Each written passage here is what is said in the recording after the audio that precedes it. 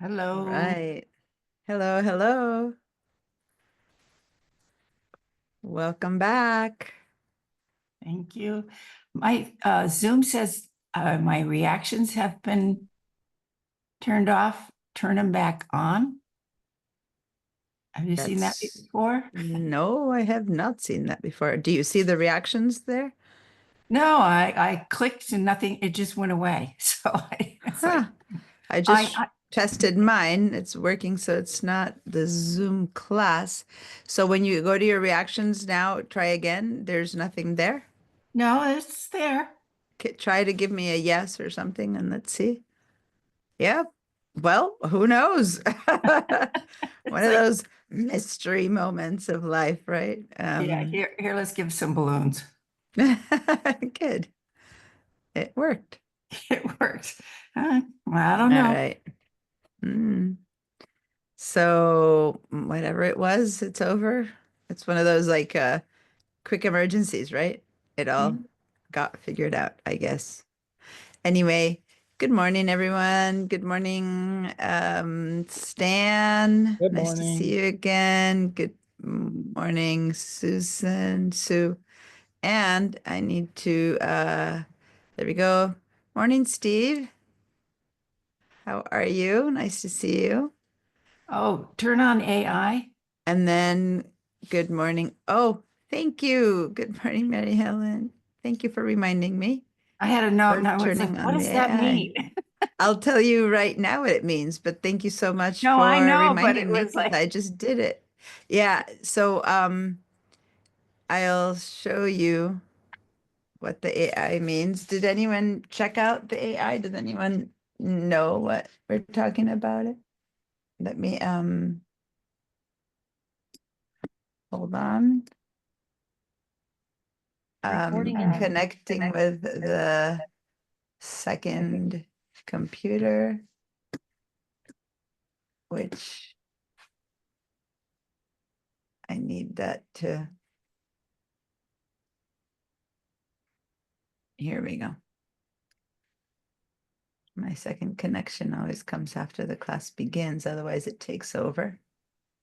And then it switches and it's a complicated thing. So here we go. The second one is now connecting.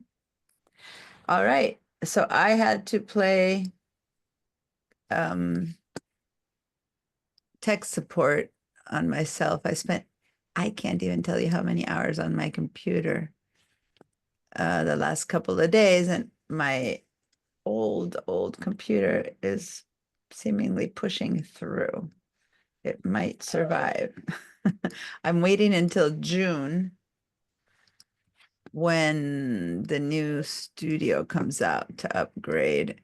And I didn't know if I was going to make it, but I think I will. So I'm kind of glad to announce that my computer's still alive.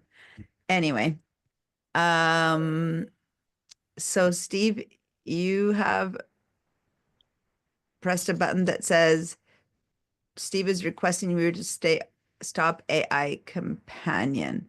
So I'm going to go ahead and say decline to that. And now I'm going to explain what that is because I'm doing it for the class. So first of all, welcome to everyone else who's joining us. Hi, Shelly. Hi, Alan. Hi. Um, Nice to see you. God, that window you have behind you. Do I always envy your space? Or is that not your space? Your space is actually the one with the crafts, or you're not turned around. Okay, okay. Either one.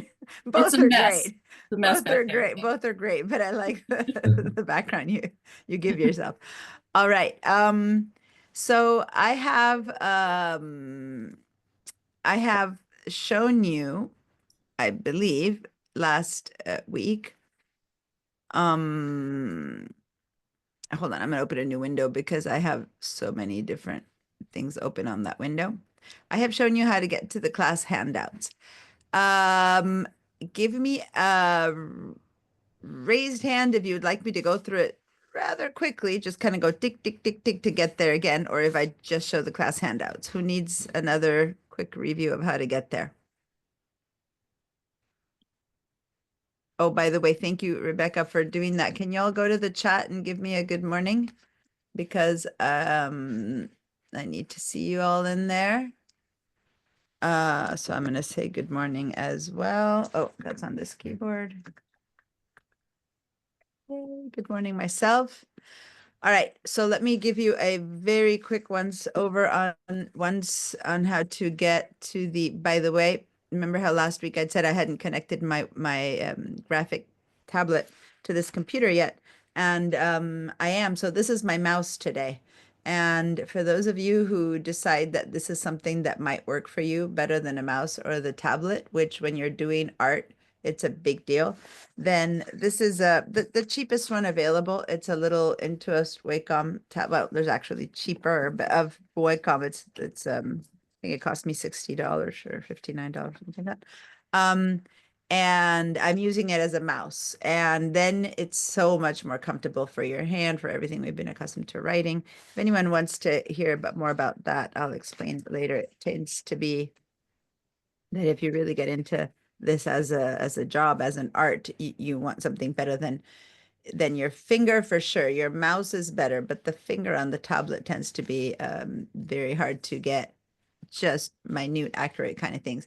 So that's more in my Illustrator class where people are really working on designing things. In Photoshop, you might be able to get away if you're very comfortable with your finger on the touchpad, but I recommend at the very least a mouse.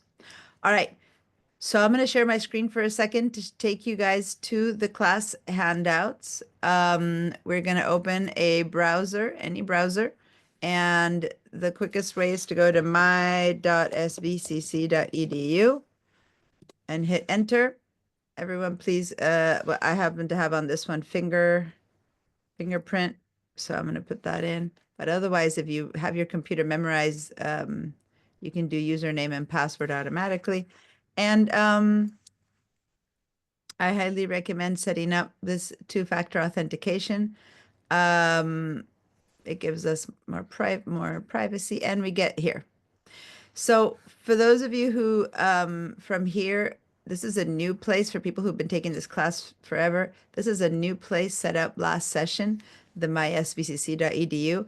And for some people, going to the email and drive over here wasn't necessarily working to get to their drive.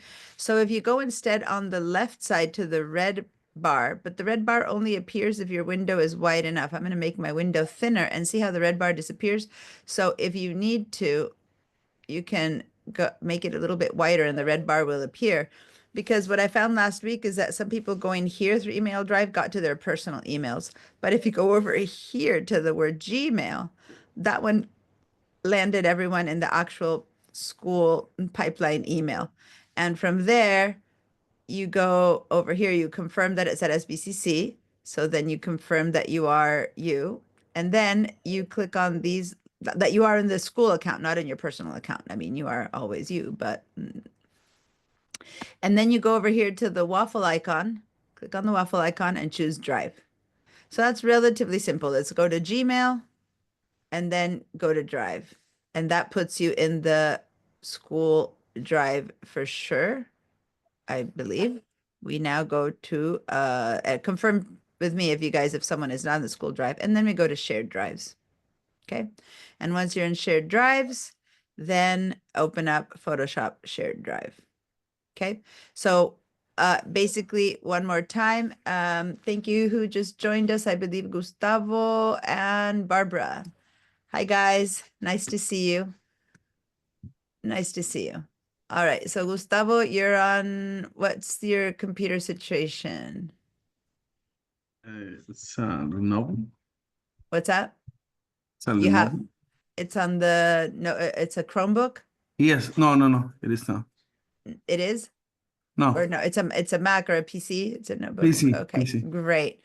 That's good to know. And Barbara, sometimes when people say notebook every now and then it's a Chromebook, and the Chromebook is missing some buttons, and then I need to know that so I can find a workaround. All right, and then hi Barbara. Hi. Hi. All right. So guys, I just did a quick access to the class handouts. I'm going to go one more time in very quick succession through the steps. So what you do is you start with my.sbcc.edu and hit return. And here on the left side, you click on Gmail. This gives you the school Gmail. And then when you go to the very far right where it says SBCC and you see your initial, usually I have a picture there, most people just have their initial. Then you go to this waffle icon, click on that and click on Drive. So that's three things, my SBCC, Gmail, Drive. And then here on the left side, once you're in the school drives, you click on Shared Drives. And that brings you down to Photoshop Shared Drive. Double click. And here we are in the class handouts. I know that I went through that really quick. This was more of a review, but if you're stuck in any way, getting to the class handouts is important. I need to stop my sound a little bit. I need to call my husband because my dog is howling to get out and I don't think you can hear him. Give me 1 second.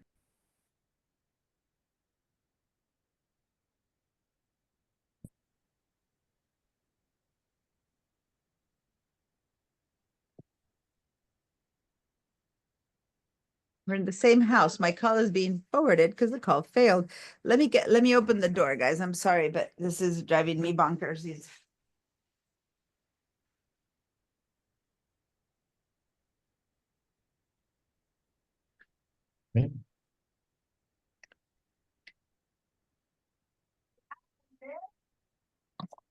Abigail. I Alan, your mic's on. Although I have at least one conflict, maybe two. Yeah, it looks like you do have an appointment at 15, which is a Saturday. Yeah, that's not possible for me. Okay.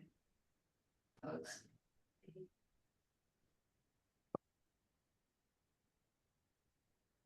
The dog is nonstop howling and I can't reach anyone to come over. Yeah, I definitely can't make that time if there's another in class. opportunity. I think that if it opens up another time.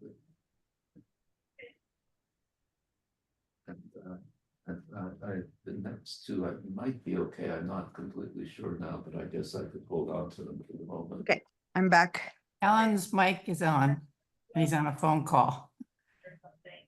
Oh, okay. Let me turn Very much. Alan's there. I muted him. Thank you. Okay. All right. So I let the dog out and let me put the phone out of the way. I don't know. My son's here. He's not at school today. And my husband's here. And yet I don't know what's up with the dog. Anyway, good. Thank you guys. Sorry about that. All right. So I just let two more people in with their phones and iPads. And okay, so let me explain about the AI. So here we have the handouts. I mentioned being crucial for getting the recordings. Right now I have it third down. Depending on if you have the names up or down, since it starts with a Z, I just put it up on top. It's this one, Zoom class recording links. But if perchance you have clicked on the word name, and this is something I never bothered to teach people about the drive, but this little arrow here, if you click on it, everything goes upside down as far as alphabetical order. And if you click on that again, it goes sign up. And it, as of here, it goes A, B, B, C, but I've faked the names on these two that I need you guys to have always handy. So even though it's a Z, it's very much at the top. So this one here, Zoom class recording links, double click on that one. And I do need to actually change this video because I changed how we access the class file. So I'm actually going to delete this link. I need to first put a new one in there. There you go. And over here, you have two links. This link takes you to the class recording. And I sent you an email with this link last week, but I won't be doing that anymore. From now on, you have to come here to the class handouts and click on these links every day. The first time, just because people are still getting accustomed to this whole, how to find the class handouts and stuff. But from now on, it's up to you to catch up to missed parts or whatever it is that needs to happen. So when you click on it here, you click one more time, it takes you to YouTube. And I just want to mention that YouTube is, when you're in YouTube, it's a private link. Okay. So there's nothing here that means that people will be seeing your class or anything. Only people with this link, with access to this class, with access to, to this CRN can find these links, right? So please don't share it, but don't worry that it's not a public thing, even though it might seem like it's in a public YouTube. And then remember last week we only met for 2 hours, and thus the video is only 2 hours long. So that said, it's still 2 hours long. So say that what I need you to have near you is a little notepad. Maybe you take notes anyway in class, but at the very least have a little notepad where you can say, oh, at 9:17, she explained how to get to the handouts. And then you know that if the class starts at 9, that means that you can go kind of 17 minutes in and use this timeline. And there it is, 17 minutes in. Here she's explaining again how to do that. Or she's talking about masking. Good, we go all the way there. Now the class, that's the entire class recording. I'm going to close that tab right now. But what's this AI summary? This is new. This started last session. I did it just a couple of weeks.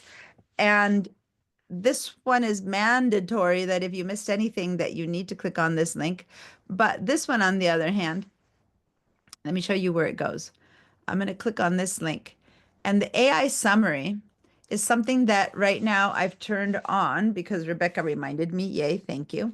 And if possible, please remind me every class, because this doesn't automatically turn on, the recording does.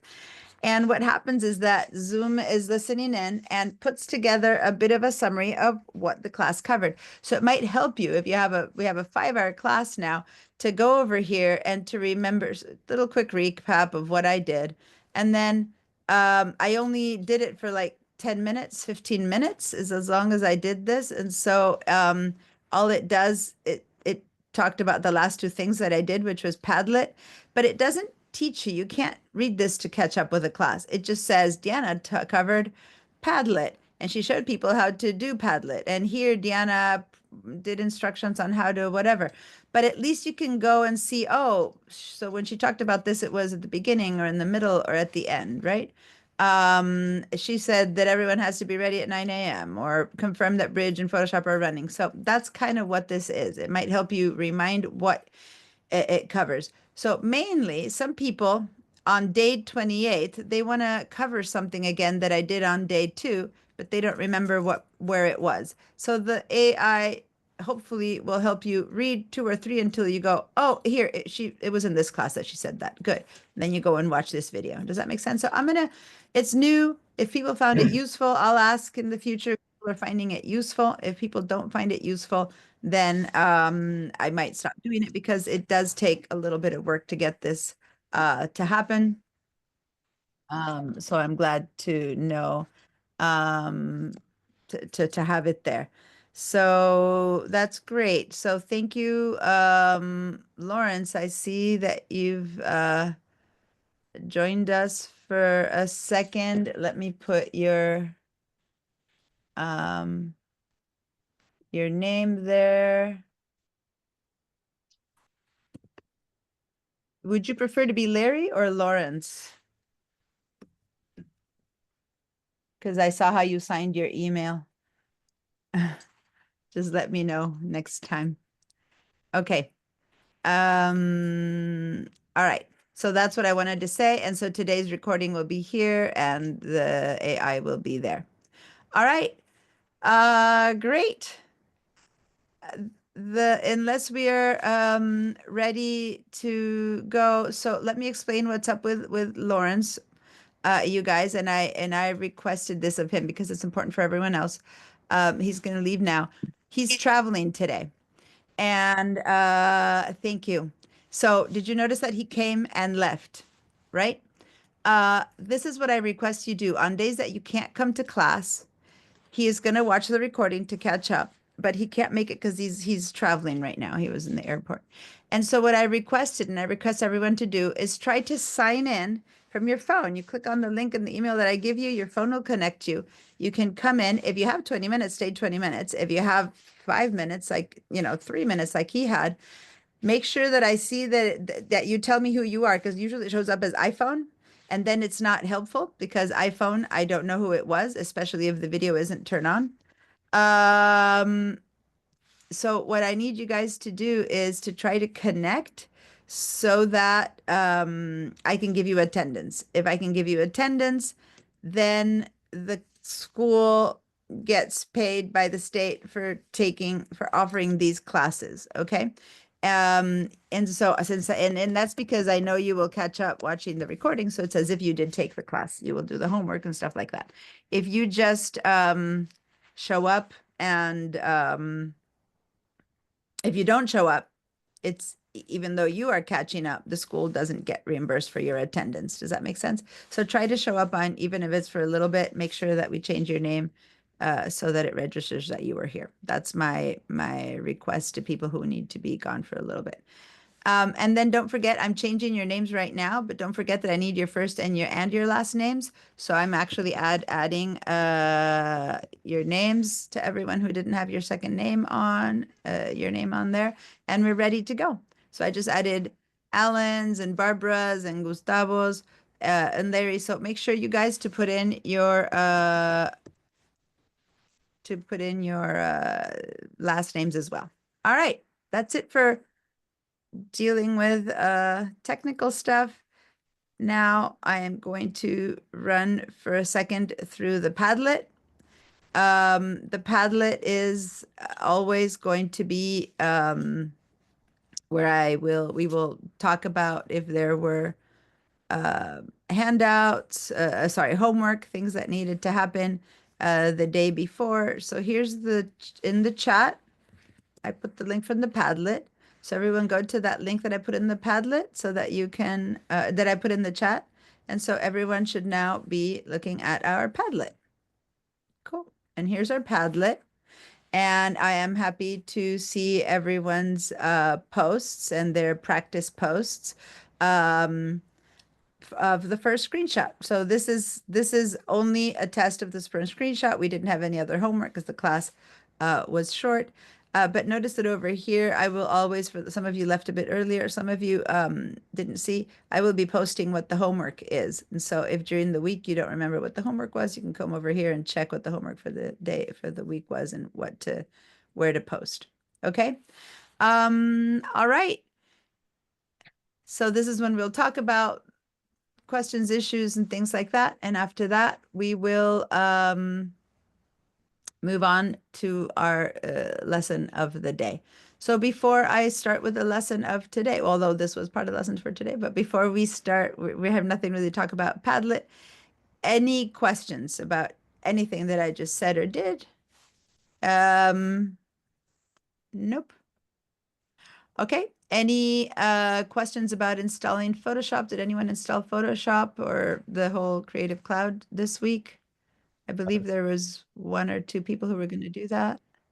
I have a question. Yes, Alan. I got distracted, so I got to welcome to Drive, but I don't see your class. All right. So if you are, do you want to share your screen, please? Yeah. Yes, if I can. I have 2 screens here. I'll try on one computer. Let me see. You get to choose. Once you say share, you get to look at the little windows and choose the one that has your. I clicked share. I'm not sure. And then there's a bunch of windows. Choose the one that has your drive. I think it's this one. I'll try it and see if I got the right one. See, yep, there it is. Welcome to Drive. Now you are in your UC Santa Barbara Drive. See over here at the top right how it says that. I don't know if you see my red squiggles. Oh, great. My red squiggles don't stop. Okay.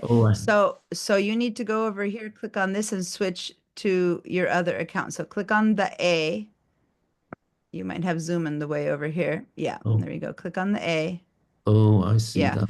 and then switch to your pipeline account down here. Okay. Yep. Oh, that was easy. Perfect. Thank you. And now move it over a little bit so that you can see. And then in the shared drives, Yeah. there we go. There's your Photoshop shared drive. Oh, thank you. Perfect. You're welcome. All right. That's great. Thanks for asking. Anyone else? Any questions about getting to the handouts or installing Photoshop? Okay. Then I need to have a yes from anyone who's on VDI. I believe, Barbara, you were going to be on VDI? Was it you? Yes. Who else? Gustavo? No. Who else was on VDI? Just Yes, Barbara? me. Gustavo. Okay. I think it's just you two. Someone else? Nope. It's just you two. Okay. So if you two are on VDI, time to connect to VDI, get yourself in to VDI because we're going to begin by opening Bridge and Photoshop. So if you haven't yet, please do so. How about who have you all downloaded your class files? Steve, did you download the class files?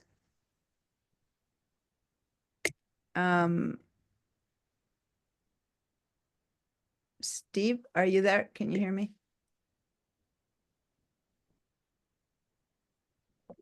Steve Corbett or Corbett? Okay, well then, don't know what's happening back there.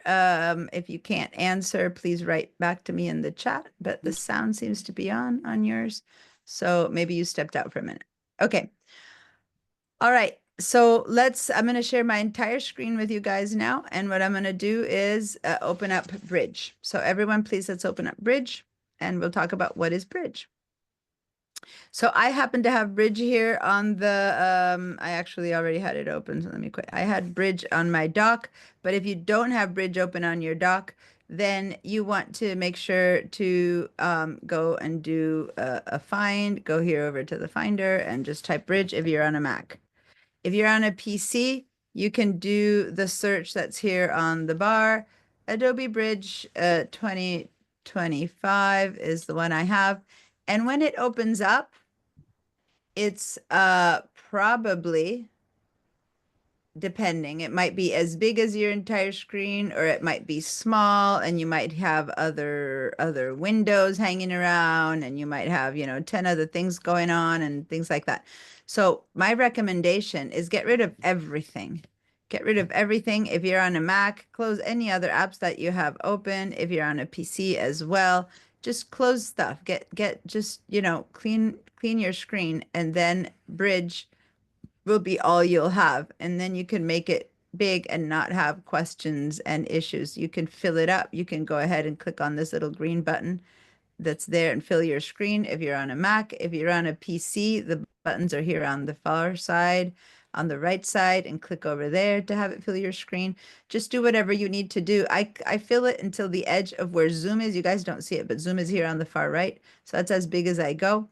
And then when we put in Photoshop, we will put it right over that. And this might seem like, why am I bothering to explain all of this? And it's because a lot of people move things around. Like you just saw, Alan did that to move to see something, and then he had to do that to see something again.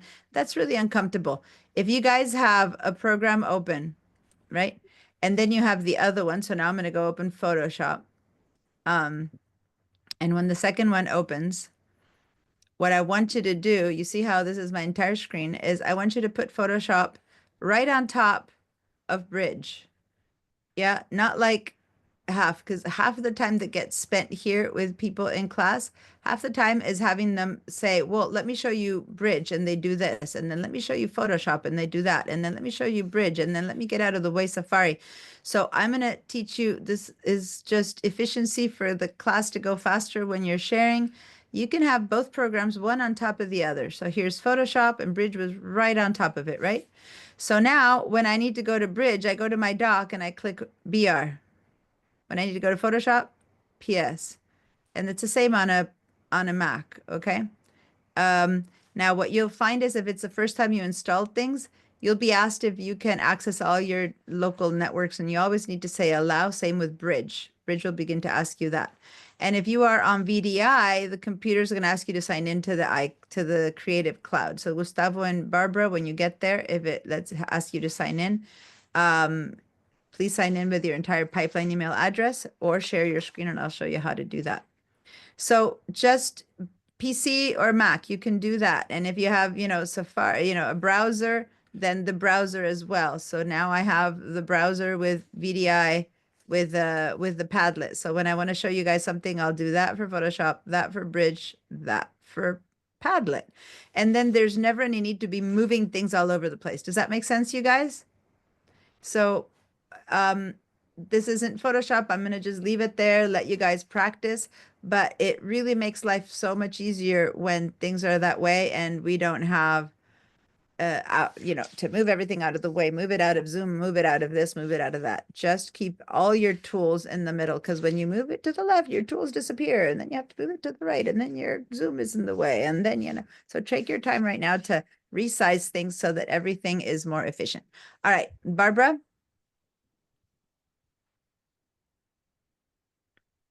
Yeah. So I don't know how to open a Bridge. All I right, didn't find so it go ahead and there. share your screen because you're on VDI now. So share your screen and I'll help you with that.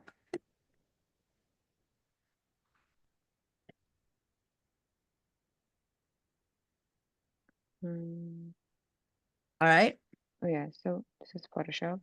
So first of all, the first time ever is going to ask you to sign in. This is only one time in the iCloud. So put in your pipeline email address. So whatever your pipeline email address Here? is. Yeah, In and this the one? sign Okay. in. Yeah, so you need to put your username at pipeline.sbcc.edu. Oh, okay. I Do- have to do you- find it. Do you know? I can give it to you. It's B Lednica, Okay. and I just noticed that I put your name wrong with a K only, and now I see it as It's a CK. okay. It's okay. B Lednica at pipeline.sbcc It's not the arroba sign is at. not working. I know it's not working here. Uh-oh. Are you on a Mac or on a PC? Yeah, I'm on a Mac. Guys, know. you PC people, the PC has a different way of doing the at in Argentina. How about for you I know how to guys? do it, but it's not working in Photoshop. It's not Photoshop. It's well. Yeah.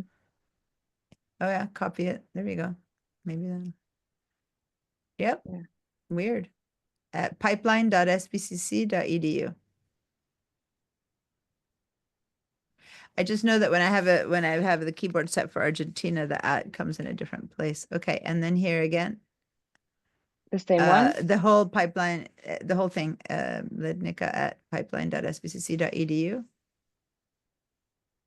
Hopefully it's still on your paste. Mm, This is a one-time only. After that, you won't need to be signing into the cloud anymore. mhm. Once it recognizes you. Say continue.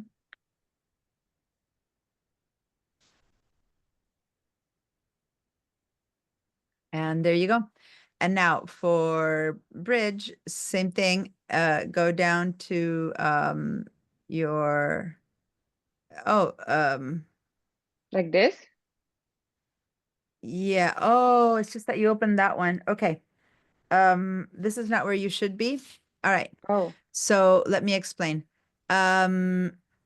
You went to the Photoshop that's here, and these are not the ones you need. You needed to sign into the student desktop. Okay. So go ahead and close this one out and this one out. That's why your sign in was different. oh. Yeah. Just quit and quit. Okay, and now go into the student desktop. There it is. I think you're in the student desktop now. Okay, so now you can click on this little tab to make this disappear. There we go. So now you're in a PC computer, okay? So those Photoshops that you had there, they're different, they're old, they're not good. So now is where you need to do the sign in, okay? Sorry about that. I was surprised that it was different. Okay, there you go. So give me a second, guys. This is just one more sign in that she'll have to do. Okay, great. And now sign in. Success. Now you can close this and you don't need to have this open anymore. Okay, great. Now go down here. That's good. Just close this up because they're just trying to. No, don't quit. Oh, Okay. You needed, let's hope it didn't quit you. We'll find out. You need to be on Google. I just wanted you to get rid of the window, which is that X there was getting rid of the window versus quitting, which is a whole different creature. Anyway, okay, so now over there you have Adobe Bridge, and then a little bit lower you will have Adobe Photoshop. Okay, so this is being inside of VDI. So when you click on Bridge and then you click, there it is, Photoshop. Perfect. These are the two new, these are the Adobe Bridge and Adobe Photoshop 2025. And you needed to be in Gmail. While that's opening up, can you check here again to make sure that Google didn't disconnect? Do you see down there? that still here. Yeah. Click on that and click on this. Oh, Yeah. Yeah, it disconnected, unfortunately. Okay. So now sign into this. This is the same thing as what you did before, but it's just that you had done it in the wrong part. It wasn't in pipeline. mhm. All right. Sorry, everyone else. I thought we had done this portion, but we did leave early. So while she's doing this, now everyone pay attention because I know people's minds wander when I'm helping with VDI. So remember that I had to go to Norma's memorial, and that we need to make up the bunch of hours. So my suggestion last time, and I want us to make sure and to run through this, you can go ahead and click from here, that little X so it goes away, is that we would add some time at the end of the class. So how does everyone feel about, instead of leaving at 1:45, we leave at 2 p.m.? It's a long class. It was going to be long class anyway, but that'll help me make up the material. If you're okay with that, please give me a yes. I mean, it's not an option. I'll have to make up the hours. If you can't stay those extra 15 minutes, then you can watch the recordings. But I just want to make sure that in general, it's going to work. We're going to have to do that to get be able to cover most of the material. It will still leave about an hour missing, but I can't even imagine keeping people longer than that. Okay, so just so you know, today we're going to have 2 breaks. It turns out to be, many hours of being here sitting in front of the computer, listening to me drone and doing stuff. So we're going to have a break earlier on and then a break mid, towards the end. Basically we'll divide it into 3 parts.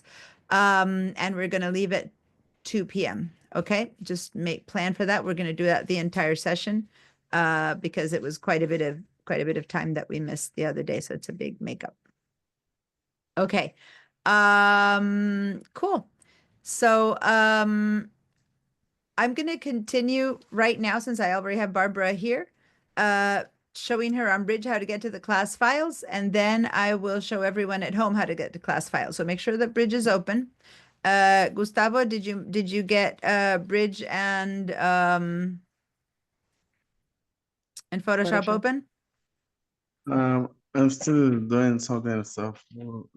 Yeah, because I have some for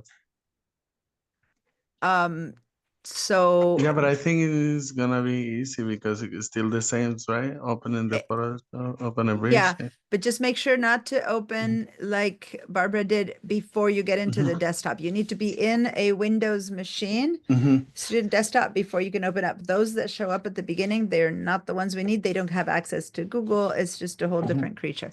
All right. Yes.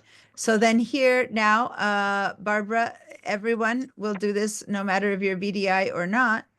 This portion, you're going to go up here onto this place where it says this PC if you're on a PC. And if you're on a Mac, it'll say computer. So everyone click on the word computer if you're on a Mac, or this PC if you're on a PC. And then just for VDI people, you're going to click on Google Drive.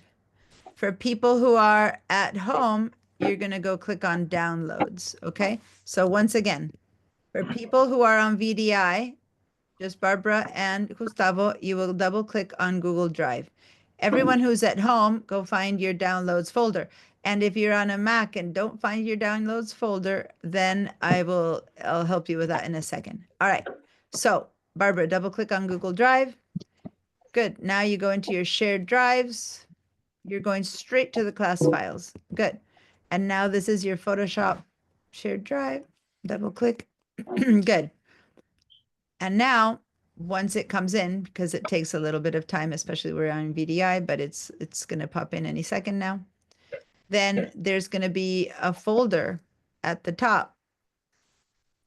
And that folder is going to say Spring 2025 Photoshop class files. And it's going to show there.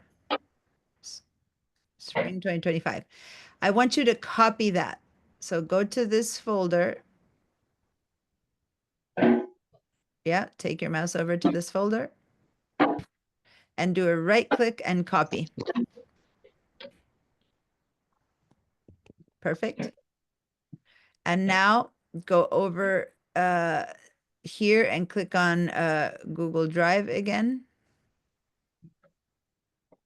Go to My Drive. So now this is just your your Google Drive at school, and paste. So do a right click and paste.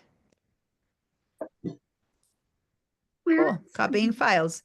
I'm sure this is just for VDI, guys. Everyone else hang in there. This is just for Gustavo and Barbara.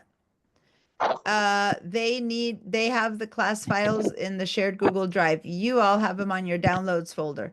So if you can't find your downloads folder and find your files, that's good. If not, give me a second. I'll demo it for everyone else in a second. All right. Now, one last thing, everyone pay attention. When you get to the class files, and everyone will get to this place, you might not be there yet. I need you to grab this and drag it here. So cool. You made a little quick link to it. Now click on that link. And from now on, when you open Bridge, all you need to do is click on this link. And here are the class files. Okay. So from now on, you're ready to go. I'm going to stop because that was specifically for Barbara and Gustavo. Now, as you have a hard time getting there at some point, let me know where you're at. Now I'm going to help everyone else. So for those of you who've never used Bridge, what Bridge is, it's a way to get to your files within. It's like a Finder window or a Windows Explorer for the Windows, but it's part of Adobe. And someone's moving around making some noises. I'm not sure who. I'm going to mute you. I think it might be Gustavo, you. So I muted you. I think so, because I don't hear the noises anymore. And sometimes even a simple desktop noise might make that noise. So Gustavo, if you need to talk to me, you need to unmute yourself, okay? So what happens is that Bridge allows us to access our class files, or not our class files, any files that we have on our computer. And it has much more power than what a Finder has. It has many advantages, but right now, let me share my screen. I'm going to show you how we're going to do this for everyone who is not on VDI. So I'm going to go to Bridge. If you are on a Mac like I am, you just click on the word computer. And then it'll show you your Macintosh hard drive. You double click your Macintosh hard drive. And then you double click your users. Now you should only have one user. I have more because I'm a teacher, but you open your users. And here finally is your downloads folder.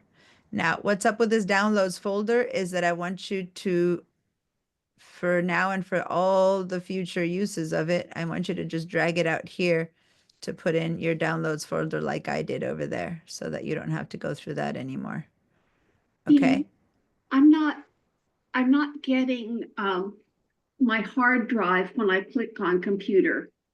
Okay, so then give me 1 second. Let me finish showing this and then I will help you in a second. You'll share your screen because this is when it becomes that everyone has different needs. So now that you're in your downloads folder, it turns out that I have the folder that I downloaded last week called Spring 2025 Photoshop Class Files.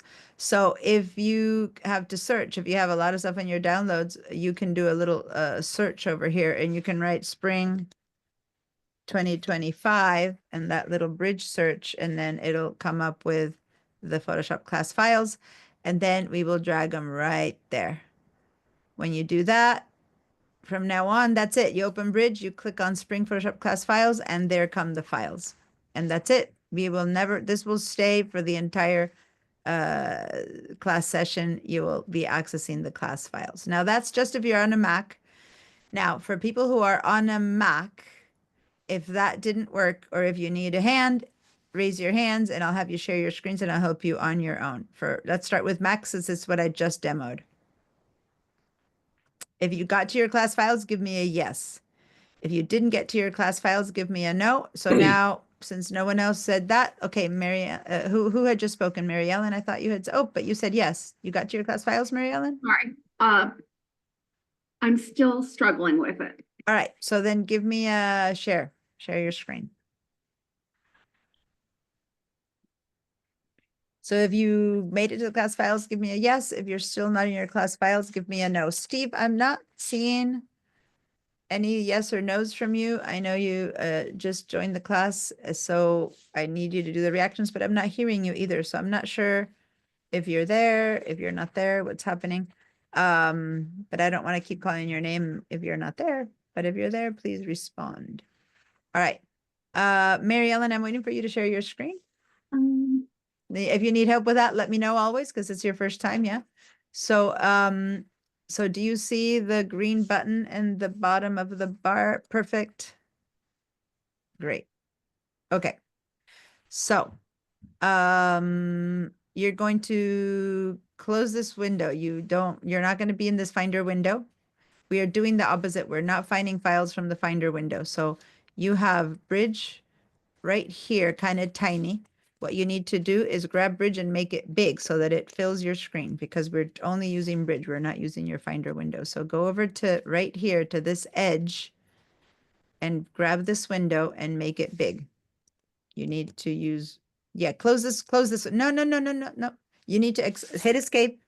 We're not using the Finder window. So hit your escape key. Yeah, close it, in fact, here. So it's not confusing to you. Close that. Yep, perfect.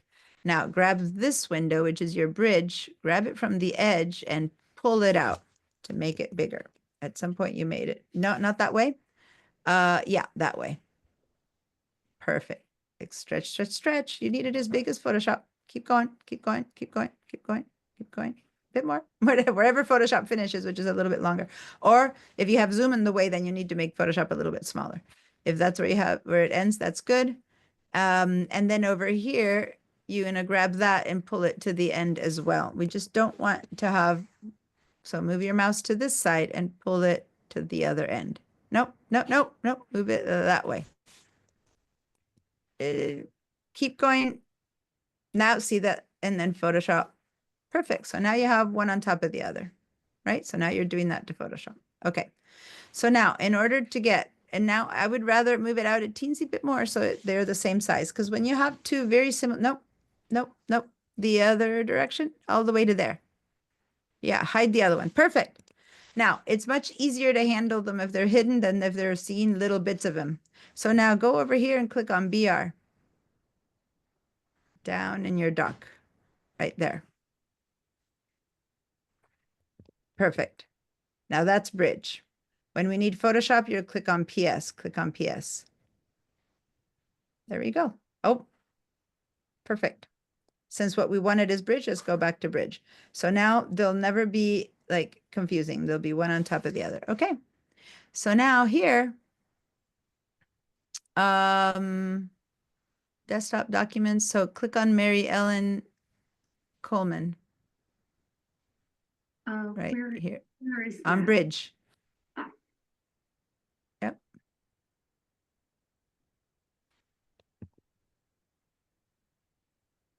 Oh, because you have it in a different view. You have it way down there.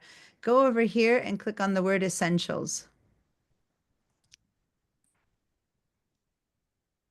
Um,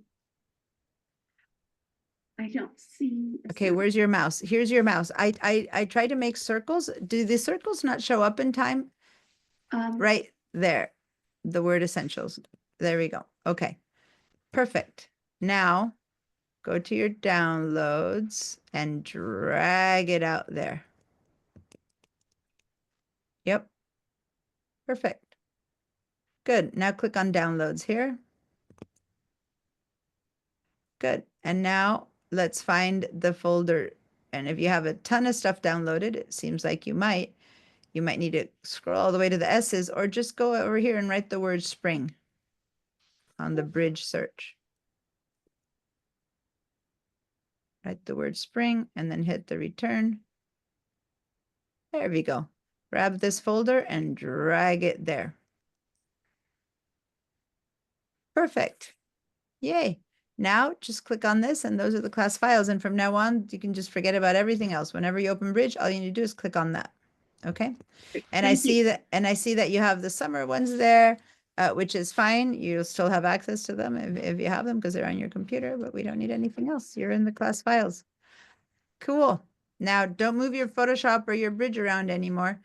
Remember, use these two links to get from one to the other when necessary, okay? And then Okay. you'll never have issues with having your buttons around or not having them or whatever else it is that needs to happen. Cool. I'm gonna stop your share. All right, let me see, who else needs the class files? Stan? How can, go ahead, share your screen.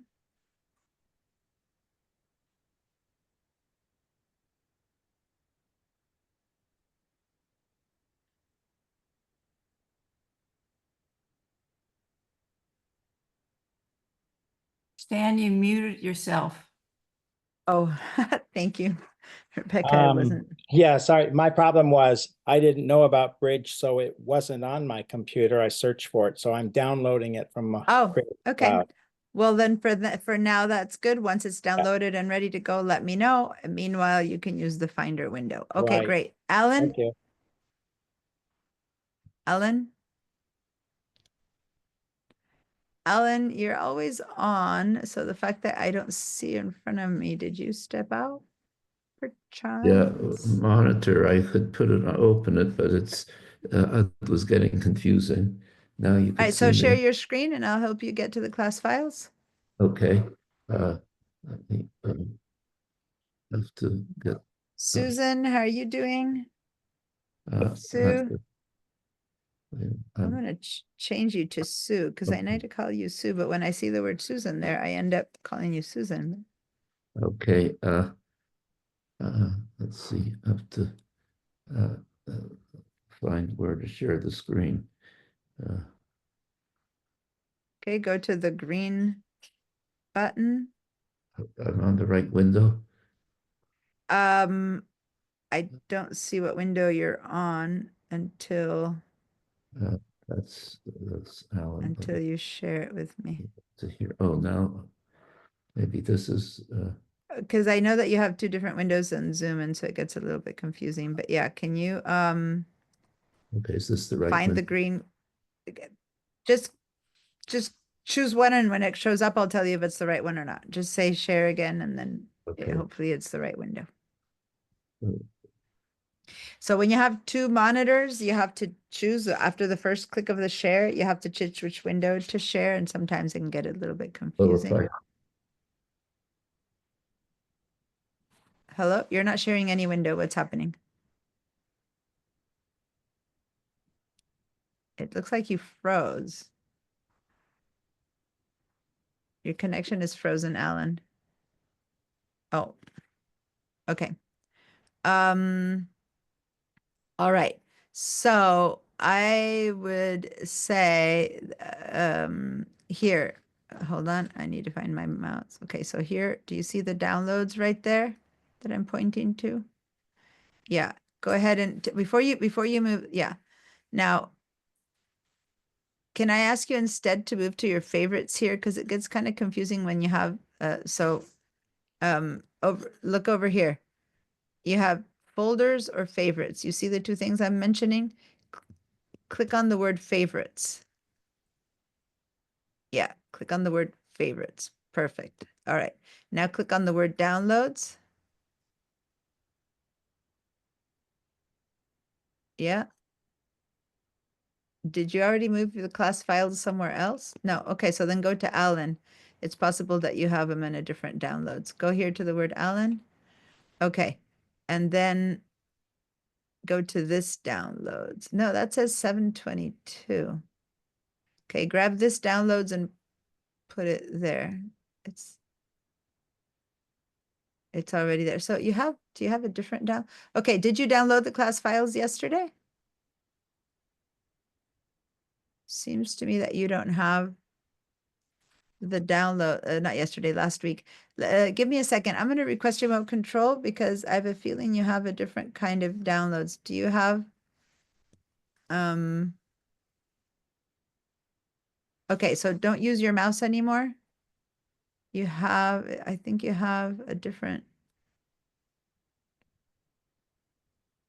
let me find over here. Because I know from your computer that you have a different setup normally. Oh, they were here. You already put, oh, you put them on your desktop. That's why. Okay, so we need to go to your desktop instead.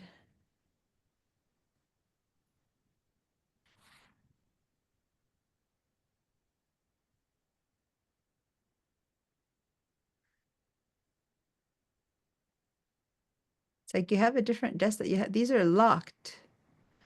Oh, I know what's happening. When you open Bridge, you told Bridge to not give you access to these things. Yeah,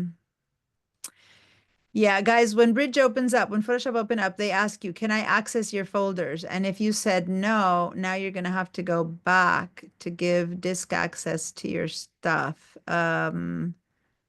Oh, where was it? It was in privacy. Guys, I should have said that whenever the Adobe opens, the Mac is like, well, okay, full disk access to Adobe Creative Cloud. So can you put in your password there, please? Yeah. So, and then say modify settings. So this is the problem is that when you iCloud asks you, yeah, go ahead and say quit and reopen. Okay. And then I think that's it. It doesn't, it's all Creative Cloud. Let me make sure that it doesn't ask you. Let's see if independently you have Bridge Photoshop. You have Photoshop Beta there. You don't have Bridge. Okay, so you might need to quit Bridge and reopen. Because see how it has that little X down there? You guys can't see it, but it's locked. And you need to re-give. So you need to close Bridge again and reopen it. Quit and restart, and then we're going to give access to your Photoshop as well. Is there anything else here? No. Okay, so now you can open Photoshop, and I don't recommend doing the beta. I'll say open from there and open your Bridge.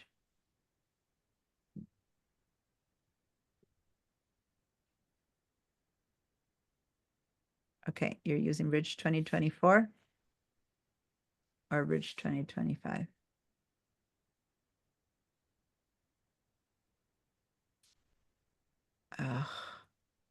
Okay, I'm sorry, guys. This is which Photoshop are you using and which Bridge are you using?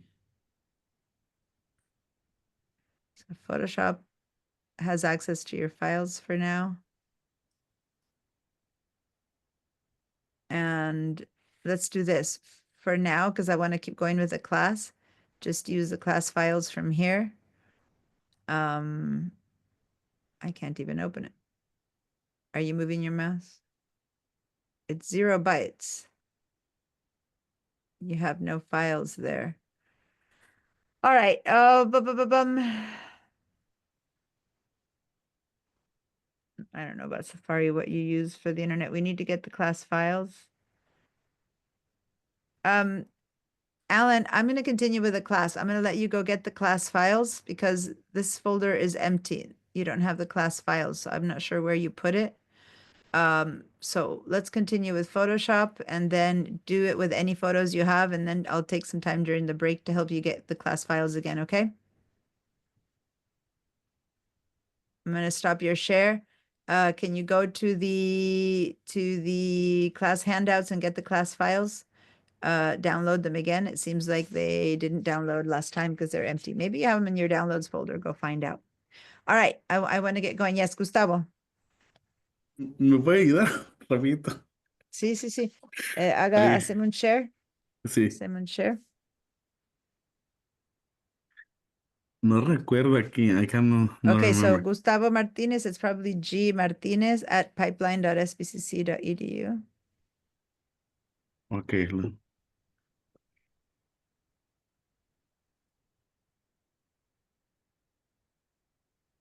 G Martinez 49 ujú. at pipeline.sbcc.edu.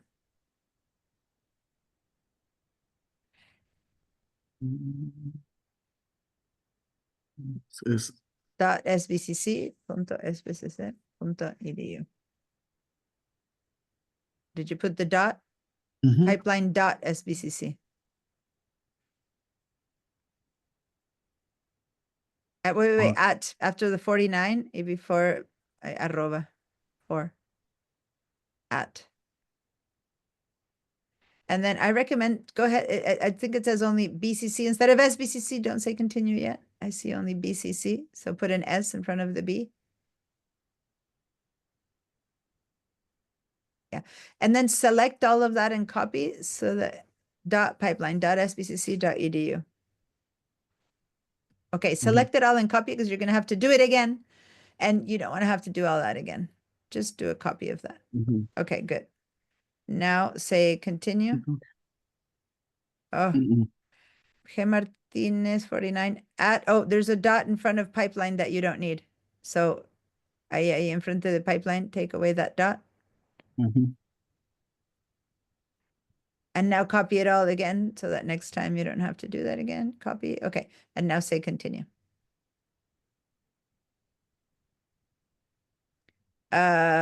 Company or school account. Hold on. Oh, okay, it's No. So now, close. is this the FCCC version? No. Are you on VDI? VDI. Yeah. Okay. So then, yes, it's okay. Company or school account. Okay. Say again, put in your pipeline, put in your email there, paste. Okay. Say next. I just wanted to make sure you were on VDI. Okay. Continue. Continue. Okay. Wonderful.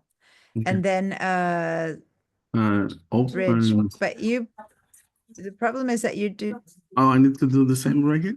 yeah, paste again. Continue. It's just that you're not in, yeah. Paste. I think you're not in this, in the desktop. I think you're like what Barbara did. You're in the apps outside of the desktop. But let's see, because you don't have the Gmail, the G drive. Oh, guys, both of you did that. Yeah, by not having done this last week, you don't have the class files because you need to have Google Drive. Go to this PC. Let's see if Google Drive shows up. Close, go, yeah, there. Device. Right here, This PC. this, yeah, and then It's Google Drive, yeah. Yes, Share drives and Photoshop. Photoshop's shared drive, yeah, there. Okay, let me see Photoshop. Photoshop shared drive. Oh, okay.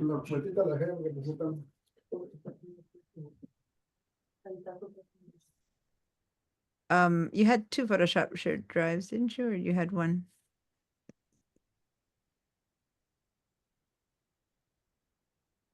This is okay. Oh, okay. Ahí está. Okay, yeah, no, 1 second. You need to Mhm. get to the next folder. Mhm. It'll pop up here. There it is. Okay, copy, right click and copy. No, don't double. Okay. Me regreso, ¿verdad? Acá, regresate acá. Okay, now right click, copy.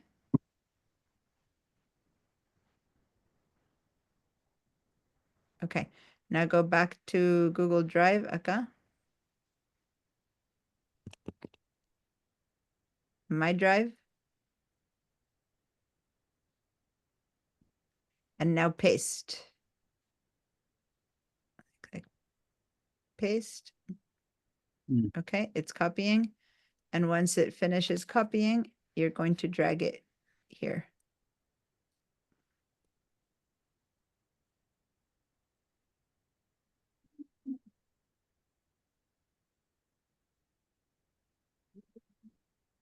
Okay, so grab this and Mhm. drag it there. Perfect. Now click Okay. on that. Click on that. And those are the class files. Perfect. Okay. Thank you, Dina. You're welcome. Okay, thank you for your patience, everyone. Let's open, I'm going to share my bridge now. And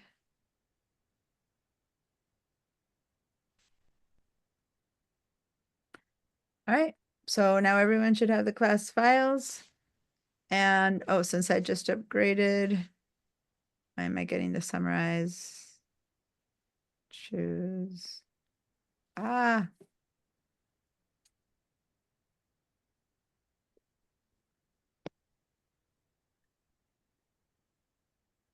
Hello, let me stop my share. It doesn't let me.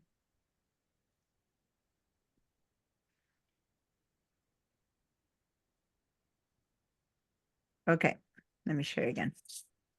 All right. Perfect. All right, so now we're all in our class files, finally. Those of you who've taken classes a few times, you might notice a lot of them are, I think only one repeat file this time. Okay, so we are, I need a reminder from everyone. Let me clean your answers. And thanks, usually this is all stuff we do the first day, but since our first day got cut short, thank you for your patience, everyone. And now we are going to go straight into starting with Photoshop. So I want everyone to start clicking on different files, single click, not double click.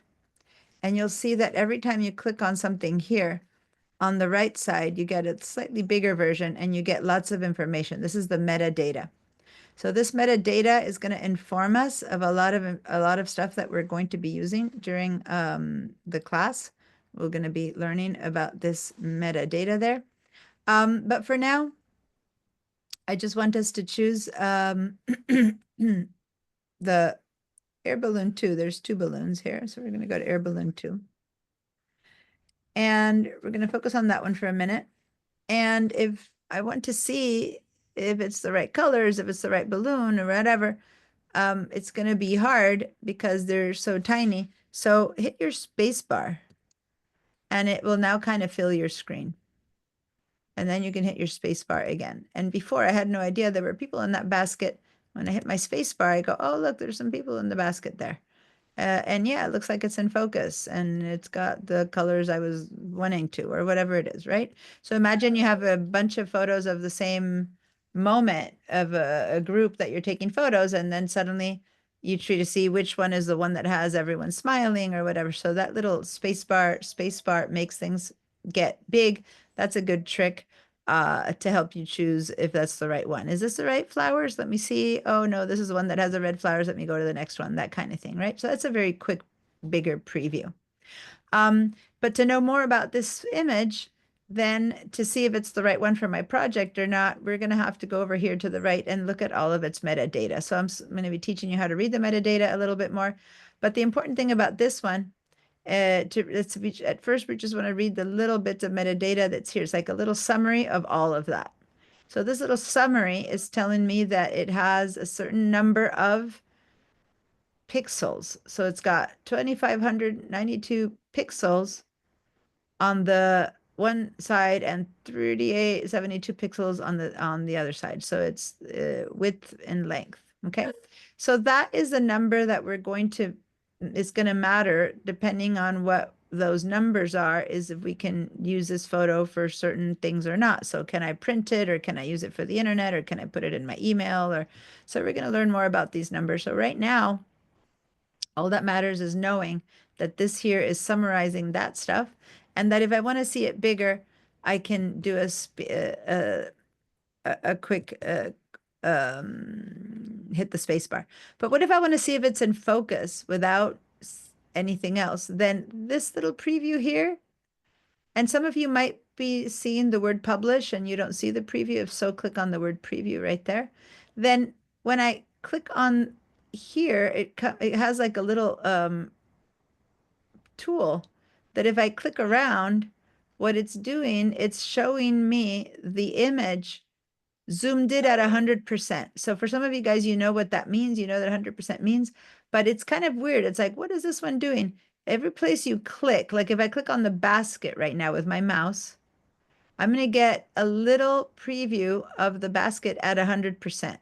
Okay. And I can drag it around and see the people. Now 100% means that that's as good as it's going to get. So if over here you see it in focus, then good. That means this image is in focus. If over here you don't see it in focus, then it's not worth, if you need the basket to be in focus, then it's not worth opening that one, move on to the next one. Does that make sense? And then you click on the next one and you start clicking around and you're seeing. Now I don't bother using this as much here. Now and then it's useful. But for the most part, I'd rather just hit the space bar and look at it. And that gives me a good enough idea, but this is not 100%. It's a good enough idea. And then none of this has yet opened in Photoshop. At this point, I am in Bridge and I am checking out to see which photo I'm going to open. I'm going to hit the balloons and I'm going to look at them and go, yeah, it looks like this is the photo I want. And then if I want to confirm focus, I'll go over here to this preview. But that, as I said, I use it less than probably it needs to be done. So we're going to go ahead and go back to that same air balloon 2. There's air balloon 1, air balloon 2. There's bad job that looks like air balloon. So I want us to do the air balloon and I'm ready to open it in Photoshop. So now what I'm going to do is I'm going to just double click and look at that. It switched, the computer switched to Photoshop and this photo has just opened in Photoshop. So if your photo opened in Photoshop, give me a yes that it worked. And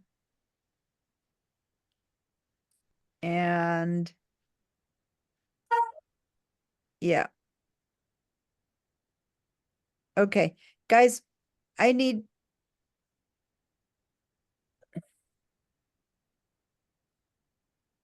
to text my husband and my son again because the dog keeps howling. I don't know what's wrong.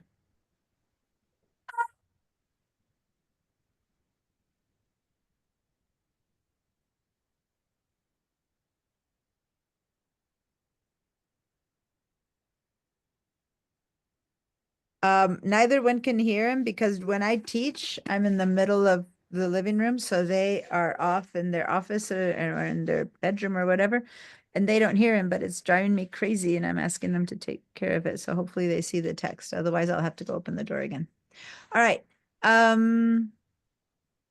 We usually have our doors open, but with the rain, we're keeping them closed so he doesn't get all muddy, but then he has to be left out. Okay.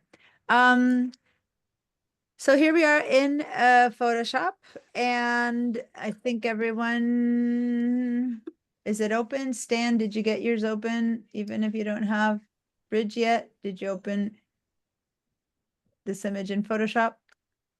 I opened a document and pulled it in from the file. I'm still working on Bridge. It's still downloading if you can. Okay, but did you open it from Photoshop? Yeah, because you're on Zoom and it's much slower. But did you, is this open in Photoshop now? Yeah, I pulled it in as a file to As a Photoshop. file, yeah, so that's fine. Which there's a lot of stuff that Bridge does that we're gonna, that for where we're gonna use it, but right now just open the image and that's it. Okay. Let me clean your answers. I'm not sure what's up with Steve. Okay. All right. So I'm just trying to figure out who I should keep looking for my information from. Okay. Oh yay, I hear someone dealing with him. Someone came. Thank you, Joaquin. Just leave him outside or take him into the back studio, okay? All right. If he howls over there, he won't be howling at me. All right. Yeah, my son just showed up to deal with my little doggy. Okay, so here we have Photoshop open. For whom is this the first time to see Photoshop? Remind me, I think at this point, Barbara, you said you had used it at all? Quite a bit, in fact, right? You had Yes, used I it did. Yeah, I used it. quite a bit. So this isn't new at this point for anyone here. Mary Ellen, remind me your experience with Photoshop. You're muted, so if you're talking to me, you need to unmute yourself. Yeah, I took your Photoshop class last year. Okay, that's true. In fact, I just saw your folder. Okay, great. And I kind of know everyone else. Okay, great. So, so then you know already that here we have a single layer, like no layers, so to say, a single flat file. And when it says it's a single flat file, it is locked. And usually when you open a JPEG, it has no layers and it's locked. So if I try to move it, if I use so then I'm not going to, what I'm trying to say is I'm not going to cover every beginning of the tools if you all have a bit of an idea, but there's some new tools in 2025. So we're going to go do that. But over here, this is the basic tool that I should be on all the time. And if I try to, then it's called the move tool. And if I try to click and drag to move it, nothing happens because it tells me that this is a background layer. It cannot be moved. So I could do that and then click on convert to normal layer, which sure, or it's easier to go over here and click on this little lock. And I click on that little lock. Now I have this being a layer. Okay. So once it's a layer, it's free to move it around. And I can move this all over the place. Now, one thing that happened, because I just updated to Photoshop and I told it to forget all of my other presets and settings that I've had before, is that I have these transform controls turned on all the time. And that drives me absolutely batty. And I do not want that. And I don't know if anyone else likes that and wants that, go for it. But I am going to go over here and turn off my show transform controls, because that is actually kind of dangerous to have on if you don't really know what you're doing and why they're there. I'm going to turn off the show transform controls. So once again, this is the default setting. If you haven't turned them off yet, it's the default setting. And I want to keep that off. I can still move this just fine and I'll see the edges of the image, but I don't want to have those little boxes, because those little boxes, if I were to grab them to move something, they will actually affect my image and be a mess. So turn those off, please. And then the other, yes, Mary? I'm sorry, I That's okay. didn't see the lock. Okay, so on the layer itself, over here, there was on the far side a little lock. And you can click on it to unlock it. And by the way, if you want to lock it again, the lock right there just relocks it, right? So that's how you would lock or unlock a layer. And it only shows up when you first open the file. So let me close this for a second here again. And I'm going to say don't save, but when I open it, it first says background. And that's the layer. Did you see that now, Mary Ellen? Mine says make layer. What? Can you share your screen? I've never heard those words. When I find something new in the world, I need to know, because I'm wondering, or to see if you're in the same space. Let me see if I can find Zoom on this. You guys, you'll discover that when I say share your screen, at first it seems like it takes longer, but soon it'll be like, okay, click, share, and then time to update. Oh, you're in Photoshop beta. Okay. Oh, so what's happening? What's happening is what I said when you made your Photoshop too big. So you're not seeing the tools. So remember that I said I don't want you guys to have it's so big that all your tools are hiding back there. So I need you to make your Photoshop the right size. Let me do this. Let me ask for remote control. Can you say yes to that? Okay, don't move your mouse. So guys, right now to get to the tools over there, you have to move this over to the left. To see that, then you have to move this and make it smaller. So I'm just gonna make it smaller right now, and then I have to move it to the right to put it over the other one.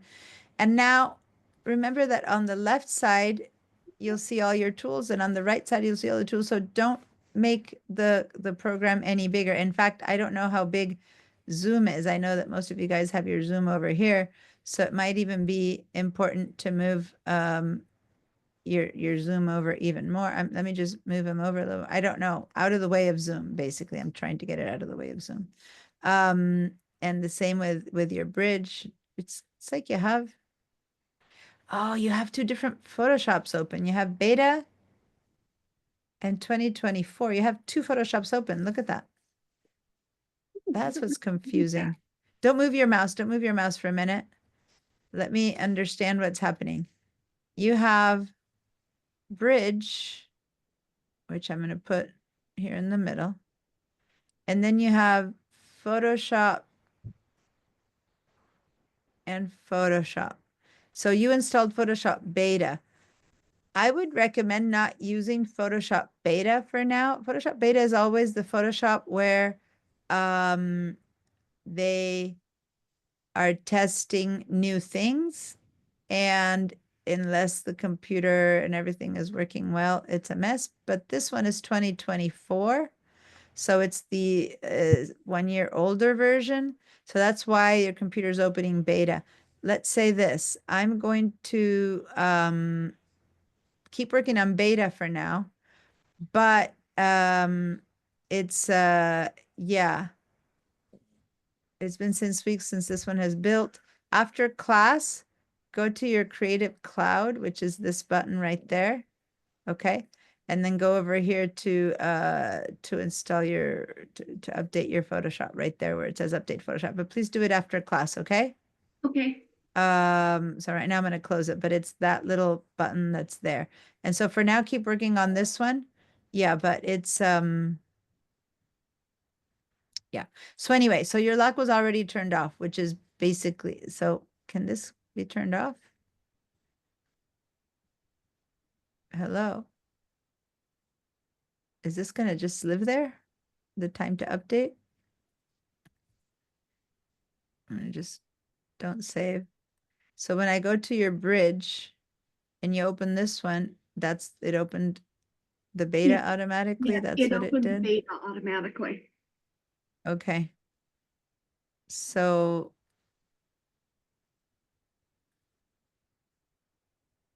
let's quit this one then. And let's open this one. But this time to update is gonna not be movable. So it's not gonna let you. So we gotta close this one.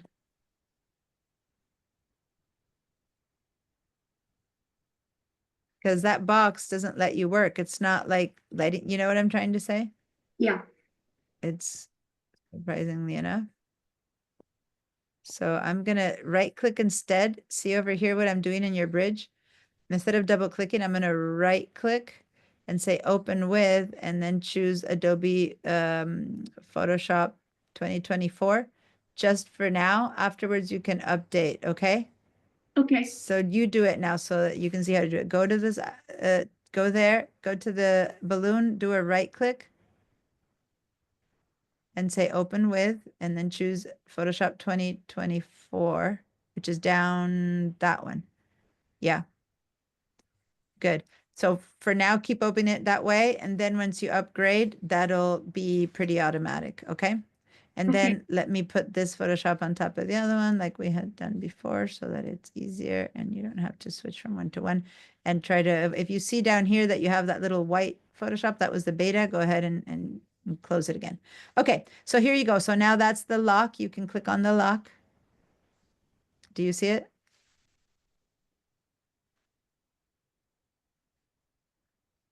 You click on that lock that's right there. It's hidden by Zoom. Oh, God. Okay. Let me just do it again. I thought that, okay. So hold on. Don't move your mouse. We can't both do it at the same time. You tell me when Zoom ends. Does that give you enough space for Zoom now? Yeah, Does that give you enough space for Zoom? Okay. So there, now. So now here is the lock. If you see that, good. So now you're in the right spot. Okay. thank you. You're welcome. You guys have to resize your app so that they're out of the way of Zoom so that we don't have those issues. Okay. Back to sharing my screen now. All right. So that's where I had disconnected it to make it a layer. And since it's only one layer, it's called layer 0. Let's double click on this layer 0 and it'll get highlighted. And let's call this one original. And this is just for you to get to see how you can name your layers. Now, let's just do something else over here. I want to see your layers much bigger. So we can drag from here up. See where it says layers. You can just click here and drag this up a little bit. Right on that line, the line in between where it says layers. Now, if you instead click and it just goes to channels or paths, just go over here to where it's neutral and drag up. We have a series of workspaces that I don't know which one you're in, especially if you've used Photoshop before. So at the very far right of all of the tools, there's this thing here that says workspaces, and I'm going to move mine over a little bit so that you guys can see it. So it says it's new. You know how you used to have essentials. Now essentials isn't necessarily the essentials anymore. Now the one that they default you to is core tools. And the core tools have some alignment tools. It has a bunch of different things.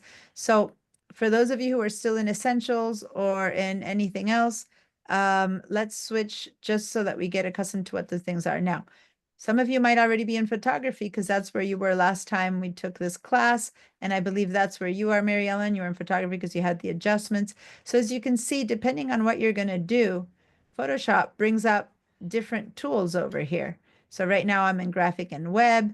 So what I want us all to switch to the new core tools. There we go. And we'll find that some of the tools that we need are here, some are not, but I want us to pay attention to a couple of things. If you're all in core tools, Excuse me. and if you don't have Photoshop 2025, Mhm. for example, Mary Ellen, you have 2024, you probably still you'll go to essentials instead, okay? Is anyone else not on 2025?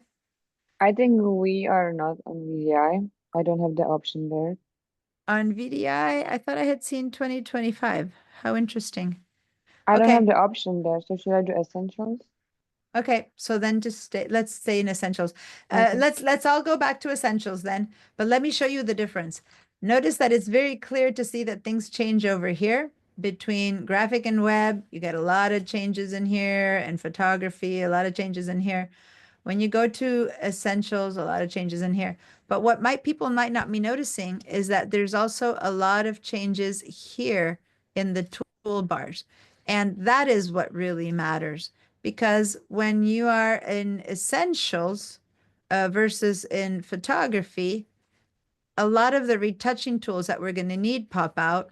And when you're in core tools, it gets reduced to just the very basics.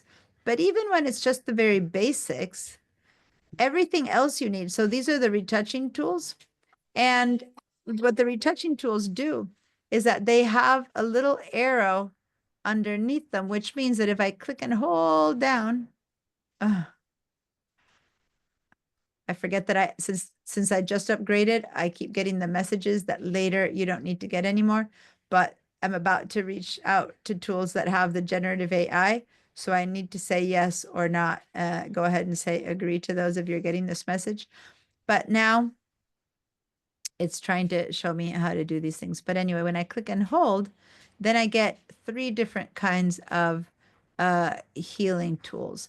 When I click and hold on this paintbrush, I have 2 kinds of paintbrushes. When I click on hold on the selection brush, I get 2 kinds of selection brushes, okay? Now, that is because I am in Chord Tools. Since many of you don't have them, and we will need more than Chord Tools, by the way, for our class. The very basic that we need is Essentials, and there's a ton more tools with those arrows. So if I click and hold, now I have 5 different choices. If I click and hold here, I have, 6 different choices. So if you don't find something that you're looking for that you've been using, make sure you're in the right workspace. Now for this class, let's switch to photography. Let's go to photography. We're going to start in photography, and some of those tools, instead of being compressed, they just put 1 each down here. They make more space for them. Okay, so these are the 6 ones that were compressed in Essentials. They were compressed here as 1 tool. Okay, this is Essentials. Now, when you go to photography, they've laid them 1 each into their spaces. Okay, so make sure now that we are in photography. Later, as you keep upgrading to 2025, we'll see again what's the use or not of the Chord Tools, but let's stay in photography. Now, as you can see, my photography is barely sharing over here, but you guys got to feel it because 2 under, you'll see that it says reset photography right there. Let's go ahead and set reset photography. For those of you who didn't upgrade, you might have the setup looking a little bit different. So I want to make sure that we're all on the same space by resetting photography. Now, when we do that, we get this really big adjustments layer over here, and we get the layer adjustments. We'll talk about those in a minute, but I really want a bit more space in my layers. So I'm actually going to grab this and make a little bit more space up there by pulling this up. And I'm going to cover some of those adjustments. I don't need them right now, but I want to have more layers. And if you still have even less space because your computer is very small, you can actually go to the word adjustments and just double click it, and it collapses. See? And I click on it and it opens again. And then I double click on the word adjustments and it collapses. So it gets out of the way until I need it. When I need it, I can just click on it and it'll open, double click, and it'll collapse. And so I'm not getting rid of it, but I'm just collapsing it so that I have a lot of space here on my layers. Okay, so all of these things are very malleable to our needs. And right now I need a lot of layer space and not so much adjustment space. Okay, all right. Now when I click on my layer, the one that says original, this other palette here should be popping open. And this one, I'm going to grab it from these tiny little lines that are here on the left, and I'm going to drag it up so I can show it to you a little bit easier. So you can move it around, but not by clicking on any of the buttons, but by clicking on these little drawings right there. Does everyone have this one? This is the contextual panel. So let me just show you this for a second. When you have a panel you want that you don't have, you can go up here to the word window, and I don't share that right now. If I share my entire screen, you will see that on the Mac, it's at the very top of the screen that I go to my window. On the PCs, they have it right above all these tools. It's the only thing that's easier on a PC is that the tools aren't separated. But I have to go all the way up to window, and then it shows me all the bars that I might want to add or not add. So this contextual taskbar, we're going to be using it a lot, but if someone's not seeing it, and it could be that you closed it, so I'm going to go to these 3 little dots, right? And I can say hide bar. Then how do you find that bar again? Because some of you guys don't even have it turned on. So we're going to go up to the window and all the bars all the different panels that we want and then down at the very bottom here, contextual taskbar. That's how you turn it on again. Okay. So you can practice turning it on or off. This question comes up a lot. I don't have it, or I have it. So that's where you turn that one on. It's called the contextual taskbar. Deanna, where is the window? Okay, so at the very top of your screen, go up to like the very, very, very top of your screen, up here. And you need to be in found it. Photoshop, and there it is. Thank you. You're welcome. And this is the one thing that I give it to the PCs, that they make it easier having the windows right next to us. But other than that, it's easier that way. All right. So I need to move my things out of the way of my Zoom taskbar. So here we go, because I had them in the way. Okay. I just moved my Zoom window somewhere else to get you guys out of the way, and now that became a problem. Okay. Cool. So back to Photoshop. Sorry. So this taskbar is going to change depending on where I am. So if I am on the move tool or the selection tool or the selection brush tool, which for some of you guys might be new, right? Then the panel at the top keeps changing, right? So what options each one of these tools does depends on what this control bar over here does for the tool. So if I need options for each one, that'll change all the time according to the tool that I'm choosing. So now in the move tool, the one choice I could make was to turn off the show transform controls. And the next only choice I can make is the auto select. I'm going to leave this one on for a minute, well, not for a minute, for a little bit until I have more layers. And then I'm going to teach you more about that auto select, because for some people, they've gotten accustomed to it and they love it. And for people who are a bit more advanced, you'll discover that it's a bit limiting and you might want to turn it off. So it depends a little bit on how comfortable you are with Photoshop, whether you want that one on or not. So by default, it's on, which is technically the easy way. Let's go ahead, and what we're going to do right now is we're going to go ahead and open another image from Bridge. So let's go to Bridge. And for those of you who still don't have Bridge, then go back to our class files. And this time we're going to open a completely different image. We're going to open the Gerber daisies. So we're going to go to the Gerber daisies. By the way, if you want to take a minute to look over here at the amount of pixels, what do you think is going to happen? Are the Gerber daisies going to be bigger or smaller than the air balloon?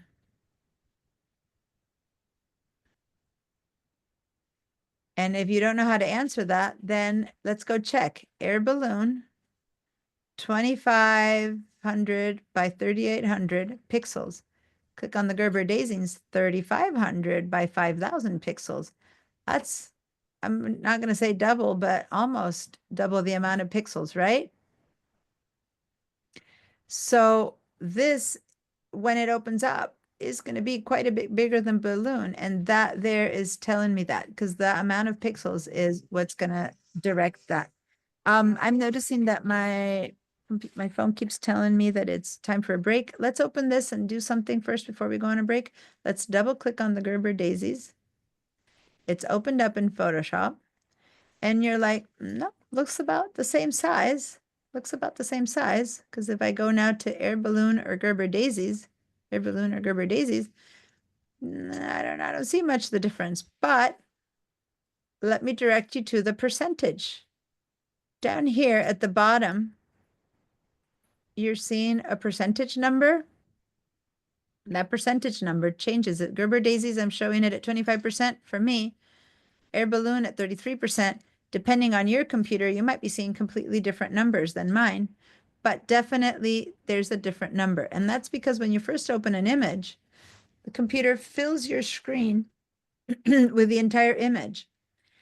But when you put these in the same image, we're going to begin to have differences in size. So for now, just go by trust. I'm going to go ahead and go back to our air balloon. And I'm going to take the balloon only, and I'm going to move the balloon over to the Gerber daisies. Okay. So this is just to show you a little bit about layers. So I'm going to head over to the air balloon, and I'm going to use this contextual panel to click select subject. And as you can see, a line called marching ants, an active selection, has just surrounded the balloon. This is a very simple image for the computer to be able to look and figure out what the subject is. The Gerber daisies will be very simple in that sense too, as opposed to, and let me go to bridge, and as opposed to say this image and going, well, what's the subject in this one, right? Or what's the main subject in this one? I don't know, background. So what Photoshop is doing when you do the select subject is it selects the most obvious subject. That worked really well. So now let's do a copy. And a copy, for those of you who are good at shortcuts, it's Command or Control C. If you don't like using shortcuts, you can go all the way up to the top and go to Edit Copy. But over here, you'll see the shortcuts, and we're going to be using a lot of shortcuts. And it's good to remember and learn the copy and paste. Those things are really good. So copy is Command C. If you're on a PC, it's Control C. And now we'll head over to Gerber daisies, and we're going to paste, which is Command V or Control V or Edit Paste. And the balloon is now showing up on top of the daisies. And if I look over here to the right side, now I have a second layer. I have my background that we had not unlocked, and I have my layer 1, which is the balloon. I'm going to double click on layer 1 and write air balloon. All right. Now I can move the balloon around. Now what I want is for everyone to give me a yes if you made it here. This is the first time I've shown it, so I am sure that there's going to be questions. No, if you didn't make it here, or if you have any questions about how or what I did or how to do it. So give me yeses or give me nos.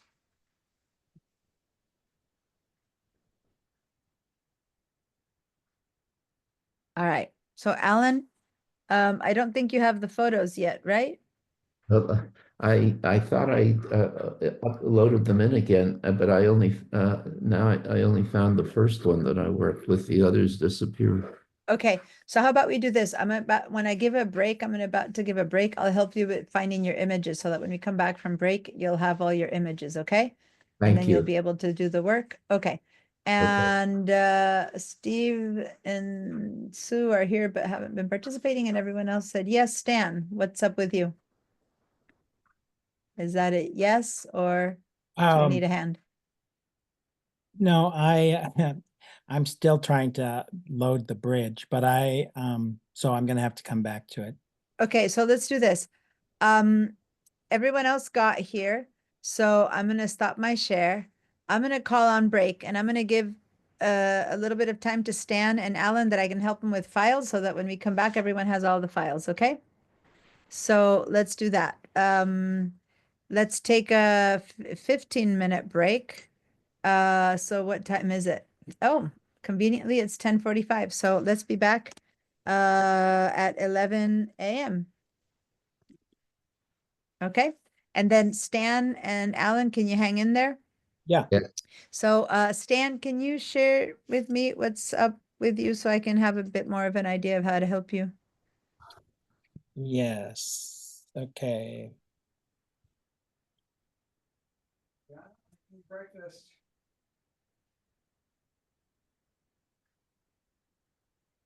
Okay, so share your screen. Let's see. It says I am sharing it. Oh, there you go. I'm sorry. Perfect. Okay, so you have Photoshop open. Good. And then I had the classes here. I mean the class files here. Okay, so then let's do this. Let's go back to the class files. And then let's actually, let me just check your Creative Cloud for a second. Can you go to the Creative Cloud? Or, yeah. And it looks like it's there. You can go and open the Creative Cloud. There it says bridge. Ah. Yeah, looks like it's working. So click on open. Hmm. Good. There you go. So let's get to your class files. And are your class files, did you have them on your desktop? Yep, Okay. they're right here. So let's click over here. It's okay. Go over here to the word desktop in Bridge. Good. And now let's grab this thing and drag it right here. Perfect. Now click on that folder. And here are your class files. So cool. So you're ready to go. Alright. Now, what you're not ready to go is that Bridge is too big. So I need you to grab Bridge from here and make it smaller. So you might need to do the whole drag this over a little bit. Yeah, and then Make get the it out window of the smaller. way. Yeah, move it more. Yeah, make it smaller so that you can have all the zoom be, you know, visible Right. and out of the way. And then grab your Photoshop, which is back there. I see it back there. Yeah, click on that. And then move it over to the left, put it right over Bridge so that it doesn't, yeah, and it's a little bit lower. You have Bridge a little bit lower too. Okay. Yeah. And so now that when you go to one or the other, you don't have, so like Bridge right now is down here still, like out here, it's kind of bigger than your Mhm. Photoshop. So click on it, click on Bridge. Yeah. And now I would grab it from here and make it a little bit smaller too, so that you can then pull it up. I'm just trying to get you to move it in. Yeah, but let me just show you. Yeah. See, to see the bottom stuff, you had to Mhm. move it up. So now grab it from the bottom or from the top and make it a bit shorter. A bit more. A bit shorter. There. Now grab it from the top and bring it down to where Photoshop is. Okay, oh, you had it up. Okay, so then you can go up to Photoshop again. I just needed to match it. Yeah, Yeah, that's move a it up, move it toggle. up. Okay, so move this one up to Photoshop again. No, Mhm. leave Photoshop is fine. Go back to Yep. Bridge. This one you can close. You don't need the Creative Cloud anymore. So leave where's Zoom? Because if you move Photoshop here, I know that later Zoom will be in the way. So that's not a good place This for I your can Photoshop. close, right? That one you can close, yeah. And I'm worried that Photoshop here is gonna have Zoom when we stop sharing. So I would move it much more that way, right? Where do you have Zoom? Yeah. Leave enough space here that you can see all your tools. Okay, so you might even need to make it a bit skinnier. Okay, Does that make sense? yeah, Because I'll I sort don't it. want, yeah. So now go ahead and move them one on top of the other. Don't make, they need to be hiding, one has to hide the other. So yeah, move it a little bit there. Okay, so now go ahead and open your air balloon. Double click, and it'll open in Photoshop, perfect. Now go back to Bridge, but like this, go click on Bridge down here, way over there on your toolbar. Yeah, and now open your Gerber daisies. Good, so now you have both. And then you have it untitled here that I'm not sure what that is. Oh, and you have air balloon twice. Go ahead and close these two so it's not confusing.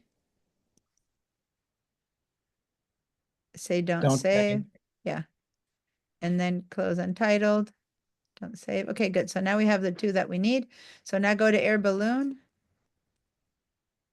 Good. Click on select subject. Yep.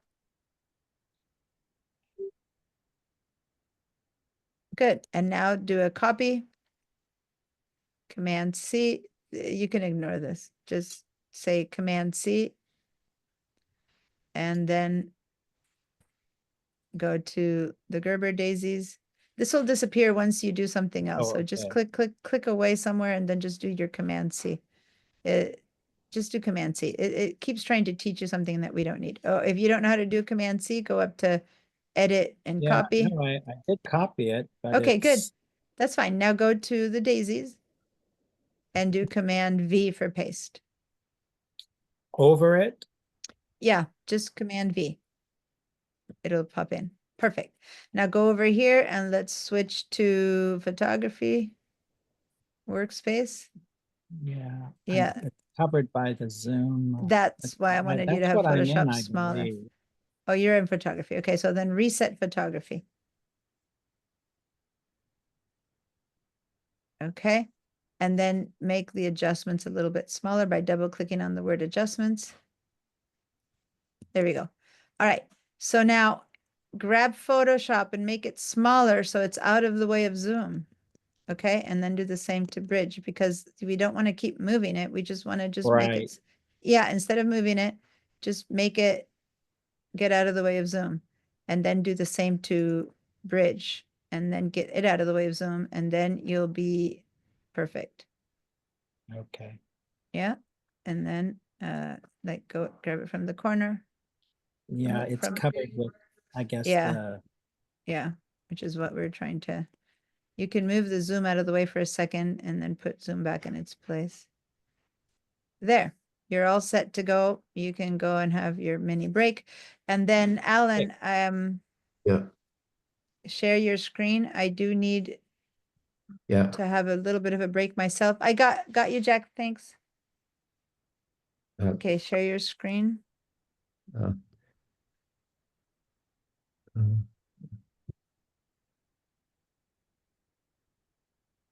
Okay. So let me control. I've got all the Okay, files. yeah, you got it. Okay. So now, and you have on your desktop. Okay, so don't do anything. Let me move your mouse, okay? Because Okay. if we both move the mouse, it doesn't work. All right, so let me see. So you have them here. Let's go to your desktop. Oh, you still haven't given it the permission.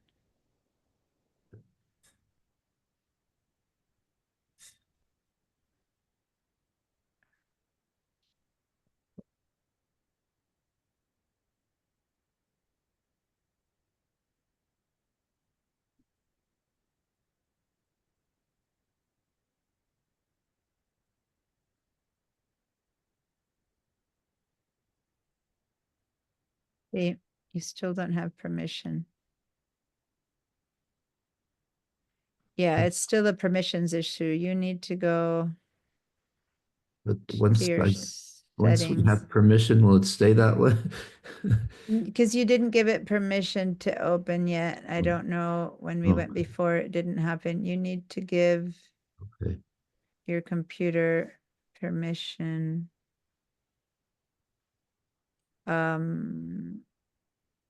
Is it for apps or is it for Creative Cloud, full disk access?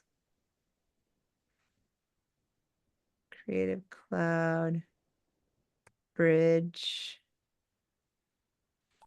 Can you put in your password there, please? Yes, okay. Okay, so we need to go to Bridge. Adobe Bridge. Oh, you have two. Which one are you using? Jesus, Oh, I don't. it's okay. I'll give you, ask you to give permissions to both. Okay. So that one, quit and reopen. Okay, we're gonna do, since you have two bridges, we're gonna do the same thing to the old bridge, because I don't know which one you're using.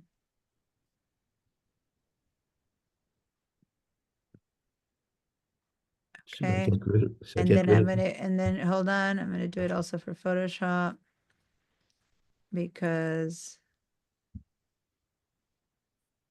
hold on, this needs to be your Photoshop. You have three Photoshops. You have Photoshop 2025, you have Photoshop 2024, and you have Photoshop beta. So I'm just gonna give you, I've asked permissions for all of them. That way, whichever one you open works, because otherwise we're gonna keep having this issue repeatedly.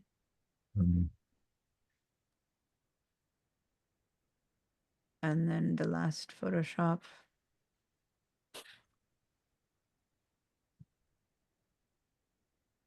And then the last beta 2025 and 2024.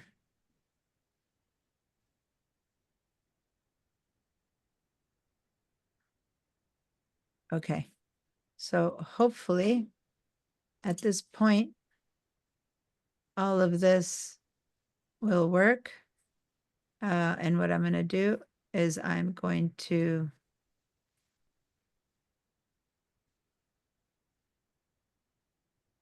close this, close, quit everything, and open only the right. And let's see if we manage to full this access to everything.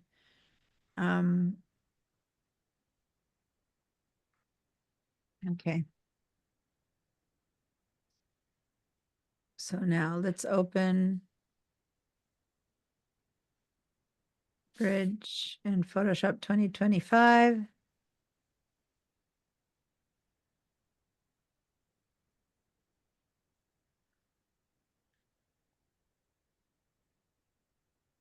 And Bridge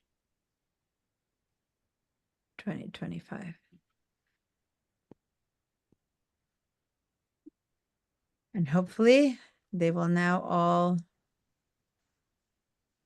work, and we're going to quit your beta. Okay. And we're going to do that. Okay, so now all your stuff has access, which you didn't have before. Whenever you install a program, they'll ask you, can I have access to your stuff? Can I open your files? And if you say no, then you can't. Okay. Right? And so at some point you had said no. And now, right, so Photoshop. Where's your Photoshop? Hello, Photoshop.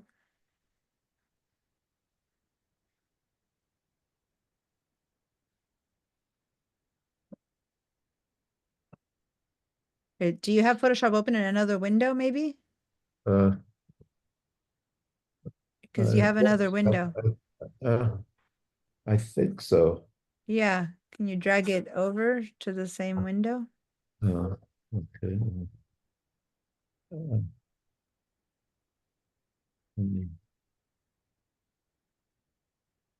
That way you can work with both at the same time. I have. I'll stop using my mouse. I need you to bring Photoshop. I need it. It's 11 and I haven't had a chance to break. I need you to put Photoshop here too. Otherwise it won't work. There it is. Okay, perfect. Now I'm going to, is this a good window for you to work on, or do you want to work on the other one? This is a small screen, but I could move everything over. Okay, that's fine. So then move both of these, Bridge and Photoshop, to the other screen.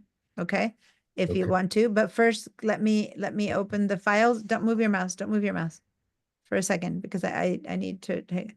So I'm just going to open this to make sure that it opens in the correct one. You have so many versions here. It's crazy. And then Bridge. We're going to open the Gerbers. Yeah, I think I can combine the pictures and edit selection of photos of that's so. Okay, so I'm just going to do this for a second so that we're caught up. Yeah. Right, so that we can everyone is back. I needed to do this so that we can be done. And then, you know how normally you'll see anyone who came back, I never do things for people, but he has like 5 versions of Photoshop. Stuff was opening all over the place. It was a little bit crazy. So now I reset him so that you still have to move these things over to your Yeah. other monitor, that you're better. I But you can do that. need to get rid of all your other versions of stuff because it's just I remember last time it was so hard to, I'm gonna stop your share, to know what was being worked on. So now you're all set, but Okay, you need to move everything over to the screen you work on. Okay. okay. And then Yeah. next time you can share that screen with me. Thank you. So that I Thank can you. see your I'm work.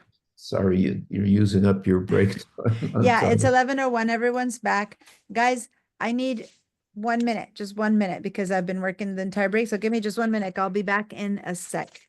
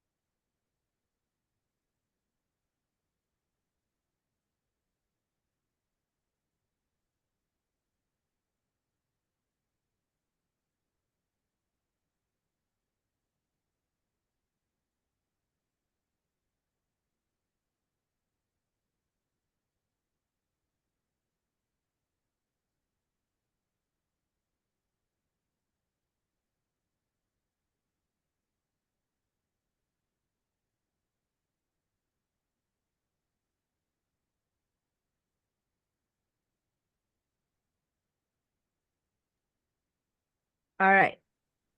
I'm back. Just needed to grab my tea. Okay. Oh,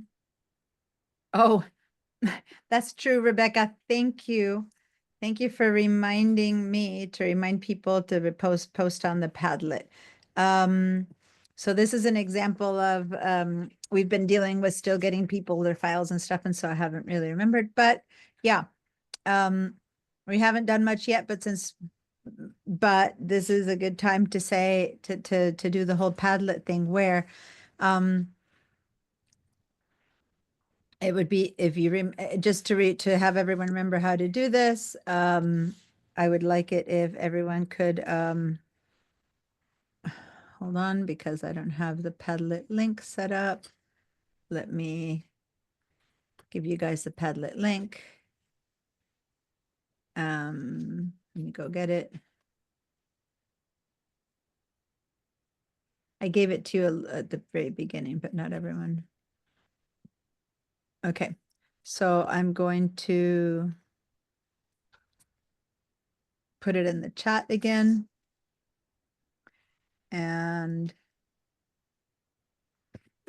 there's the Padlet link. So this would be a really good time to come over here and give me a little screenshot of the two images pasted one on top of the other. So I'm going to go to the so I'm going to go to Photoshop first, and I'm going to do a screenshot. And in this case, this is here's what I'm trying to say. This screenshot on its own isn't helpful to me. What the kind of screenshots that I want from now on is I want you to add the layers or whatever tools we're working on. So in this case, if this were to be what I'm trying to make sure that you're all doing, I need you to do a screenshot including the layers. See over here on the far right side? So then when you go and post them, put your name, don't forget, and then make sure to post. My Wacom tablet is lagging. It's becoming really, when you upload it, it'll have also the work that you're doing and I can see if it's wrong. So it's just 2 layers. So I'm not being very specific right now about what I'm doing, but at least I'm writing what it is that I'm showing you. And for those of you for whom something that I'll teach is new, then just say, you know, select subject with the contextual taskbar, then copy and paste into new document. So that would be like more the description of what you did, so that later you can go back here and remember how to do that which we did, which in this case, and then you publish. So in this case, was a simple copy paste, you know, but it'll become more specific once we know. So what I want to see here is the screenshot of what we just did. And I just gave you the link, so everyone please do that. Remember I said we'd be doing this during class, right? So this is the time when I want you to be doing it. Now, for some of you guys, this is one step too many to do during class. So at least do the screenshot, okay? Do the screenshot. And then when you have time, or if I'm explaining something to someone and you're trying to, you're waiting, then you would go in and print it and write the steps that it took to get here. Okay. All right. So normally I'm going to wait to see that you guys are doing it. But you know, there he goes. Mary Ellen did it. Mary Ellen, remember to try and get the layers. Okay. Now this shows me that you did the assignment. But sometimes seeing the layers is really important for me to be able to see if something is working or isn't working and stuff like that. So make sure to try to do a screenshot that contains the layers. All right. Hopefully everyone else will do it in your time. For now, just get a screenshot going. And if you need help with that, next break, I can help you again with the screenshots. All right. So here we have air balloon is one layer. The background is another layer. And this one we hadn't unlocked yet. So let's go ahead and unlock it by clicking on the little lock. And then we can call this one Gerber Daisies. You don't have to label every single layer that you work on, but as we work with more and more layers, it is really helpful. When you have, you know, 10 layers, 15 layers, it is really helpful to label things. But the thing about these Gerber daisies is that they're not floating. They're still attached to that kind of beigey-ish background. But now I can move it around because I have unlocked it. Okay. So now, if both of them are unlocked and the air balloon is smaller, remember that because of the pixels, we knew it was going to be smaller. What would happen if I go over here to the layers and I'm going to grab the air balloon and I'm going to drag it down and I'm going to put it under the Gerber daisies. The Gerber daisies are not cut out. They have all of, is it Gerber or Gerber daisies? I have no idea. Some American tell me how you pronounce that, because I don't think I've never asked if I'm saying it right or wrong. Does anyone know?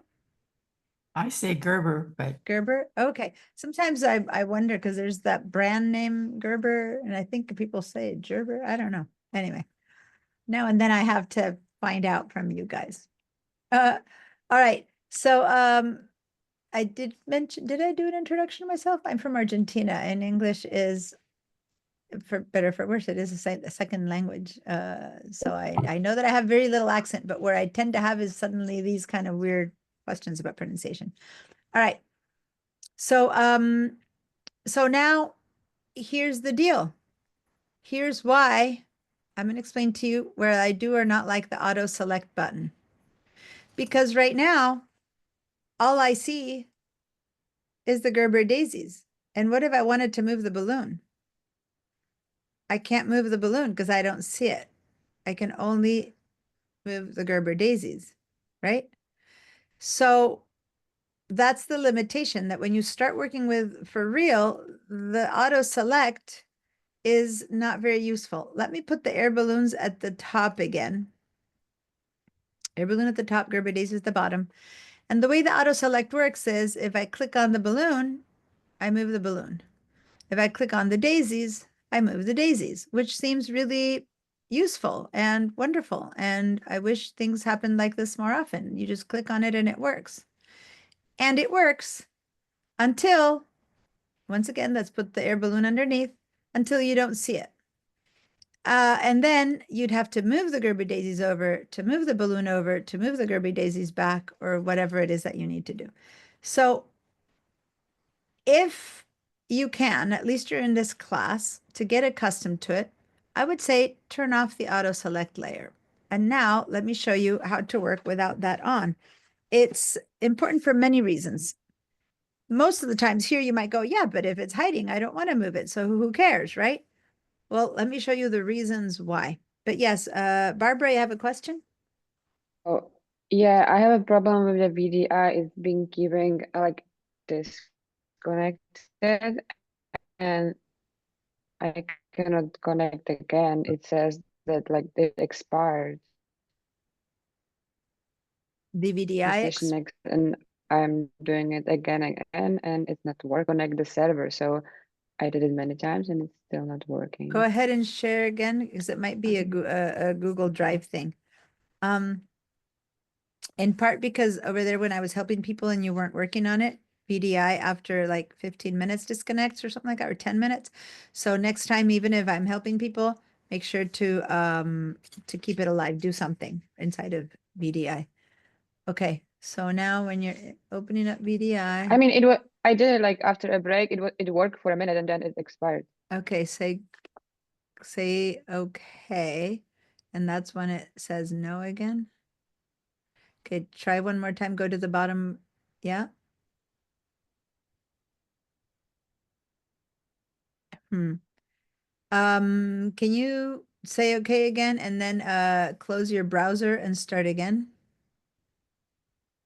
Like Oh, all browser. the whole browser. And that button doesn't close the browser. Go to the word Chrome and say quit. Up to the top left. Oh, No, at the very top left, next to the apple where it says Chrome. Yeah, quit it completely. And you could also try opening with a different browser. You're on a Mac, so you could try Safari or Firefox. Let's try one more time on Chrome, but if not, you need to try with a different browser because it sometimes has a memory. Okay, try Chrome. And try that one more time. vmview.spcc.edu.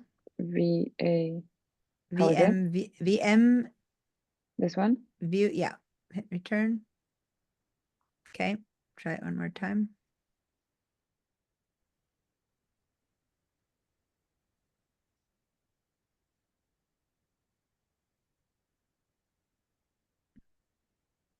It needs a whole new connection, you know.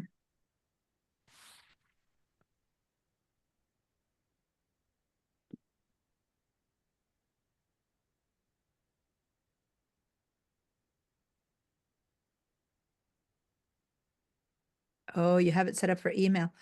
That's so uncomfortable. Oh, I got it. I recommend setting it up with the phone because then it's much quicker. But yeah. Yeah, but I'm leaving in like a few months, and Oh, yeah, I then it's wouldn't not a have good the idea. same You're right. number. You're right. You're right. Now desktop, perfect. Now it's connecting again. Okay. And if we're lucky, Yeah, thank you. it's still there. Yeah. Sometimes it's Mhm. not. Now, what might Oh. happen?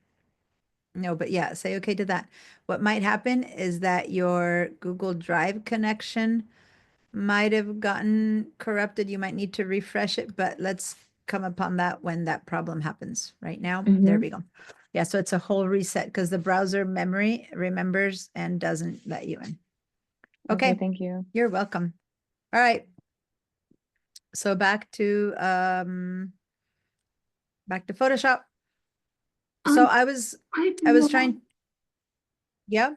I've lost the Gerber Daisy one that we did the 2 layers. I don't know what I did that caused that to go away. Go ahead and share your screen. It's possible that it's hiding somewhere. I doubt you closed it. You would have had to say something about it. You would have had to say yes or no. So share your screen.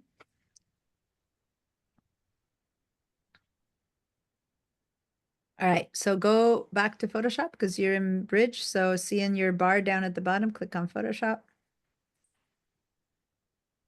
Oh, you have Stage Manager turned on, so that's why. Okay, so click on Photoshop. Are you in my Mac class right now? Yes, I am. I'll teach you about Stage Manager, which is what's happening to you. Click again on Photoshop. There we go. Um, Oh, there yeah. it is. Yeah.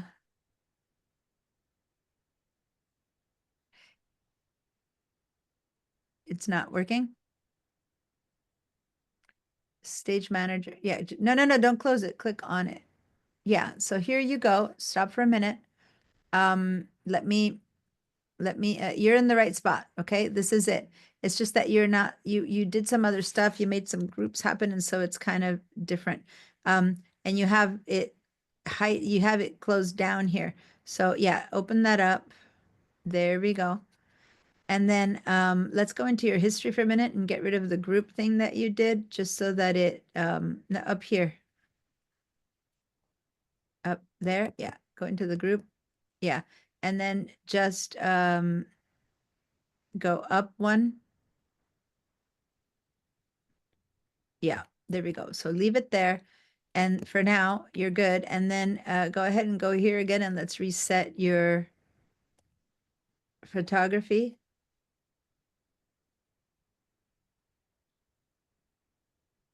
Click again, go back to photography.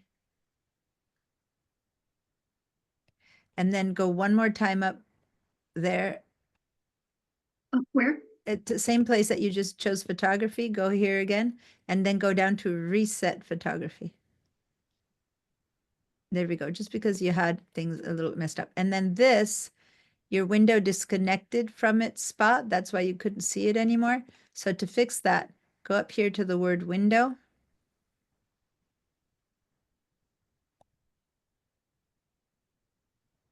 You might have Zoom in the way. Do you see the word window? Where I'm circling. It'll be where do you see my red circle? Guys, I see sometimes that when I do the circle, people don't seem to see it. Is it visible to you when I do the circle when you're sharing?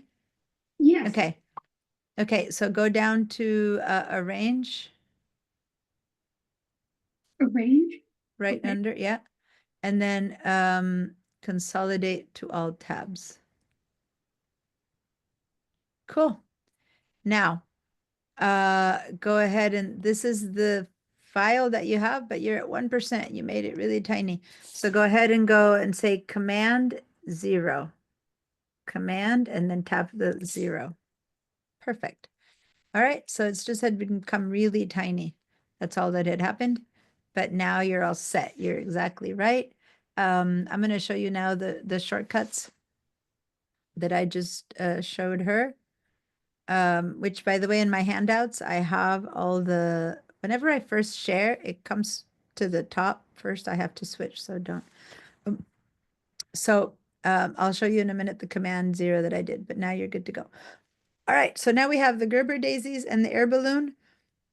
And the point I was trying to make is how, if the auto select is off, okay, so I don't know if you guys see where my auto select is. I have it right here. Okay, I just turned it off. Okay, so that I can now, meaning that would be on and that is off. I just turned it off. So now if I need to grab the air balloons, I have to grab the layer. I'm going to go on to the layer. See how I click on the air balloon layer over here? And then I can move the balloon around and see how it moved to the bottom? That moved to the top. That moved to the left because I'm selecting the layer. Can you see that? Can you see how it's moving even though we can't see it? If you see what I'm talking about, give me a yes. If not, then give me a no. I'm just showing you why I prefer you not to have the auto select. And you might go, well, what's the point of moving the balloon around if I don't see it? Well, see, I'm putting it way at the bottom and there and the little, and here I can see that it's at the bottom. By the way, you can make your little icons bigger right now. If yours are really tiny and you can't tell, give it a little right click. And then right now you might have these small thumbnails where it's really tiny. You can right click on the little tiny thumbnail and make it a medium thumbnail. If I don't recommend the large thumbnail, because if you go large thumbnail, there'll be less space here for us to do other stuff when we have masks and things. So I think the medium thumbnail might work better for you guys to see. And then if you have space, you can also make the window a little bit bigger here. When we start needing to read here a little bit more, you can grab this from this line and make it a little bit bigger. Anyway, enough so that you can see things. All right, so now up to be on top, down to be at the bottom, or down, it doesn't matter which one goes on top of the bottom. And now you can see them, so it makes sense to hold on to the air balloon, but you could also be on air balloon, right? Layer selected. See how it goes gray? I could be over here. Look at my mouse. I'm not touching on the air balloon. I'm just touching the layer and I'm still moving the air balloon. Does that make sense? I don't have to be touching the balloon. Normally I don't explain this right now, but most of you guys have taken the class or have said that you have some experience, and that's why I'm going here to this. Because the thing I want you to get accustomed to is that you always have to select the layer you want to work on anyway. If I want to now change the color of the Gerber daisies, I have to come here and select the layer of the Gerber daisies, or it won't work. And I need to select the air balloon if I want to change the color of air balloons. Since you have to select the layer all the time anyway, then by doing it this way, it becomes automatic that you get accustomed to selecting the layer, which means that you have more freedom for 25 other things that we might be doing when you don't have to have the auto select on, which is really restrictive. So that's just my recommendation. If now you hate it and you have become so accustomed to auto select that you can't live without it, you're welcome to turn it on again after class when you do your work. But during class, try to do it my way, and then you'll get accustomed to working a little bit more efficiently with Photoshop. Any questions? Give me a yes or a no. And if you say, nope, I'm going to stick to auto select, that's fine. That's fine. That's your choice. But any questions? Nope. Okay.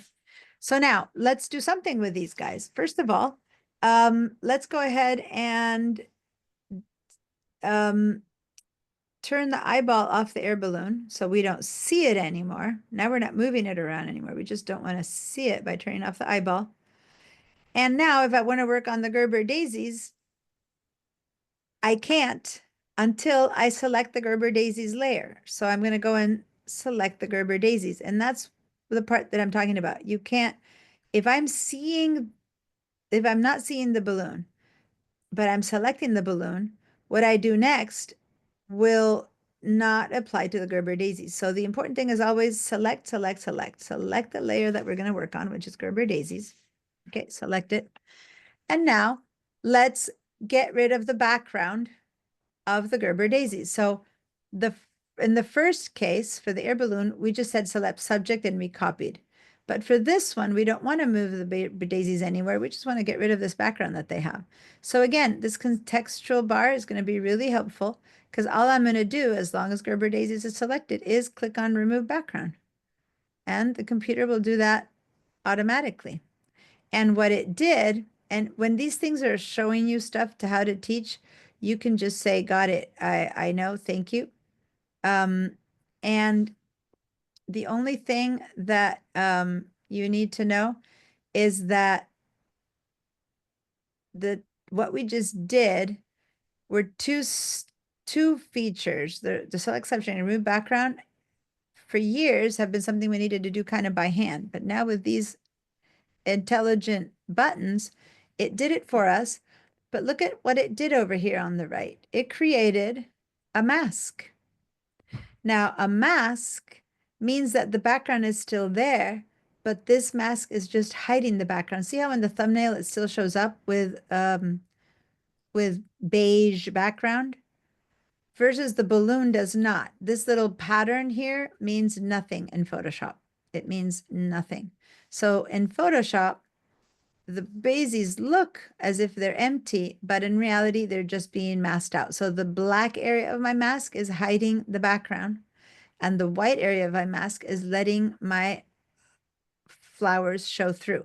Imagine this is a Halloween and I have a mask on my face and I still need to see where I'm going so that I don't kill myself. So the white area is 2 holes over my eyes. Got it? I still see my real eyes, but my face is masked out with the black. All right. So now I can move these daisies around, but I'm moving everything around. So what if I want to see everything again from before? Well, I can click shift my mask and I get to see the background again. Shift and then click on the mask and you don't see it. Okay, so to see or not see our mask, we're going to hold down the shift key and click on the mask 1 time. Okay, shift key held down, click on the mask, and now I see the original image. I have not lost any of those pixels. In case they're valuable to me later, I have not lost them. I have only masked them out. And shift click to not see them again. So if I turn on my air balloon, now I have the balloon and the daisies on their own. But to choose the balloon, I have to select the balloon. And to choose the daisies, I have to select the daisies. All right. Deanna, Yes. Deanna, Yes. I've not been able to figure out how to move the daisies in the balloon. They're staying fixed on the image. Okay. So if they're staying fixed, that means that they are locked. So hold on. I'm moving my stuff around so I can have this a bit closer. So select the air balloon. Then go in and move the air balloons. Select the daisies, then move the daisies. So you need to come here to the layers and select them. If that helped, fine. And if not, I'm going to ask you to share your screen. So did that work? No, Okay, then share your screen. You might have something else locked or something like that. All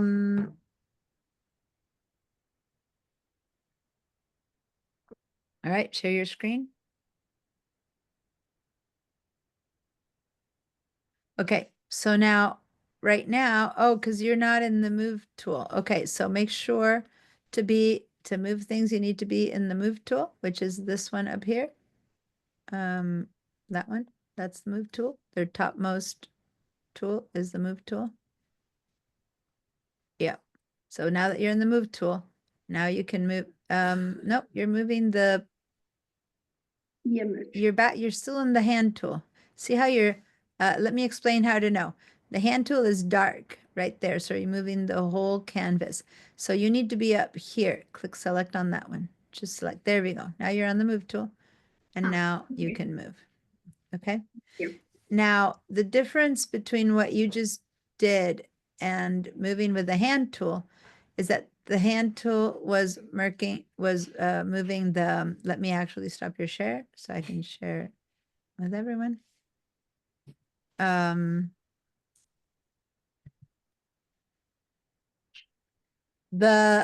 There's a difference. There's a big, this is the move tool and we want to live in the move tool. Like it's our default tool that we want to live in all the time. So if you don't know what's happening, always go to the move tool. So let me show you a quick way to get to the move tool. So right now, you guys, the tool that she had that was lit up was this one, which is the hand tool way down here. The hand tool, if you use that one, it just moves like your canvas, like you're shifting from one place or another in on your table or something, but it's not moving the elements. Okay. So we're going to have another use for the pan tool. But if I want to go back to the move tool, instead of having to go click on the move tool, I want you guys to begin to learn some shortcuts. The V for vase, if I click the V on your keyboard, see how I moved back to my move tool?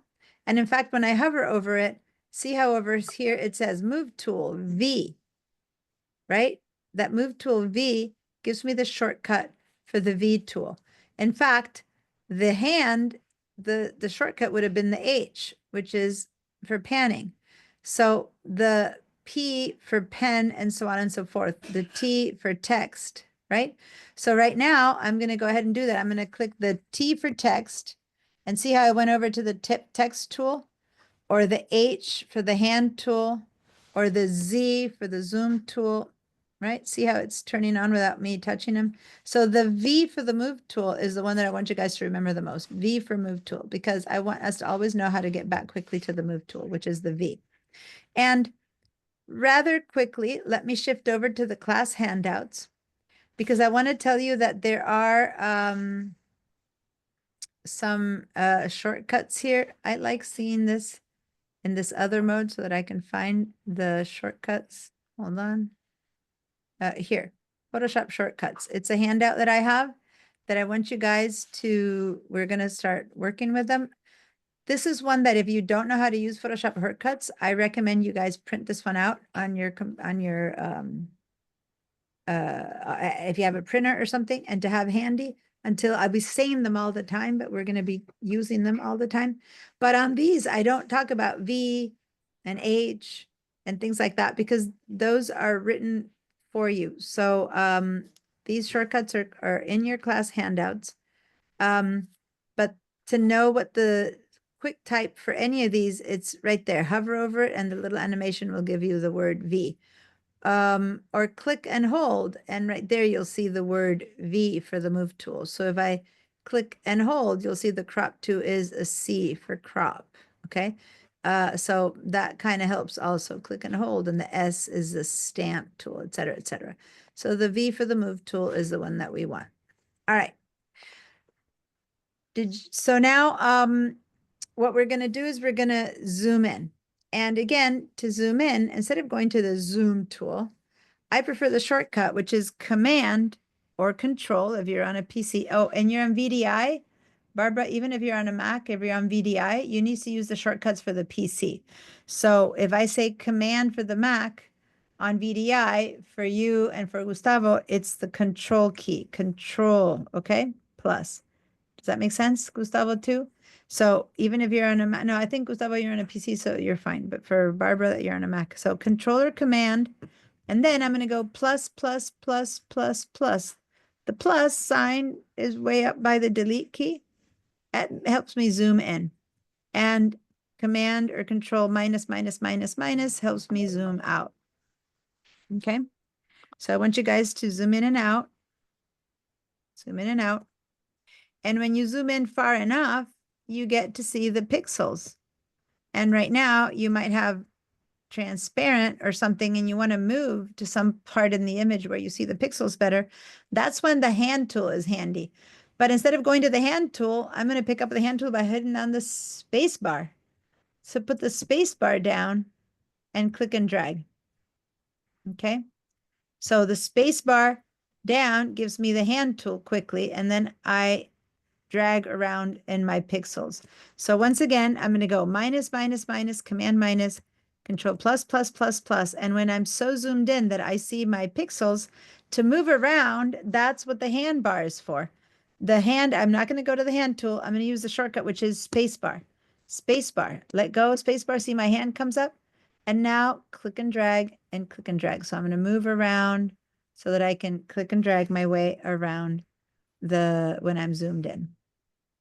Okay, so Command minus, minus, minus, minus. Or what if I want to go all the way back to fill in my screen? Command or Control 0. Okay, now I'm in a Command or Control 0, drops me straight back to fill in my image. So Command plus, plus, plus, plus, Command 0. Control or Command 0. Command minus, minus, minus, minus, minus. And this is what was happening earlier to Mary Ellen. Remember, she had a tiny little image there. She had zoomed out to like 1%. And I just told her to do Command 0. You fill your screen again. Does that make sense, you guys? So Command 0 or Control 0 gives you the access to going, when something goes really too tiny or really too big, that's what you need to do. Now I'm having a bit of an issue. My Wacom tablet is not being very responsive. So I'm going to move over. I just connected it. Command 0. And Command plus, plus, plus, plus, plus. Then I'm going to hold the space bar down. And with that, I'm going to drag around to see different parts. Okay. Now these are the pixels. And as you can see, every pixel has a different color. And these are those thousands of pixels that we talked about, or millions of pixels that the image has to define. So that's why if there's many more pixels, the image appears bigger, and there's less pixels, the image appears smaller. All right, command 0 again, everyone. The last one I'm going to teach you is the command 1. Let's go ahead and do command and then, or control, and tap the number 1. This is really a really important feature. Look down here that I'm now at 100%. Do you see how it says 100% at the bottom? I don't know why my Wacom is being a little bit resistant. I didn't download the right drive yet. Okay, so down here it says 100%. Okay, I'm going to stop using my Wacom because it's not, let me disconnect it from here. It's actually giving me some problems. It's the new one that I just installed, but I did it right before class and I didn't put the new driver in there. So, okay. So, 100% down here. Okay. 100% down here. That's command 1. And 100% is really important because this is where we see the image at its best. So if I look at this image at its best right now, and I'm going to hold down the space bar.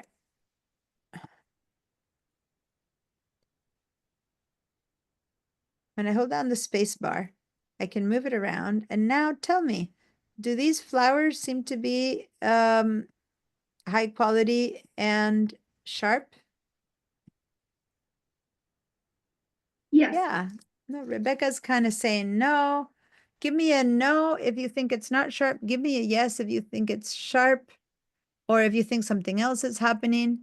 And then go look at the balloons and tell me what you think about the balloon. But right now, let's focus on the daisies if you want to compare balloon and daisies. But what do you think about the daisies? Are they sharp or are they not? And some of you guys might not know what to answer. Then give me, go ahead and give me a different answer. Okay, so I'm seeing 3 yeses. You think it's sharp. Stan? Gustavo? Okay, Gustavo's saying nope. Alan's saying yes. Okay, so Gustavo's the only one who is saying no. Oh, Rebecca's also saying no. Okay, 2 of you are saying no. Not to put you on the spot, but Rebecca, tell me why you think this is not sharp. Well, it's more field of depth. You know, some of the ones that are further away are really blurry. And then there are some petals that are pretty clear, but not totally. All right. So that's a good explanation. There's this thing called depth of field where you're seeing some that are not sharp, right? In the background there, the ones that are further. And yet, if you look at the ones that are closest, they do seem sharp. But actually something else is happening here, which isn't that it isn't sharp. So you're all kind of right and kind of wrong. Meaning, look at the difference between the balloon. The balloon is sharp and clear. The daisies are sharp, but they're very noisy. Do you see all the speckles and dots that they have? It's like I can almost see the hairs, but I'm not really seeing them. It's a little blurry. So you know how the little hairs that Gerber daisies have? So it's very noisy. It's an image that was either shot with very low ISO. It's a whole camera thing. Or for some reason, when they put an effect on this, wanting to make it noisy, if I now click and shift click the background, I might discover that that background that I thought was so smooth, if you pay attention, you can zoom in a little bit more. It's not. It's kind of speckled. That's noise. And we're going to talk about noise and what noise is, but it makes an image that technically is sharp-ish. Because again, I'm not seeing the hairs, but it's nowhere near as sharp as this balloon because there's no noise on the balloon. These are 2 very different photographs, right? And you got to distinguish sharpness from noise, which this could be made to be sharper. So it's sharp-ish, all right?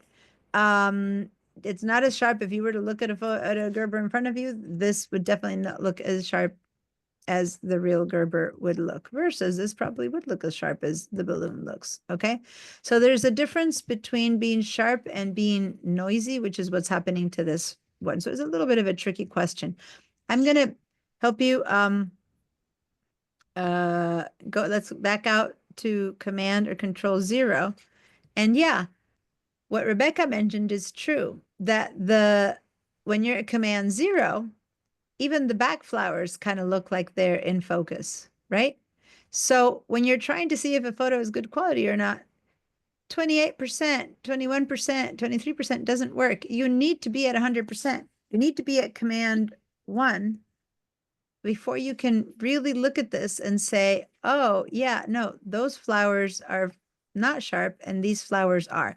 Command 1, Control 1 is really crucial to teach you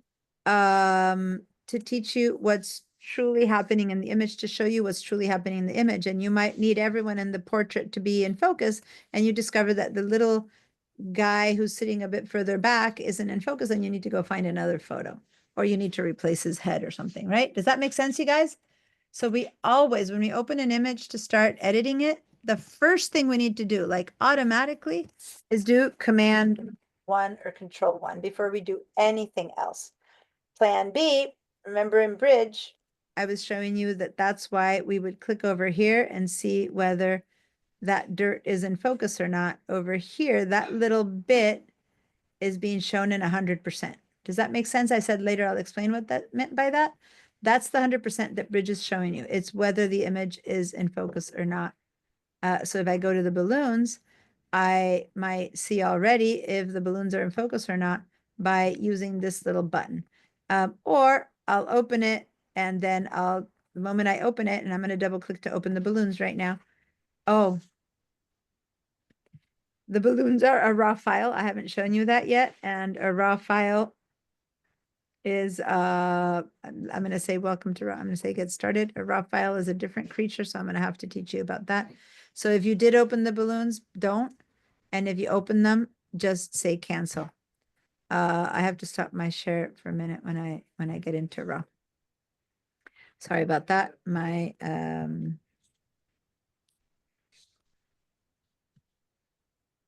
there we go. I didn't mean to open that one. So in Bridge, notice that this says balloons raw.cr2. It opens somewhere different than Photoshop right now. So for now, I want you to cancel out of that. Yes, Stan, you have a question? Yeah, You're muted. just when we evaluate something at the beginning at 100%, and like in this case, it might come up on the screen like a 4:6 size. It always What are shows up. What are we really evaluating it? What size are we evaluating it at? Okay, great question. You're not evaluating the size. You're evaluating, okay, so right now I'm filling my screen. This is how the photos always open up. They open up filling your screen. What I mean is you see the entire photo. Okay, so like this, you see the entire photo. That's how it opens up. That's the equivalent of having a photo shown to you like at a distance of 5 feet. Imagine if someone shows you a 4:6, but they stand 5 feet away from you. It's like, yeah, I can kind of see it's an air balloon, but it's far out there. So then they bring the photo up to your face or reading distance, and you go, aha, that's 100%. Now you're seeing it, and now you can tell whether it's sharp or not. Okay. So what 100% does is it shows you the image at the quality it will look like, say, when you print this photo and look up close. Does that make sense? It's where your computer screen and the image max pixel to pixel. And you guys might have computer screens at different screen resolutions. So when I do 100%, I might see 1 flower. When you do 100%, you might see 5 flowers, and someone might see 3 petals. Because 100% for each person depends on their computer screen. So all of us, when we do 100%, we might be seeing a different amount. If I try to see at 100% this balloon, I'm not seeing all of it. But if someone else does 100% on this balloon, you might see all of it, or you might actually only see 3 squares, because your resolution on your screen is commanding what 100% is. But what it does is show you, if I print this, this is what it's going to look like. It's going to look like this. And then we'll go, oh, so that means that I'm going to notice that this back flower is out of focus, versus when I was over there, I wouldn't have been able to tell because it's like they're showing it to me from afar. Does that make sense, everyone? If that explanation kind of worked for you, go ahead and give me a yes. I always go, and there's one example, one example I have when I was in the classroom, I'm on the other end of the classroom and the door is pretty far away. And if a teenager walks in, I just see a teenager walking in. As they approach and they come up to talk to me, I'll go, oh, your face is, I won't say it. I'll say, oh, I can see that your face is full of acne or zits or whatever. I wouldn't have known when they walked in the door, but I can see it now because they got up close, right? So that's what 100% is. You're seeing it up close. From afar, everything looks clear. Up close, you go, oh, I wasn't noticing that something was out of focus or that something had blemishes or something like that. Okay. So that's why you want to always open up and then immediately zoom to 100% and go, is this a photo because of the quality that I'm seeing that's worth for me to spend 10 hours on working, or do I need to go find another one because the quality on this one isn't enough or isn't good or isn't what I want? All right. So that's a crucial step the moment you open up your computer is to go to 100%. And then notice that when we cut out the background, I'm going to go to 0%. I cut out the background. Let me turn off the air balloon for a minute. I cut out the background of the Gerber daisies and it looks like it did a really good job, didn't it? Pretty How good. about when I go to 100%? And I'm going to zoom in one more just because it's easier for you guys to see. Does it look like it's so well cut out now? Look at the space between the stems. Mhm. Look at these little edges where I see some brown. Look at the space between these petals. Does it look so good now that we're at 100% as it did from afar? I hadn't noticed all this beige background when I was from afar. I hadn't noticed that little beige background. I hadn't noticed that space between the stems. Okay. I hadn't noticed this space between these stems, nor even, and again, I'm going to zoom in to show you what I'm talking about. Those little things. I thought it had done such a good job at full screen. Does that make sense, you guys? Mhm. You need to see things at 100% when you're doing any of these clipping. So let's look at the balloon now. Let's turn off the eyeball, or if you have the balloon, put it in the middle. And now let's go at 100% to the balloon and hold down the space bar and let's start going all around and let's see if the balloon got cut out pretty well. And the edges seem pretty good until I get to the basket. And if I do Command ++ again, just to show you guys a little bit better, not because that's important, but look at all the stuff that was left here between the basket. Not only that, but I believe in the real photo, we had some wires, some ropes. And so if I go to the air balloon image, the original one, and I zoom into that one, yeah, look at that. We had some ropes there that didn't make it in.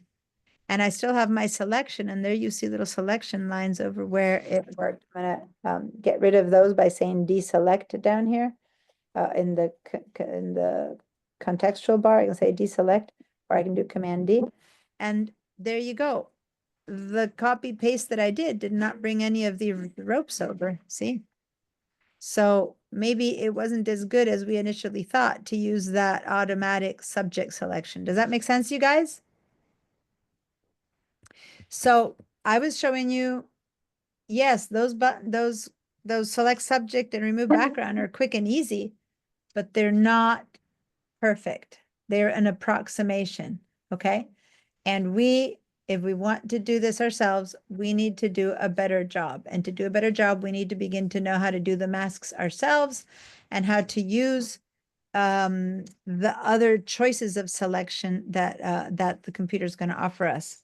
Yeah. Shelley. So does that mean, as far as Stan's question about the size of the photos, it just doesn't really matter? It's more the closeness that you're looking at, not the size of the photo? Yes, when you guys do, hold on, my Wacom is crashing. Sorry, there we go. When you guys zoom in and out of this, it won't give you a size. You still have no idea what size this photo is right now if you're going to print it. I'm going to show you through the image size tool to know what size this balloon is.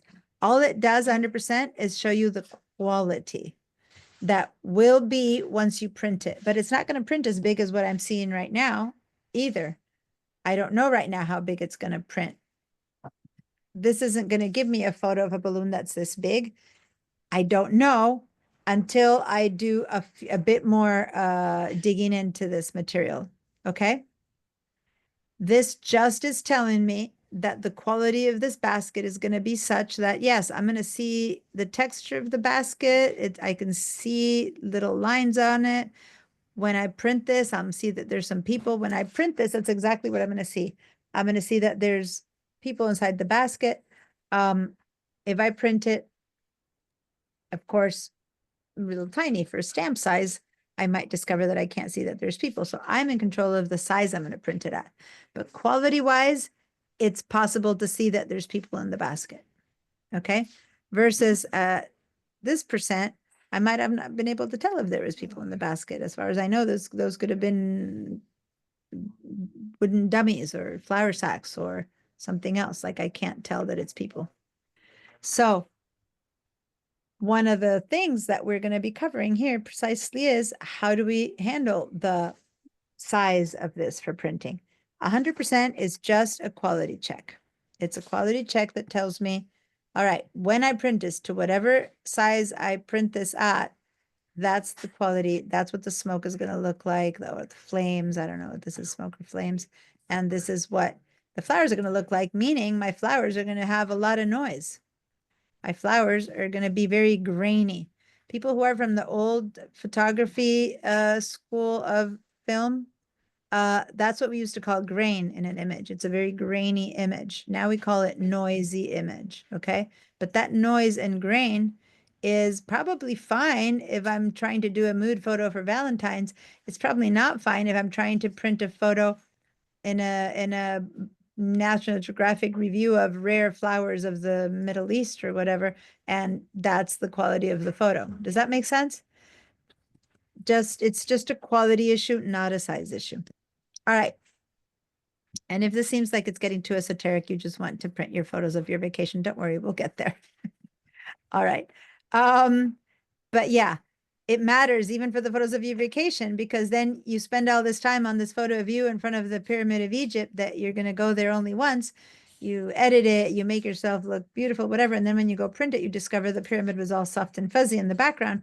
But since you were editing at this distance, you thought the pyramid was good. And then when you print it, you have a fuzzy pyramid and you're like, wait a minute, the pyramid was the whole point of this photo, right? And so you just want to make sure you've inspected the photo at 100% in all of its corners.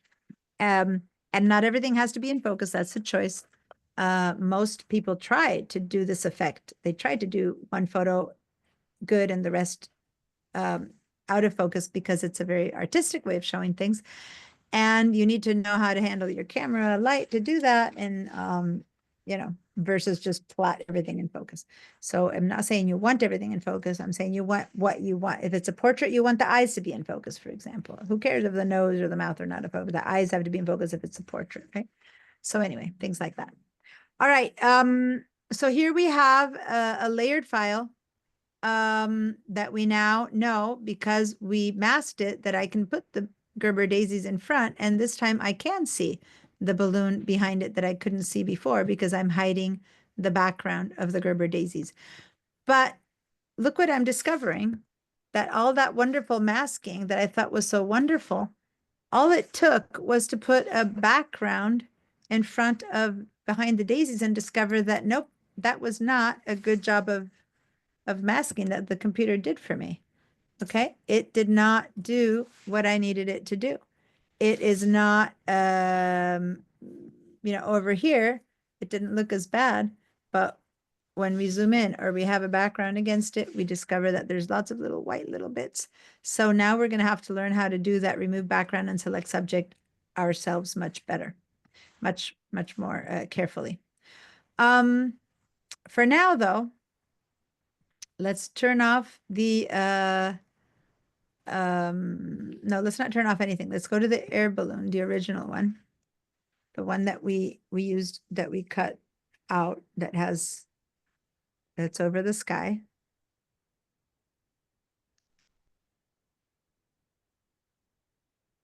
Oh.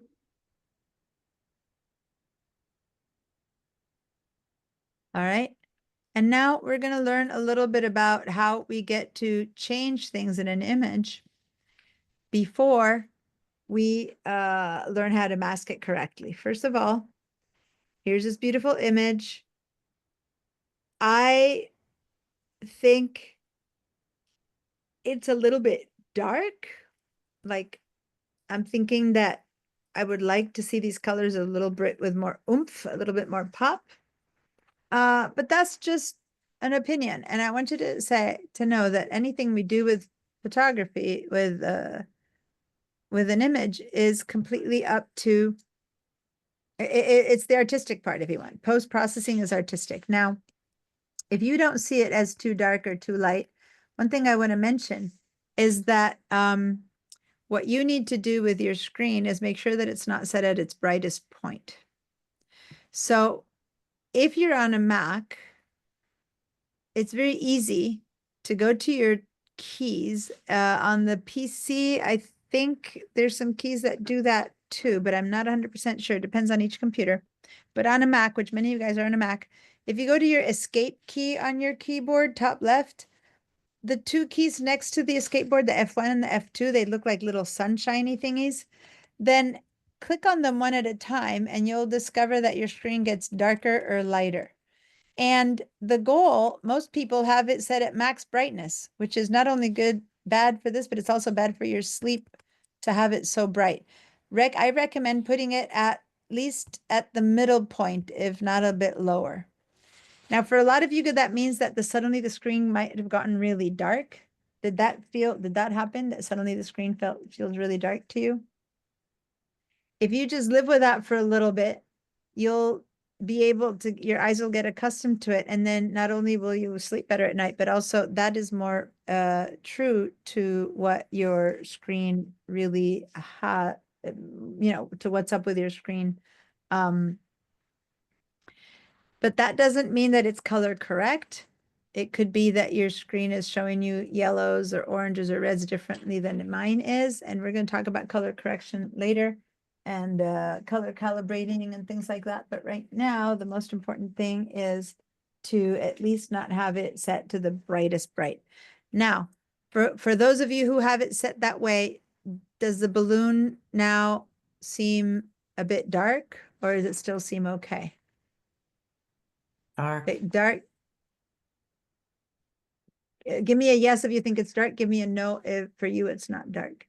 And PC people, I think there's on the right side you have the brightness tools, but again, PCs are made so differently that each one has their own way. So I'm seeing a couple of yeses that it looks dark now. Now it might have already been this way for you. It already looked dark for me anyway if I was up or down, but just reminding you to never be on your brightest settings. It's never good. All right. So I want to lighten this up a little bit. Okay. So let's go ahead, and to do that, I'm going to use some adjustment layers. I don't want to lighten the original image, because if I lighten this original image and I do it right or wrong, I'm stuck with it. I have affected my original image and then I can never go back.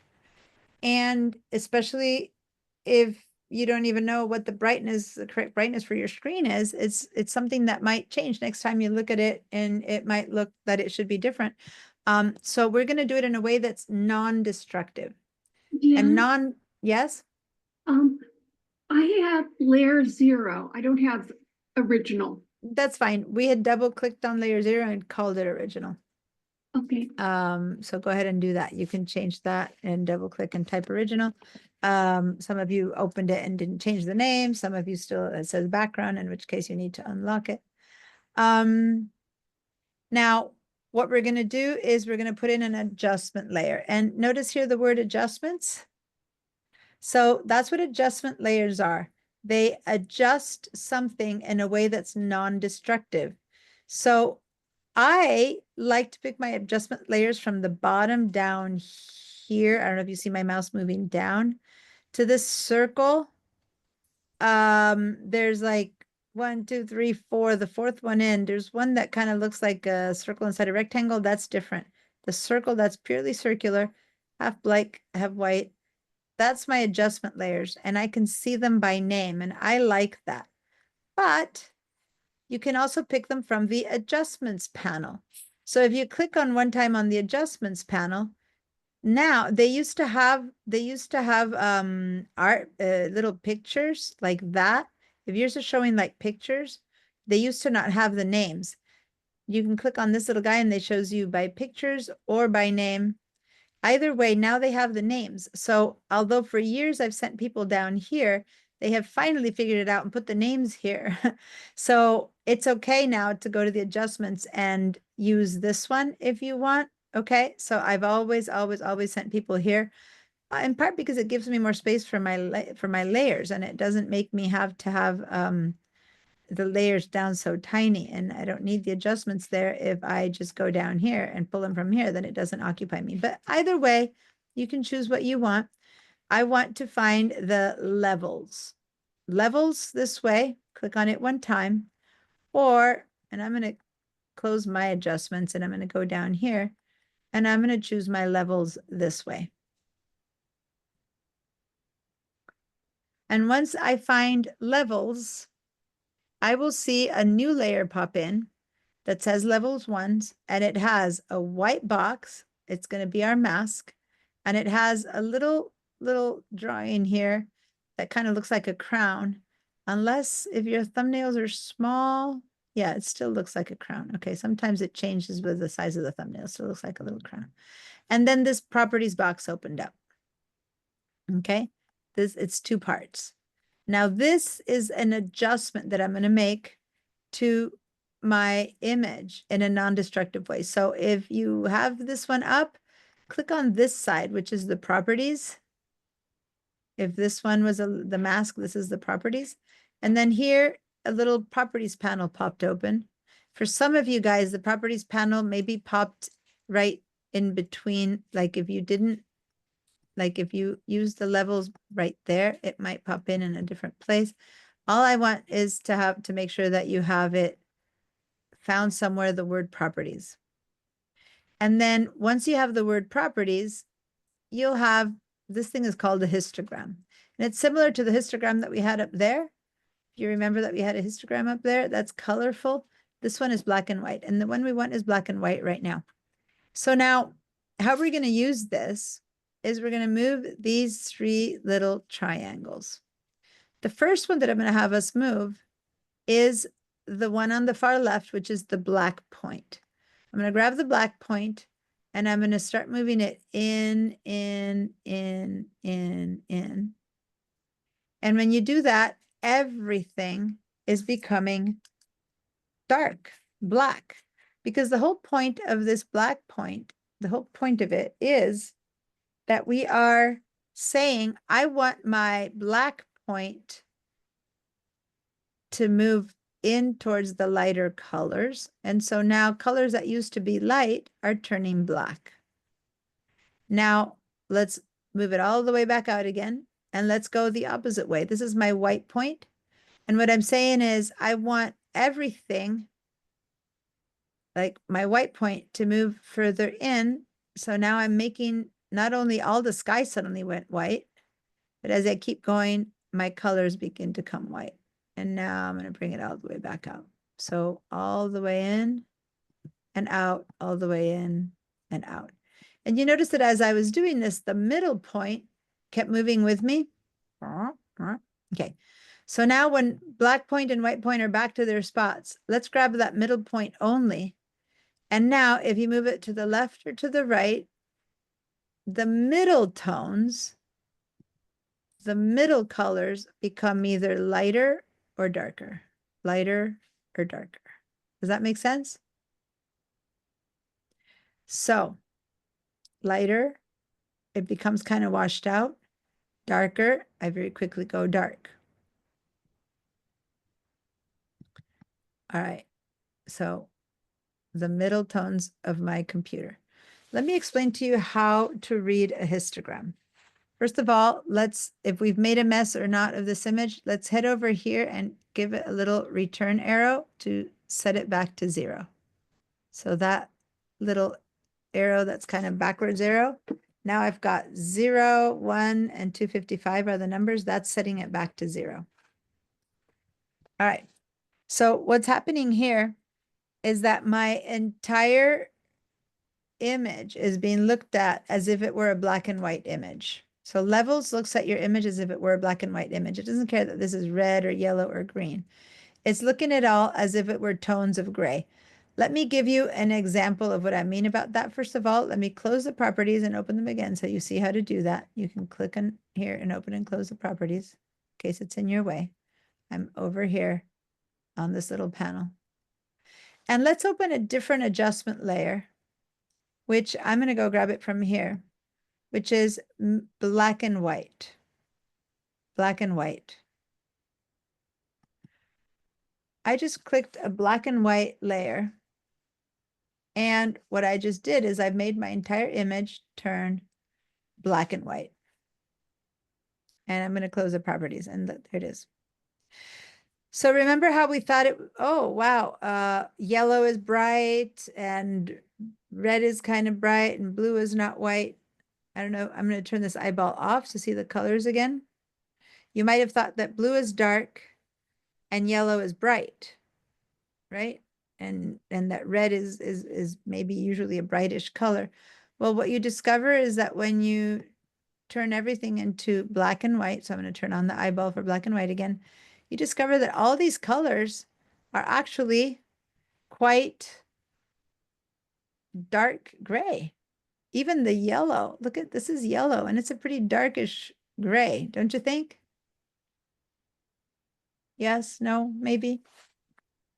I would have thought that the yellow would have been bright like the clouds and the orange somewhere in between and the red, but nope. These are pretty dark grays. So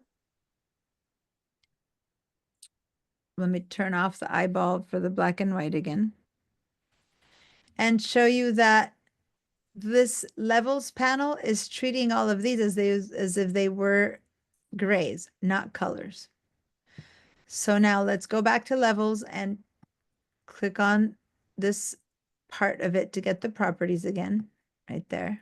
Okay, double click to open the properties or click on this little slider arrows to see the properties.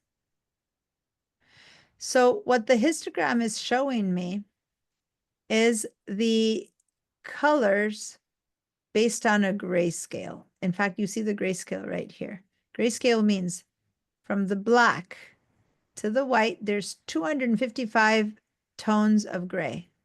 From really light gray, middle gray is right here, middle gray is right there, all the way to dark gray to black. So that's what this histogram is showing me. When there's a lot of pixels, that means there's a lot of them. So this is the black point, and I see no pixels up here. There's no black, pure black pixels. There's some darkish pixels, see? And then over here, there's no pure white pixels, and I'm seeing some very, very many light pixels, light grays. That represents all this sky down here. So the higher a histogram is, the more of those pixels I have. So if I look over here, I seem to have a lot of lightish colors, right?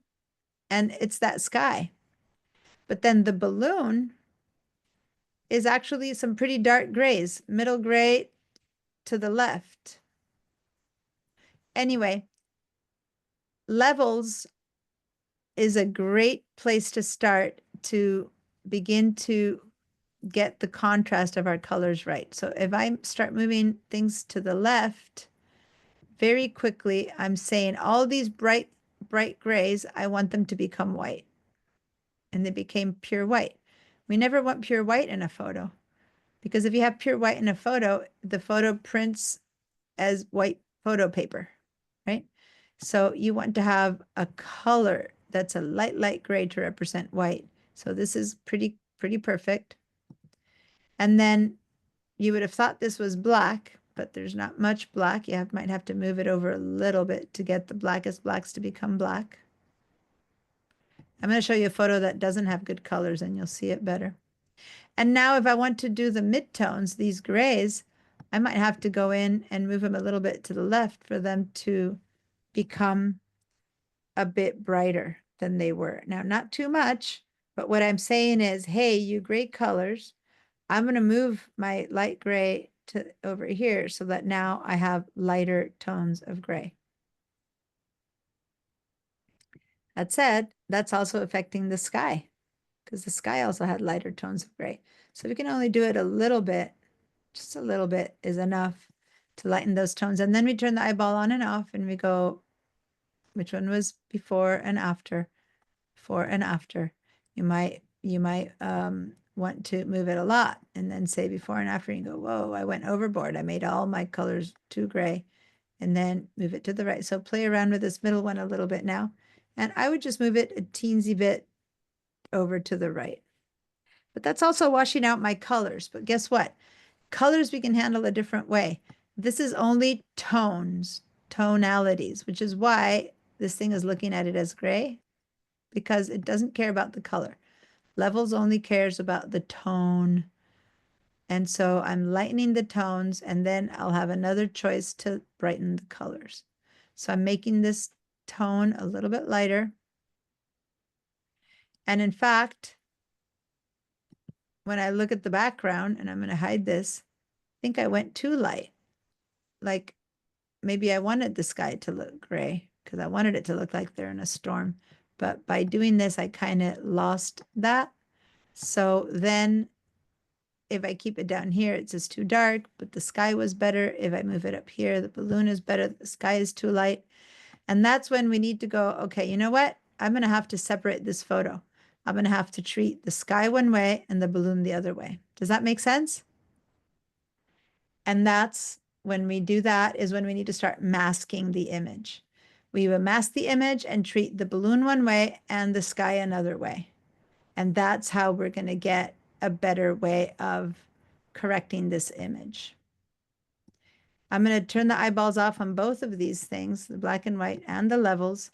And I'm going to ask you guys to tell me where you're at. Did you get your levels turned on? Did you get your black and white turned on? Were you able to move your, your levels back and forth and you understand what's happening?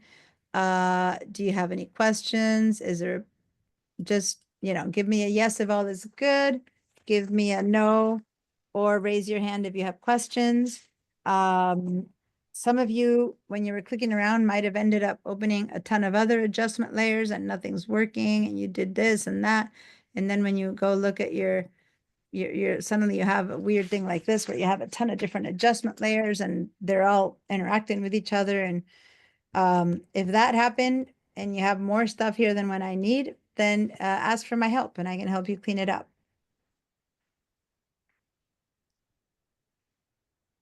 Are you all good? All right. Good. Thumbs up. Gustavo, remember to try to give me a yes instead. I think Alan, I'm not sure if you're there because I don't see your image and you're not answering. I know people, it's a long class, so people come and go. How are we doing with time? Okay. So, let's turn all of these levels and black and white and everything off. And oh, by the way, actually, I do want you guys to do a screenshot of this because I want to see this, see if it's happening. So do a screenshot with the black and white and the levels turned on. I'm going to do Command 4. There we go. And let's go over here to Padlet.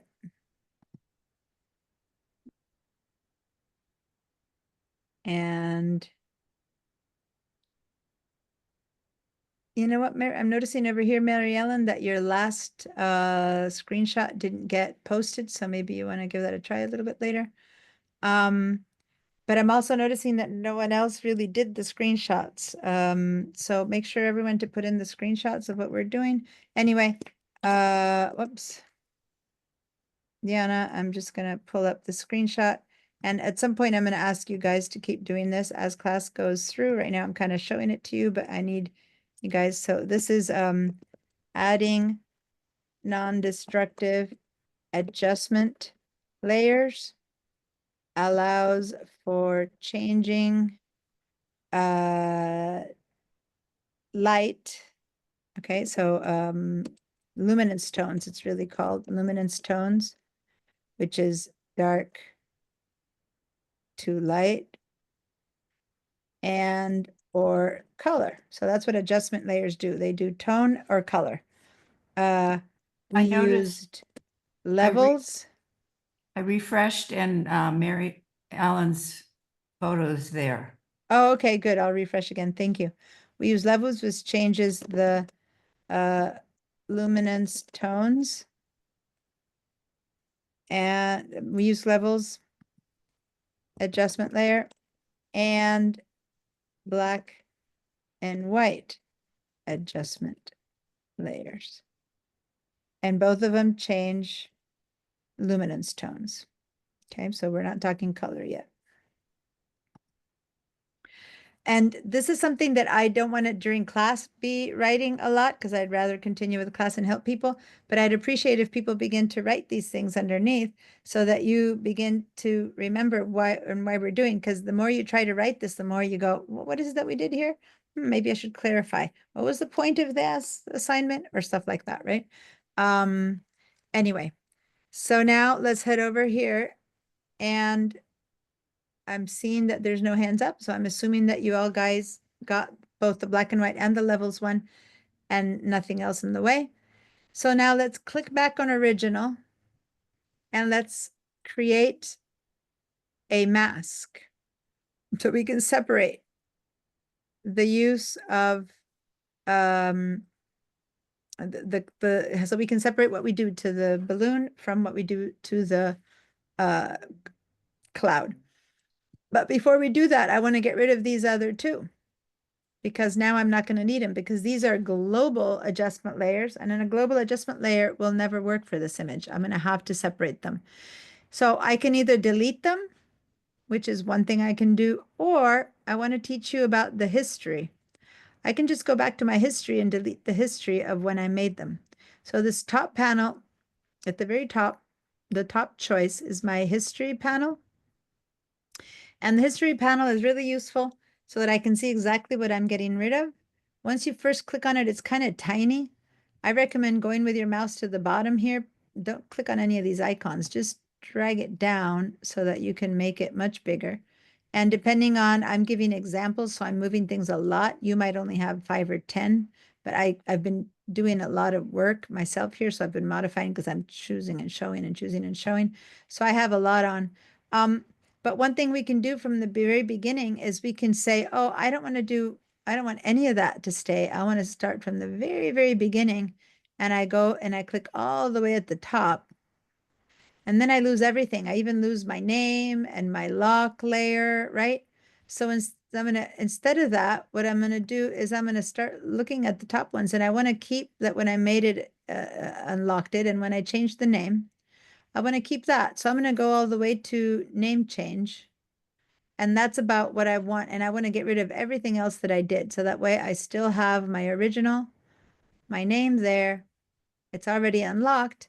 And I'm going to get rid of everything else. And this is the part that's so crucial, guys. For now, I can still go back and forth on all the different steps of everything I did. I can go click in here. That takes me to when I was doing that. Click in here for when I was doing that. Click in here for when I did that. So I can do a bunch of back and forths.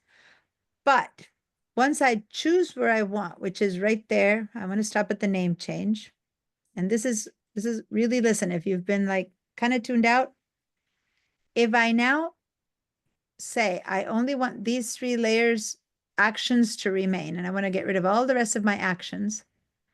The moment I do something else, so right now, I'm going to do something else, I'm simply going to click on this image. That's all I'm going to do, and drag it over. I just did a little click and drag.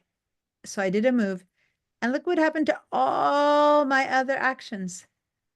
They disappeared. It's like I have made a fork in the road. I now cannot go back to all my other actions. So the moment you choose a place in your history, you can't go back to everything else you did once you start creating a new history for yourself, okay? So just be careful to not go back a bunch thinking you can always go back to that history. You can't, it's gone, all right? So let's head back to the name change. Let's get rid of all the stuff we've been doing. And first, let's make a good selection of this balloon so that we can work separately between the balloon and the cloud. All right. And to start with, I'm going to do exactly the same thing that I did before. I'm going to get this, my control panel. Hold on. I'm having an issue with my control panel is in the same place that my zoom button is, and I can't. I need to, my contextual panel was appearing. It still is. There's a zoom tool there that I can't move out of the way. That's driving me crazy. Come on, zoom tool, disappear. Let me stop my share so that it disappears.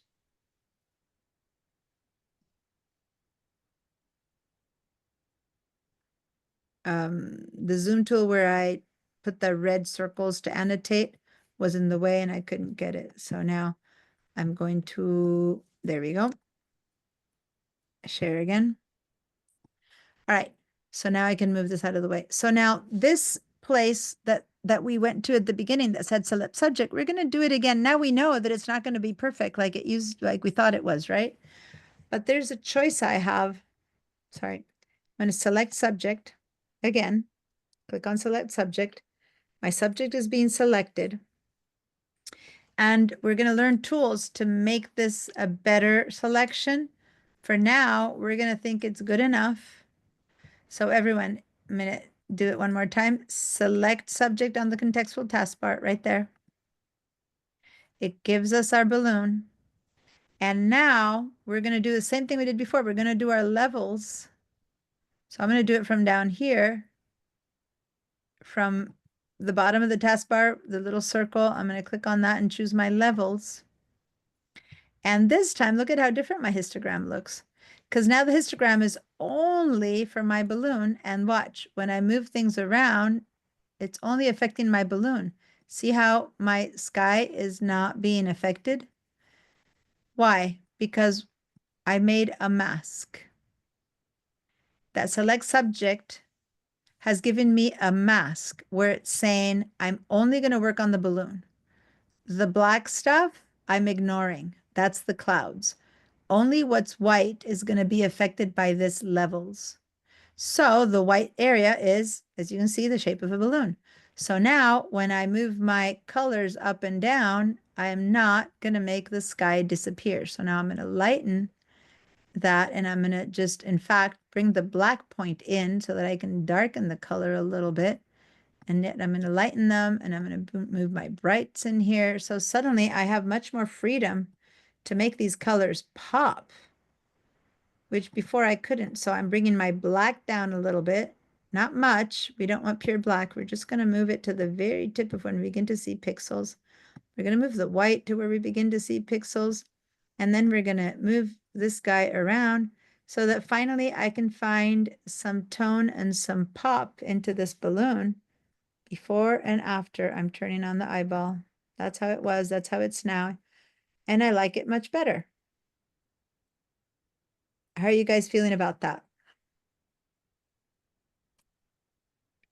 If you like that, give me a yes. And depending on, by the way, Excuse my me. screen projects to you whichever way you are seeing it through Zoom and through screen. So don't look at my screen. Don't try to match my screen. Look at your balloon and try to make it look good on your computer, okay? Yes, Barbara? Could I share my screen, please? I somehow hide Mhm. the toolbar. Of course. Yeah, actually, probably the F, but yeah, go ahead.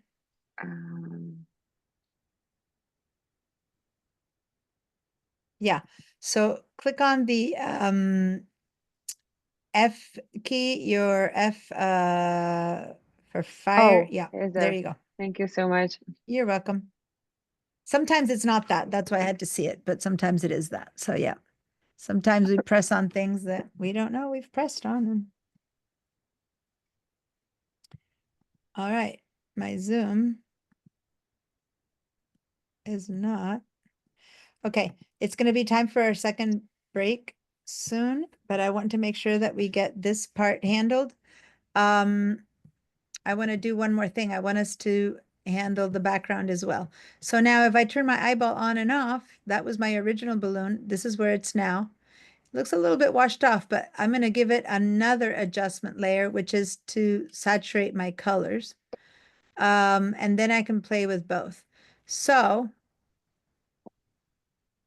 one thing that you might notice is that the basket, I'm going to zoom into the basket. That basket where it was fine before, my mask included the basket. So the sky went white over there. See that? But don't worry, we're going to learn how to fix that. That's part of what we're going to learn how to fix, but that's where you see things that are or aren't working. And so the lightness of this mask included that sky. So right now, those people and the balloon and this part of the sky went white. So when we come back from break, we're going to go, well, how do we fix this mask that was bad so that all the sky stays gray? And later we're going to make a black mask on the sky to work on the sky to give it what we want. And then we're going to give the balloon a good saturation level so that we're going to have a good photo at the end with a couple of different saturation adjustment layers, plus some strategically placed masks. Okay. Is that hand, Barbara, from before, or is it a new question? No, it's It's from before. yeah. All right. So now you guys that you have this mask levels, please give me a screenshot of the area where you put in adjustment layer that's levels and that it has the mask. And now let's go over here to Safari and we're going to post our screenshot where we created a mask adjustment levels layer to isolate the balloon and then lightened the air balloon, whatever, and lightened it. Separate, but left the clouds without being adjusted. Whatever. That's what the mask did. Okay. All right.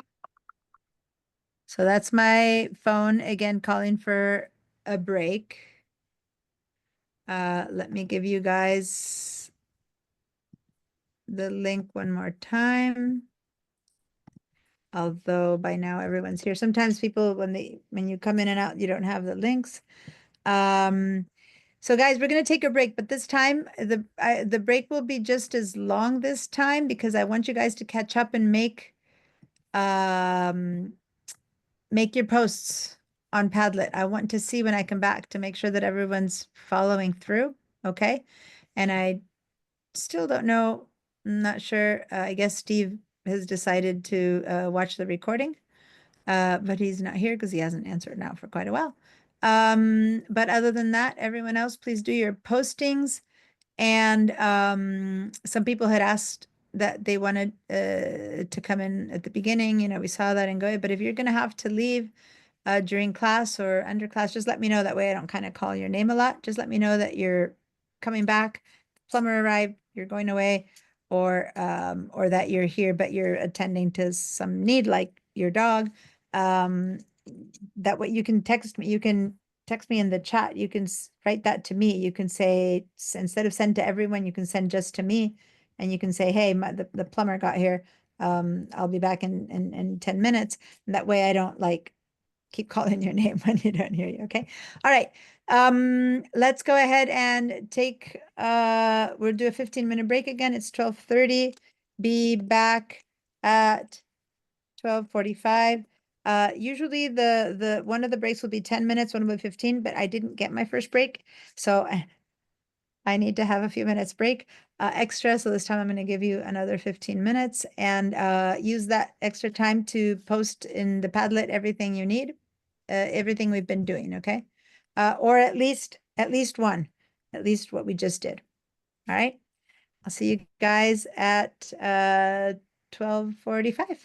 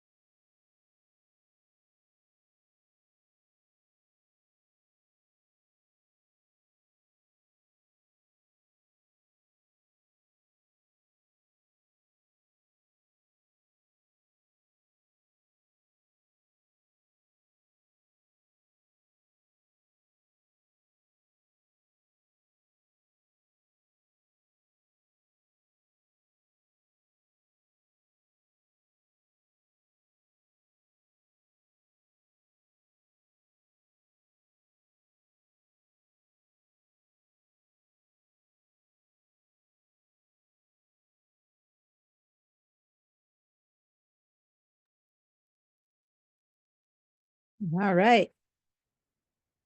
I'm back. If you can hear me, make your way back.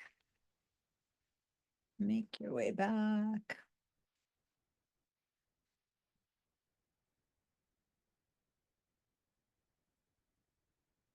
It's 12:45.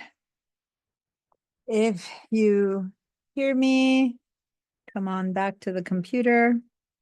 If you are here, give me either turn on your videos or give me a yes.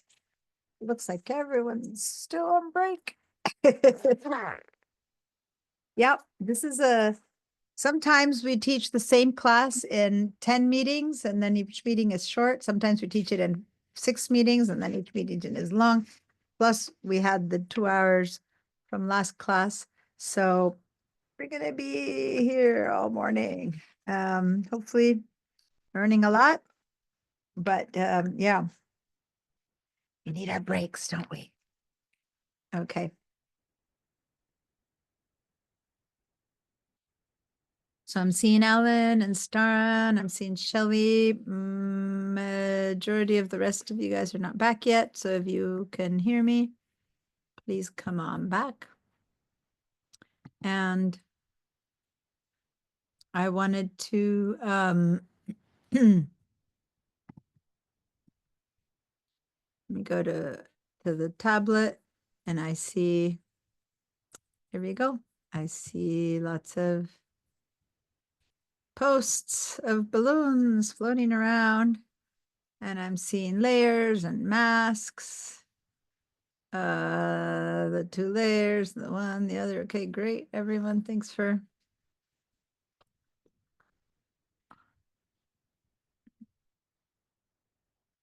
all right.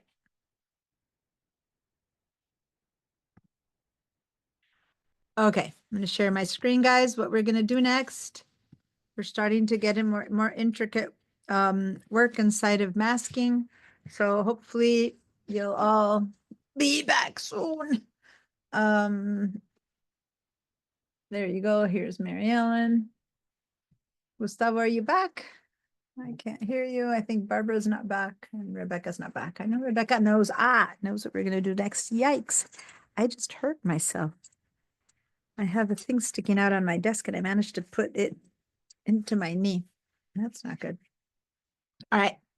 So here's what we're going to do. So remember, let me zoom in to 100% and then hold down the space bar and pan over to this portion of the screen where we had issues. And now I'm going to zoom in a bit more, Command plus a few more times, just so that it's pretty clear where I need to go. And the moment you go past 100%, things begin to get fuzzy, but that's just because you zoomed in too far. That's okay. That's not because the image isn't good. It's because it's becoming pixelated because you zoomed in too far. But for this kind of detail, we do want to get zoomed in that far. So I'm going to zoom in and then hold the space bar to bring it down until I'm filling the screen with the area that's not working. So what I mean by not working, when I turn this eyeball off, that was part of the image.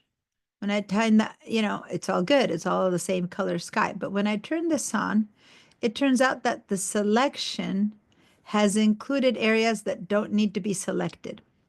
So we're going to have to take some of that off of the mask. We're going to say, no, please hide this part of the sky from the effect of my levels. My levels are making the colors brighter, but I don't want the sky brighter. So I want to hide this piece from the effect. Does that make sense? So I need to, if right now the changes are white, the non-changed is black, I need to turn this little portion here on the mask into black. Does that make sense? Now, this part, we're going to practice different ways over many times over the next few weeks, because the masking in Photoshop is the most important part to give you real access to stuff correctly. But I'm going to show you the first portion of those tools right now. So let's go ahead and choose a brush tool. And the brush tool, the shortcut for the brush tool is the letter B. when you do that, you'll see over here, the brush is going to have been gotten darker. We're going to go to the brush tool. And and by the way, here, we're going to click on the mask. So click on the mask. You don't want to be clicking on anything but the mask, because on the left, if you're clicking on the original and you start brushing around with some colors, it's like you're painting with a marker graffiti.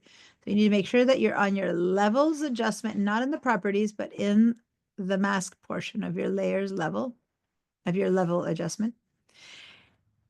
Once those two are collected and you've chosen your brush, then we need to, we'll see somewhere a circle like this. That's our mouse now, looks like a circle.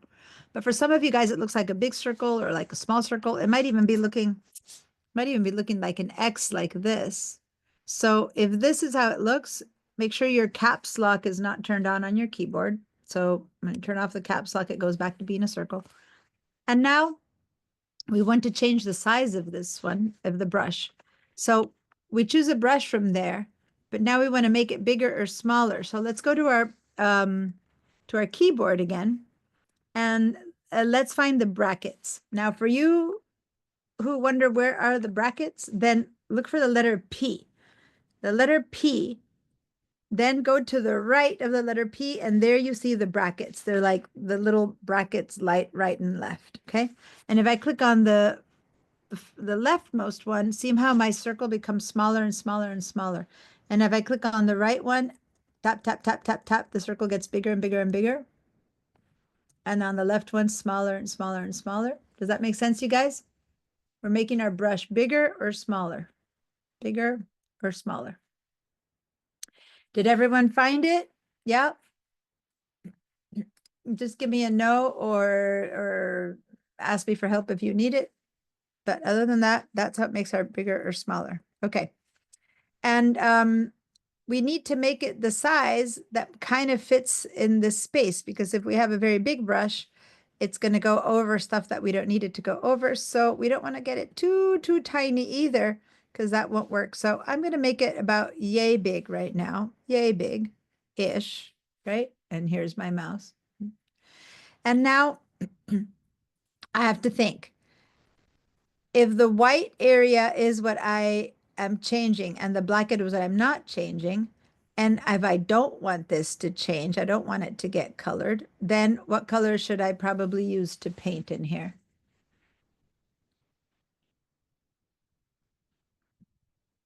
I have two choices, black or white. Black. Yep, black, because this is not changing and this should not change either. It should not have gotten brighter. So I need to make this area black, just like that area, okay? Because the stuff that's white is changing. So I need to go down to my colors, way down here. And you'll notice, don't click on anything. And the first thing that people do is click. So when they click, this box comes up, the color picker. This is not what we need. So if this came up for you anywhere, you need to cancel. What we need to do is we need to flip. See these little arrows, teeny little arrows? You click on that and we go black and white, white and black, black and white, white and black. I need to flip until I get black on top. And I'm working on this bottom left of my screen.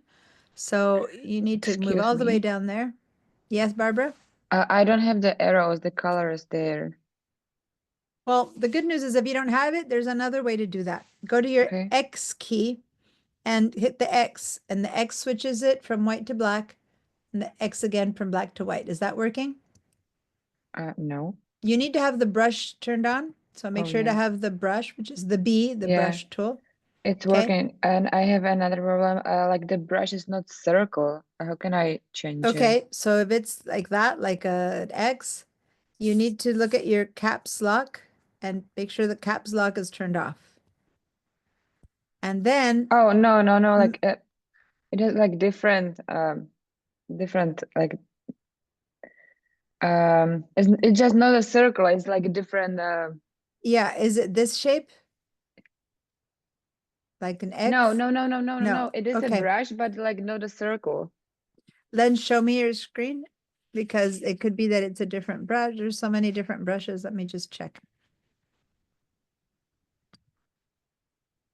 You see. Okay, so you have a different brush that you've used in the past. That's fine.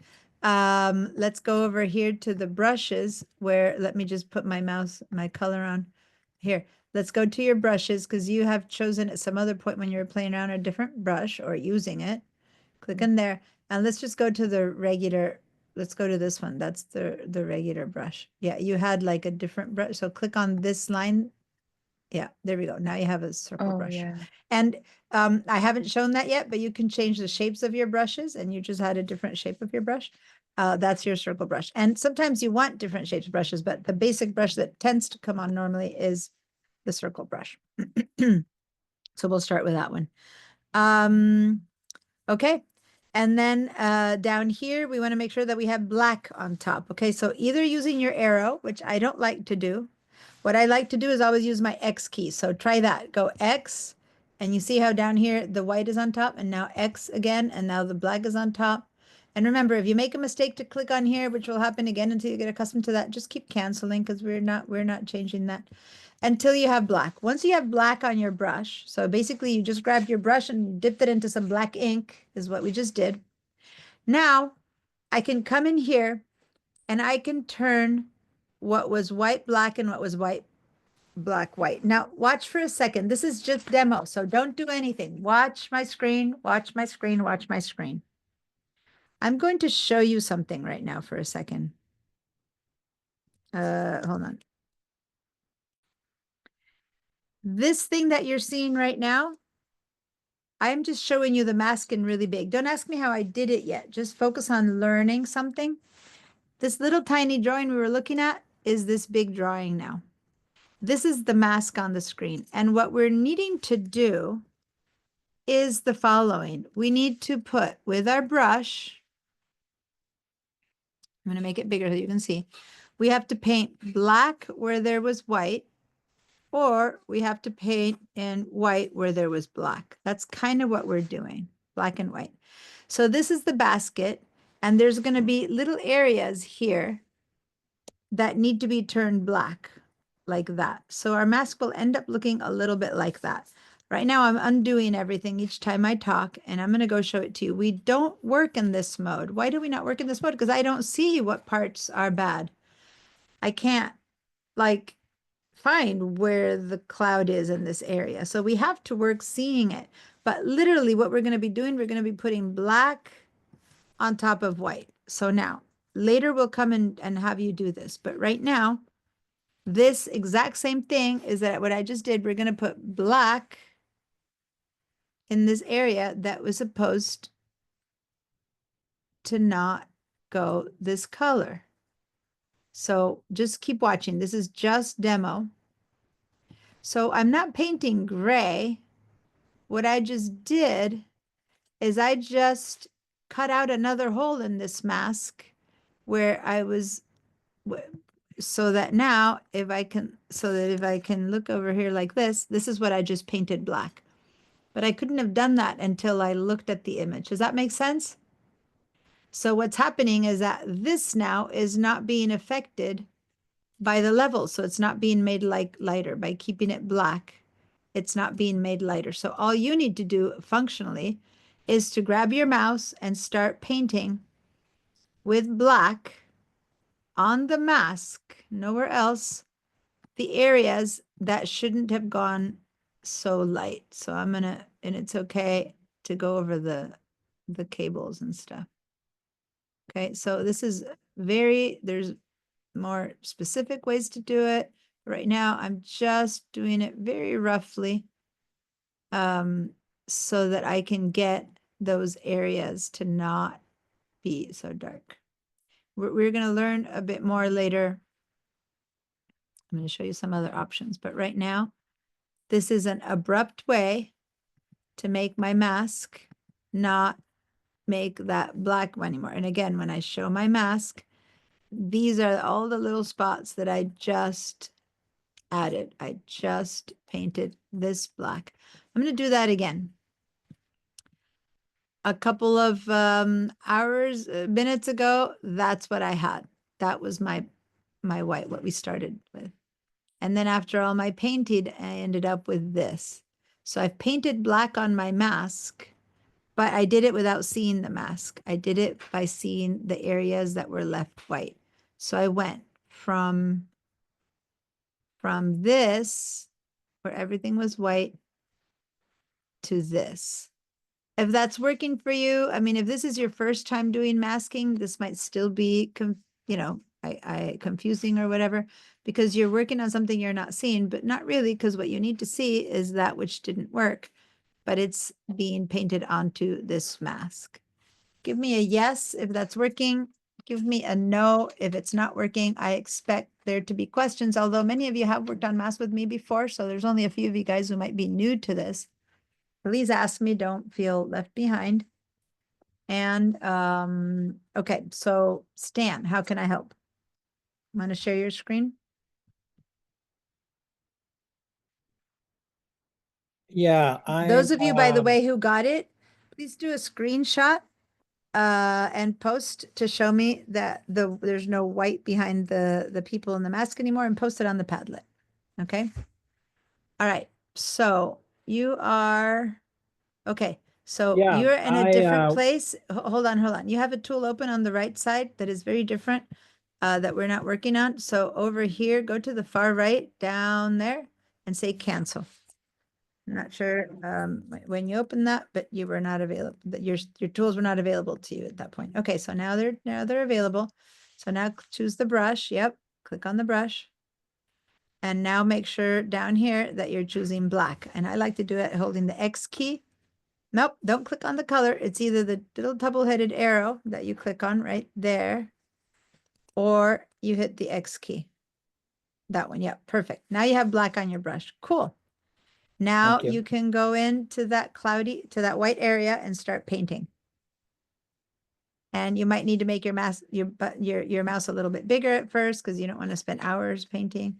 You can do the little details and then fill in, like go over the, perfect.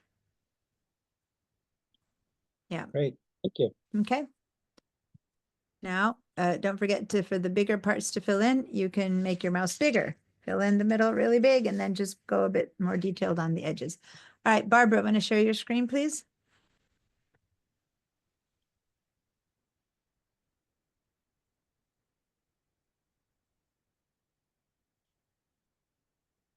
All right, so.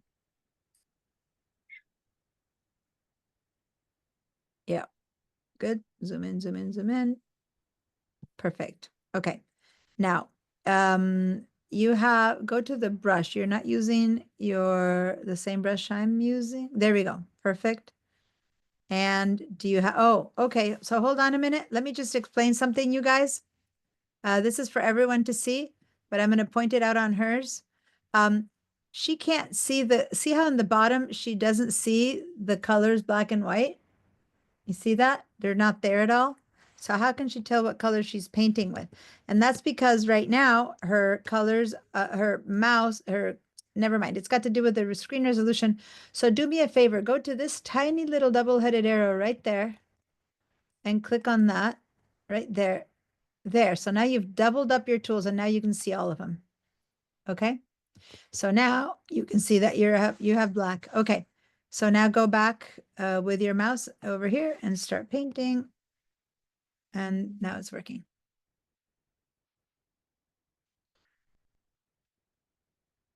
All right, it's working. So the bottom just hides your, yeah. So you need to stay where you are. Now you don't, do you have a question? I can't, your mouse is out, your sound is off. So if you've been talking to me, I haven't been hearing you.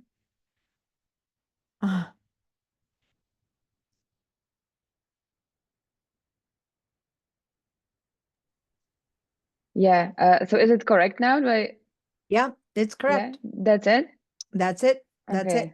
Perfect. Thank you. Technically, it's easy. It's the brain that has to understand what's happening, right? So it's like, oh, that Okay. was all it was. Yes, but now we need to work a little bit more on what happened and why am I suddenly seeing that? But yes, for now, that's all it is. Paint around Okay.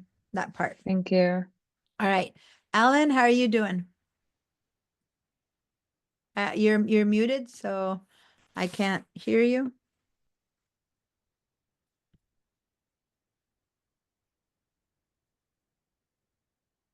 Okay, I still can't hear you. You're still muted, Alan.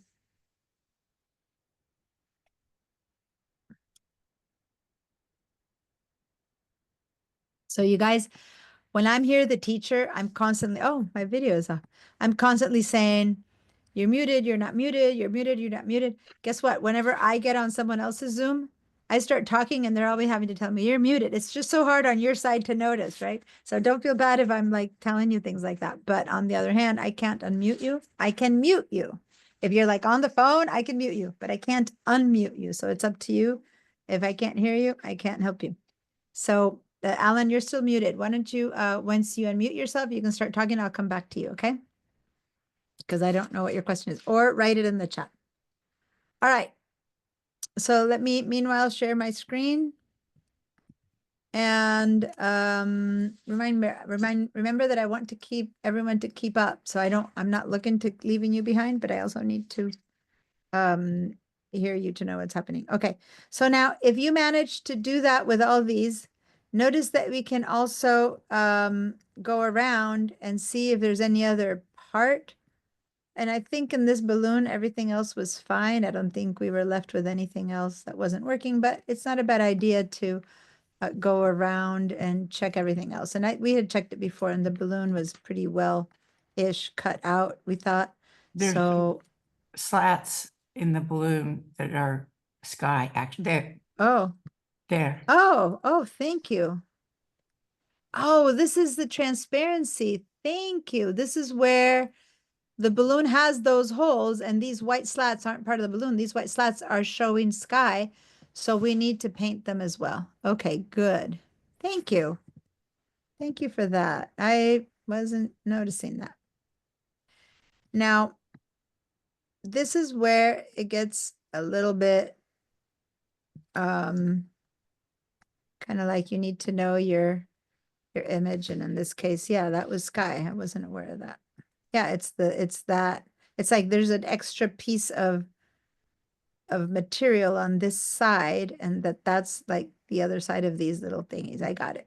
Okay, great. Cool. So now that was done to our mask. Now I'm going to show you how to see that mask that we've been working on, okay? That I've been like quiet about it right now because I wanted to get you guys to first do the work. Now put your hand on your Option key for the Mac, Alt key for the PC, and then click on the mask. And that's when you get to see the mask. And as you can see, now you have these little lines that Rebecca just warned me about. And then there's the things that I cleared out. So this is now allowing me to see the sky in all of the places where there's sky. Does that make sense, you guys? No. Okay, who said no? It was me. How did Okay. you get there? Yeah, so Alt for you. Okay, you are Oh. on a Mac, right? So it's the Option key. The Option key on the Mac is the Alt key on the PC. It's just the same key. So hold down the Option key and then click on your mask right Oh, there. yeah. And that lets you see it. Thank you. Okay. And then remember that we also had, before I had shown you the Shift key and you press on your mask and you eliminate it. So that's just that, but that's different. It's Alt. Whoops. And I moved that separately. All right. So now if we turn this on and off, by the way, to get off of that mode, you do the same thing. You Alt or Option, click again. Okay. Just that's all. And now if I turn on and off my levels, I'm making the balloon lighter, but it's, and I'm going to zoom in again to 100%, but it's got the entire sky. Does that make sense, you guys?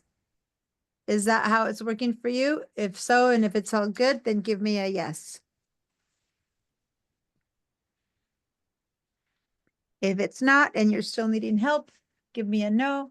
And Alan, Alan, okay, he told me he had to drop. He's not here. Yeah, that's why he mentioned in the note. That's why he could, okay. Either he's going to try again to make it in or his Zoom wasn't, he's trying to figure out the sound. Okay. All right. So, T got closed. All right. So that was great. We managed to fix our mask, and our mask now should be showing the sky as gray and behind the basket. The sky should be the same old boring gray sky. Let's zoom out a little bit by Command 0 to fill our whole screen. Because now what we want to do is the opposite. Now we want to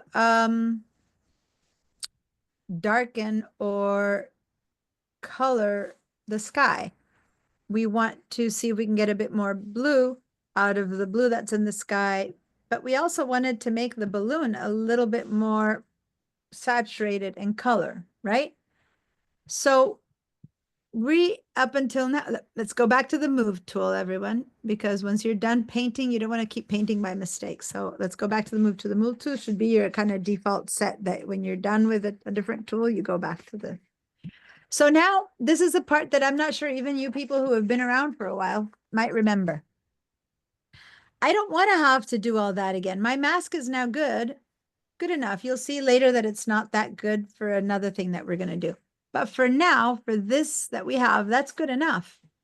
And so I don't want to redo that again. I don't want to, again, select subject and have to fix my mask. Now I have a mask right there that's perfectly good. So now I want to saturate the colors. I want to do another adjustment layer to saturate the colors. So I want to pick up the mask that I already made. Come on, I already took all this time to fix that mask. I want to use the same mask. So watch what I'm going to do. I'm going to hold down the Command key for the Mac, Control for PC, or for PC Mac people who are on VDI. And now I'm going to click one time on this mask. And look what happened. I got my selection. Only this time it's including the changes that I did. It's giving me those little white circles and it's giving me all that sky. Okay, I'm going to do that again. Command or Control, and then click one time on the balloon, on the mask, sorry. And that there is the correct selection, the one that I just finished doing. Okay, so it's Command or Control, click mask to pick up the selection that I just spent time on. Now I'm going to get a new adjustment layer made, the hue saturation one. So I'm going to get, actually, how about instead of the hue saturation one, and if you guys already did it, it's okay, just leave it on and we'll come back to it. But actually, if you didn't do it yet, I want the vibrance one first. Vibrance. Let's click on vibrance. If you have the hue saturation, it won't affect it. We'll come back to it, keep it open. But the vibrance one is the one that I want. And when you have the vibrance one, you should be seeing now the choices of vibrance and saturation. And what I'm going to do is show you a little bit the difference between them. If I click saturation and I start moving all the way to the right, which you shouldn't, see how all the colors got kind of neon? If I go to the middle and I go all the way to the left, I desaturate my color so that I end up with black and white again. So I'm going to put it in the middle, and to make it go back to the middle, I can just double click on it and it goes straight back to the middle. So I can saturate the colors, but everything gets saturated exactly the same. And now that basket is a little bit wrong. Or I'm going to go back to the middle, or I can use vibrance. And vibrance is going to say the colors that are more saturated don't need to be saturated so much. And the colors that are a bit more pastel-y need to be more saturated. So it's a bit more nuanced, a bit more intelligent. Sometimes it makes a huge difference when there's people and you do this, you end up with orange skin. Now, when we don't have people, it's less noticeable, but still it's a much more nuanced vibrance. And I'm going to make a really good vibrance going on there. Look at that, nice tones now. I like that. They're very bright. Even if I go to the very bottom of vibrance, I still have some tones, just very muted. And the very top of vibrance, I have very bright colors, but it didn't go neon. Versus saturation takes me all the way to black and white or all the way to neon. Okay, so this time I think vibrance is all I need for this one. I'm going to go with vibrance. And now I have a very vibrant balloon. And if I turn this eyeball off and turn this eyeball off, this is how we started. And if I turn them both on, and I can just click and drag my mouse to do it immediately at both at the same time, I have a much nicer balloon. You guys like the balloon we have now? Mhm. All right, if you were able to add a vibrance and you were able to add the levels and it's giving you results that you like, give me a yes. If you're stuck anywhere, if you have questions, if and or how come, why, any question you have, this is a good time to ask me.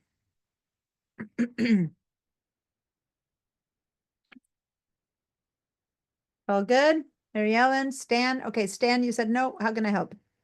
I just had a question if there's a way Mhm. when you're using the brush like we were. Mhm. In my case, it was a very light gray that it was giving. So it was very hard to see where I was going accurately. There's a possibility that your brush wasn't at 100%. Go ahead and share your screen. I made the assumption that you're all starting from 0, but already, for example, Barbara had a different brush. You might have a different setting on your brush. So let me check your screen for a minute. And it's possible that your sky is looking lighter than mine. Okay, I need to zoom in a little bit to see this better. Okay, so grab your brush so that I can see your brush again. So it's the B for brush. Okay. And no, you have it at 100%. So that's good. Sometimes you would have it another. So can you zoom in? Because I see some white there still. So go ahead and zoom in. Zoom, zoom, zoom. Command plus, plus, plus, plus. Yeah. And now see how there's still a bunch of white over there? Grab your brush and keep going over the white. The color of gray it's giving you isn't a color of the brush. It's the color of the sky that's behind it. So, Oh, I see. so the color, you can't change it, but you still have white over there and white over Yeah. there, right? No, I was thinking I And was white over actually there. having to You're mask this out you're not dark. painting gray, not painting gray. What you're doing is you're taking away the mask, and what you see underneath is the original color of the sky. You're right? revealing the sky. You're yeah. revealing the sky, which is that light Okay. kind of gray, and so it doesn't do much. Now, since you didn't finish doing the sky, then the mask that you created over here for vibrance is still going to be one that doesn't include that area of the sky. Since what we're going to do next is the sky, I'd like you to finish it. So I have a tip for you. In fact, these don't matter so much. You could probably just almost paint through all of this right now and it would still work. So go ahead and do it. Make your brush a little bit bigger and just go and be a little bit less careful just for this portion.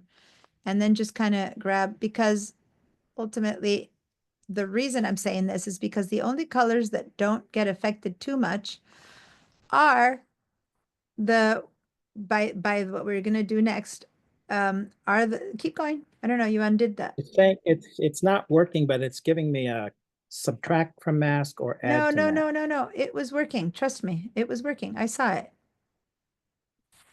Do you have I think you might have a selection right now. Go ahead and, okay, stop for a minute. Stop for a minute. You're working in your vibrance mask. Look over here. Oh, So you need to be in your levels mask. So your tool is working. You're in the wrong mask. There we go. Now go ahead. You know what? You know what? Wait, we're going to be in trouble with the vibrance mask later. So go ahead and go to your history and undo what you did on the vibrance mask. So go to your history because you didn't see it, but you were working on the vibrance mask. So go here, which is your history. No, I'm pointing a circle. Yeah, it's your history. Yep. Click on it. A bit higher. This one is, yeah, click. Why is it not showing me your history? there's a bar up there that's hiding it. I think it must be zoom. It's zoom, yeah. You can grab it from the black area of that zoom bar and drag it over. Oh, you just click, look at what happened. You just clicked on your adjustment layers and created 2 new masks that you didn't even know you made because you were clicking around here. It's okay. I need you to uncover your history and we're going to fix that, but you need to grab your zoom area from some black area and drag it out of the way so that you can get to your history. So grab that zoom. Oh, here comes Alan again. Move it out of the way a little bit. And then let's go to that tool right there. Yeah, There we go. Okay. So now notice from the bottom up, you created 2 layers that you don't want here that you just, Mhm. and then you have some brush tools on your vibrance layer, which we didn't want to do. So let's go all the way up to new vibrance layer and click on new vibrance. We're going to get rid of all of this. There we go. Perfect. Now go to the levels right here. Click on levels. There you go. And now you can start painting over here again. Okay. And will these, That'll disappear because it's all the bad stuff that you don't need. So now start Okay. painting over here. There we go. Okay, perfect. And now do a little bit of that. Anyway, and it doesn't need to be perfect right now. You'll learn how to be more perfect in the future, but that for now helps if you want to do this little bit here that's big, and then if you want to go up to your to those lines in the balloon. But for now, you've got it. Now, okay, what I need you to do is do a Command 0. Good. And now select your vibrance layer. Yeah, and then click on the properties, double click on the properties of your vibrance layer. Good. And now go ahead and give it some more vibrance so that you get some brighter tones. Mm. And if you want to just grab your mouse and the saturation and make it go one way or the other to test what that one does, as opposed to see how it's getting really bright, really dark. And now to bring it back to the center, to give it a double click, and then it'll go back to, it's hard to sometimes put it in the center, but if you just do double click on it right there, then it goes back to 0. Okay, great. Cool. Now stop your share, go in and move your vibrance, your saturation to wherever you want it now. I'm thinking everyone else said yes. And so I'm going to keep going. So hi, Ellen, I see you got back. Yes, Mary Ellen? Yeah, when I looked at my mask, I saw there was a part of the balloon that wasn't selected. So I tried to go back in and add to the mask. Okay, share your screen because this is when it's easier to see what you're saying and to show you.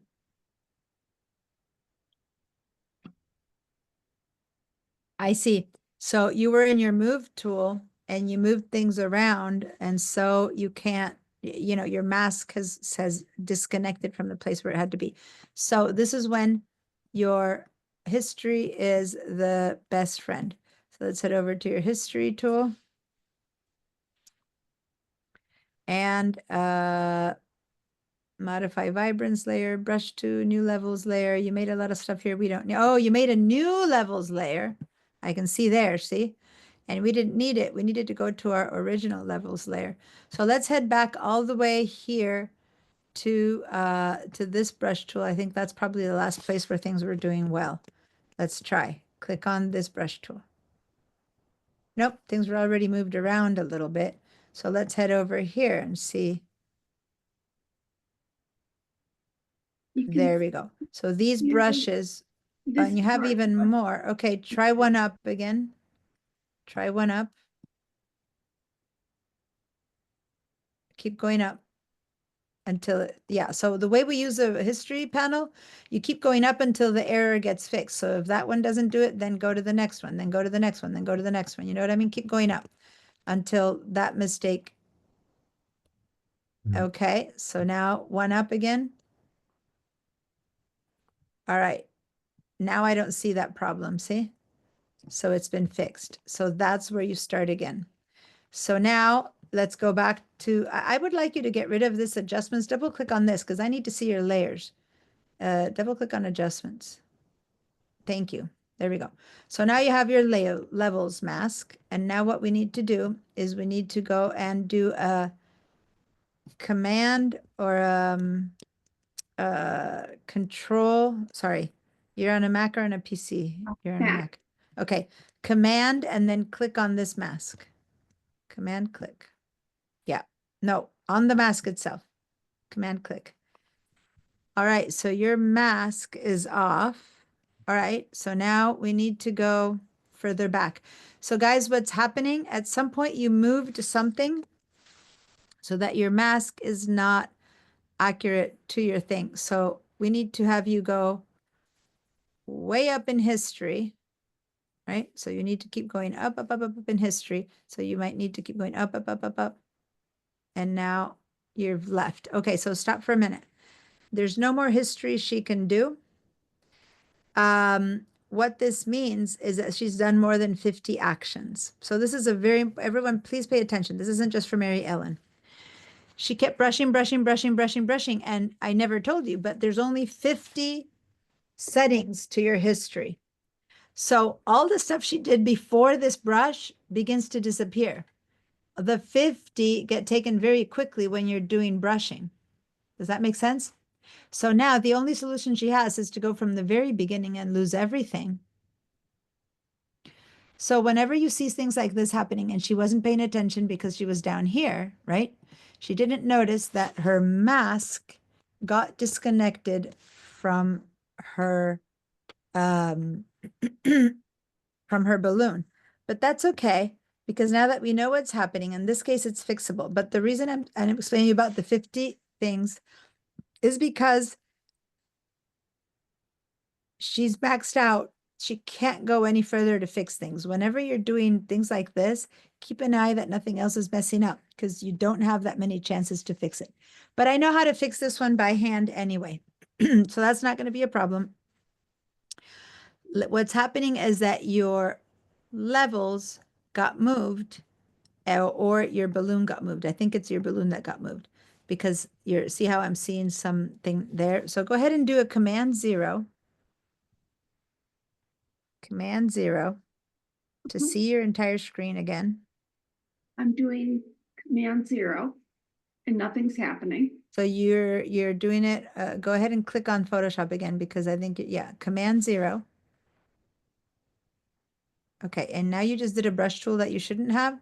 So go back up, undo that brush tool. We don't want to do more brush tools. So go over here. Here, no, over here in your history. You did 3 brush tools that made a little hole in your color. Yeah, go back there to the first one. Yeah. Okay. All right. So now, wait, let me cancel. Hold on. All right. So here's what's going to happen. You're going to have to, let me clear my drawings. And what you need to do is you need to put your mouse on, I'm sorry, my color disappeared, on your original layer. Okay. And now you have to move it back up. You have to move your balloon back into place. Not from there. Not here.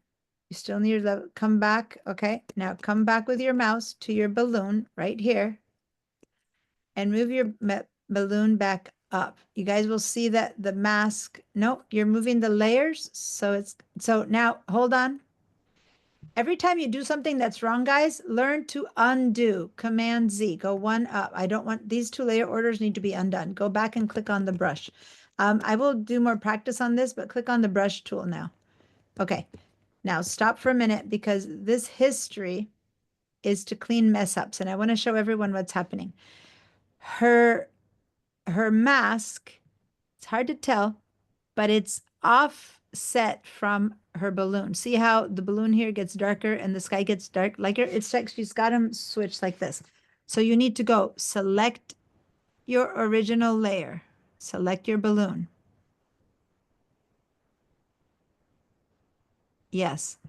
And now is a perfect example of when you need to turn off the auto select. Guys, this is a perfect example of what I was saying at the beginning. With the auto select on, every time you click on this, it'll select the level, but we need to select the balloon, not the level. So please come up all the way here and turn off your auto select. That's the thing that I began to teach you at the very beginning, and it's hard to get examples until we get going.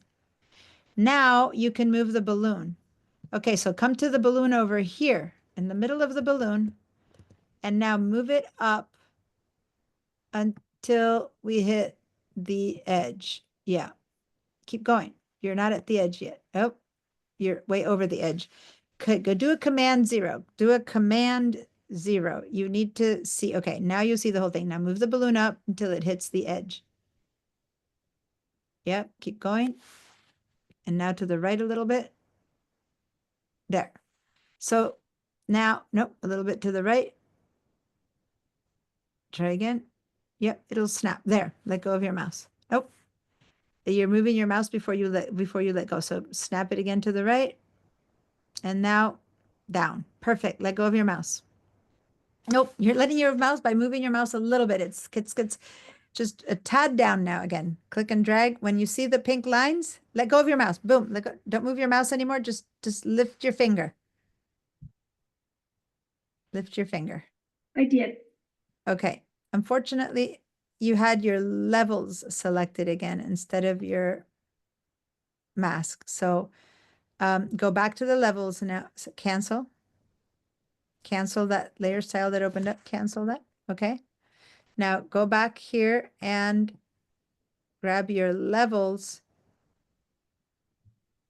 And now drag that. See this line there? That needs to snap into place with your canvas. So click and drag down now. Sorry, I was looking at the Mac and I didn't see your drawing. Okay, there's a line here that is saying that your levels is out of place. So just click where you are. Life is good. Just click and drag down. Okay, that's the balloon. Okay.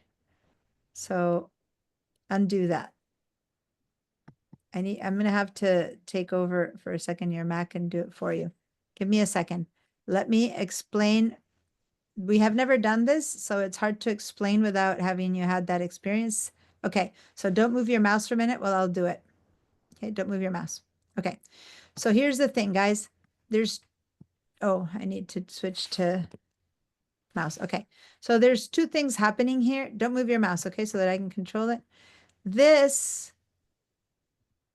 is the balloon, okay? And this is the mask. See how they're two separate creatures?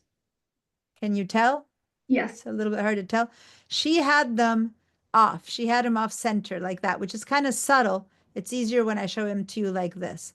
So basically I was having click on one first, the levels, put it where it belongs, but it's hard because you don't know where it belongs because you don't see the balloon. So I'll turn off the levels. I'll select the balloon, put the balloon where it belongs, which is right there. And you have these pink lines that show you. Now turn on the levels, go find it, and try to put it back in the place where it belongs until it snaps into place. And that seems about there. That seems about correct. Does that make sense, you guys? Each one is a separate creature. This is the levels. This is the balloons. They're two different layers, right? Now, when you have the auto select on, you can't do that because the only one that will be selected or whatever's on top. So that's why I'm saying when it gets more complicated, the auto select stops being useful. So anyone who still had it on, I'm showing you why you shouldn't. Now we're going to now I'm going to let you do it. Grab the balloon, which is the original layer. Go down, go to the balloon with your mouse. Now I've stopped moving it. Go to your balloon and pop it into, yep, center and center, let go of your mouse. Perfect. Now on your layers right here, go select your levels. You have to go over here. Select your levels. Yes. And now go back and move that one into place. Perfect. There you go. Got it, you guys? Now there's a way to prevent that. I'm going to stop your share because you're there now. There's a way to prevent that, and I'm going to share my screen from happening, which when you're new to Photoshop, it's very easy for that to happen because you go to your move tool and then you might not notice that you did this. In my case, it's more obvious because I guess I had given it more intense levels. So it was very clear, but in hers was really subtle. So even though she had it moved only like a little bit like that, it was hard to see. And so she kept working on it, not having seen that. You see that? And that's only because I moved it out of place. So one thing you can do for these things not to happen is to lock them in place. I don't normally have you do that. You don't need to do that in the future when out. My headset's fell down.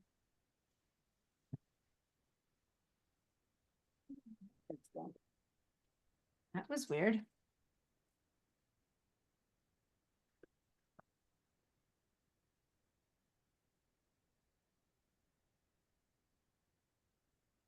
There, can you hear me? So I had, I took off my jacket, but I guess my headset cable had stayed inside of my sleeve. It was a vest. And when I took off my vest, suddenly my headsets just flew off my head. Okay, here I go again. Today I decided not to stand, and so I'm sitting, but I have this tall chair I have to climb onto, because usually I stand at my computer. Okay, so you can lock these. Once you know that they're in good shape, you can click and select one of them, and then shift and then select your top one so that you have all three selected at the same time. I'm going to show you again. This is selecting one at a time, one at a time, one at a time. But if I click on the top or the bottommost one, hold down shift and then select the bottommost one, then all three got selected. You see that? Now you can right click and say lock layer. Sorry, not lock layers, link layers. So now when you move one, they all move together, okay? When they weren't linked, at some point, I noticed that your balloon was showing that space there. So that's why I knew you had moved your balloon, but not your levels. Does that make sense? Yes. So that's what had happened. But it was hard to explain when we still didn't have that concept going. So if that's an issue, please link them. Now, in your case, you're missing the vibrance panel, but that's okay. For now, I'll help you put the vibrance on again. Right now, you just have these two. Stay with these two, because now I'm going to move on and have everyone work on the background, on the clouds. And then I'll help you with the vibrance layer. Okay, Mary Ellen? Okay. All right. So now what we want to do is the vibrance, the cloud. So now the clouds up until now have not been affected. When I turn these two off, my balloon has changed a lot, but my clouds are still the same. That was the goal. So now what I'm going to do is I'm going to, again, use the same mask that has worked well for me 3 times. I'm going to pick it up one more time, but I'm going to do that from my topmost layer. So if you have a vibrance, do it from the top. If you have the levels above, wherever you have, whatever's on top, select that mask, hold on to the command key or control key and give it one click. So we're picking up that same mask again. Same mask. And now we're going to invert that mask. And there's so many ways of doing it, guys. Shortcut, for those of you who like that, Shift Command I. For people who, there's one in this place here, there's a choice to invert the mask. I believe it's this one. Let's see. Yeah, invert selection. So this little button here, if I click on it one time, look how now we have dots on the outside. So I've inverted it. It's turned inside out. So now the balloon is not being selected, but the cloud area is being selected. Does that make sense? Where is the invert selection? Okay. On this tool here, let me move it up here. That one. Otherwise, it's Shift Command I. Otherwise, see, invert, boom. Now I'm back to holding only the balloon. And there's no dots on the outside. But when I click on invert one time, I should be seeing the marching ants on the outside. That means that this is being selected. It's kind of like a donut. We're leaving this empty and this is being selected. Did you find it, Mary Ellen? Yes. Okay. Now that we have that inverted, now let's go down and create a mask for this section, which is the cloud. So I'm going to go down to the adjustment layers. And I am going to choose, let's choose vibrance because I want to get the blue to come out. So let's choose vibrance again. But this time, look at my mask. My mask is looking exactly the opposite. My mask has a white background and a black balloon. That means that my vibrance effect will not affect the balloon. And yes, it will affect my sky. And if we don't know what's going to be affected, just try. Let's grab some saturation and move it back and forth. And you'll see that the sky goes from gray to bright blue. And lo behold, you go, well, how come the sky isn't changing too much? I'm putting vibrance, I'm putting saturation. And the only thing that is changing is the blue. Look. I went from, that's how it was. to that's how it is now. It's bright, bright blue. But guess what? You can't change the color of a color that's not there. And white is considered no color. Black is considered no color. So when you're changing colors, vibrance affects colors, it can't affect white or black or tones of gray. And so only if the original photo had some blue, that's the only blue that's the only color that's being affected. That's why there is a little bit of blue here on these parts of the clouds and a little bit of blue there and there. And although I'm applying this to everything, it's only the blue and the slight blue that was there that's being affected. But that said, that looks pretty good now, right? If I turn these off from how we started to that, it's looking much, much better. What do you think? If that worked for you and you managed to affect the outside, give me a yay.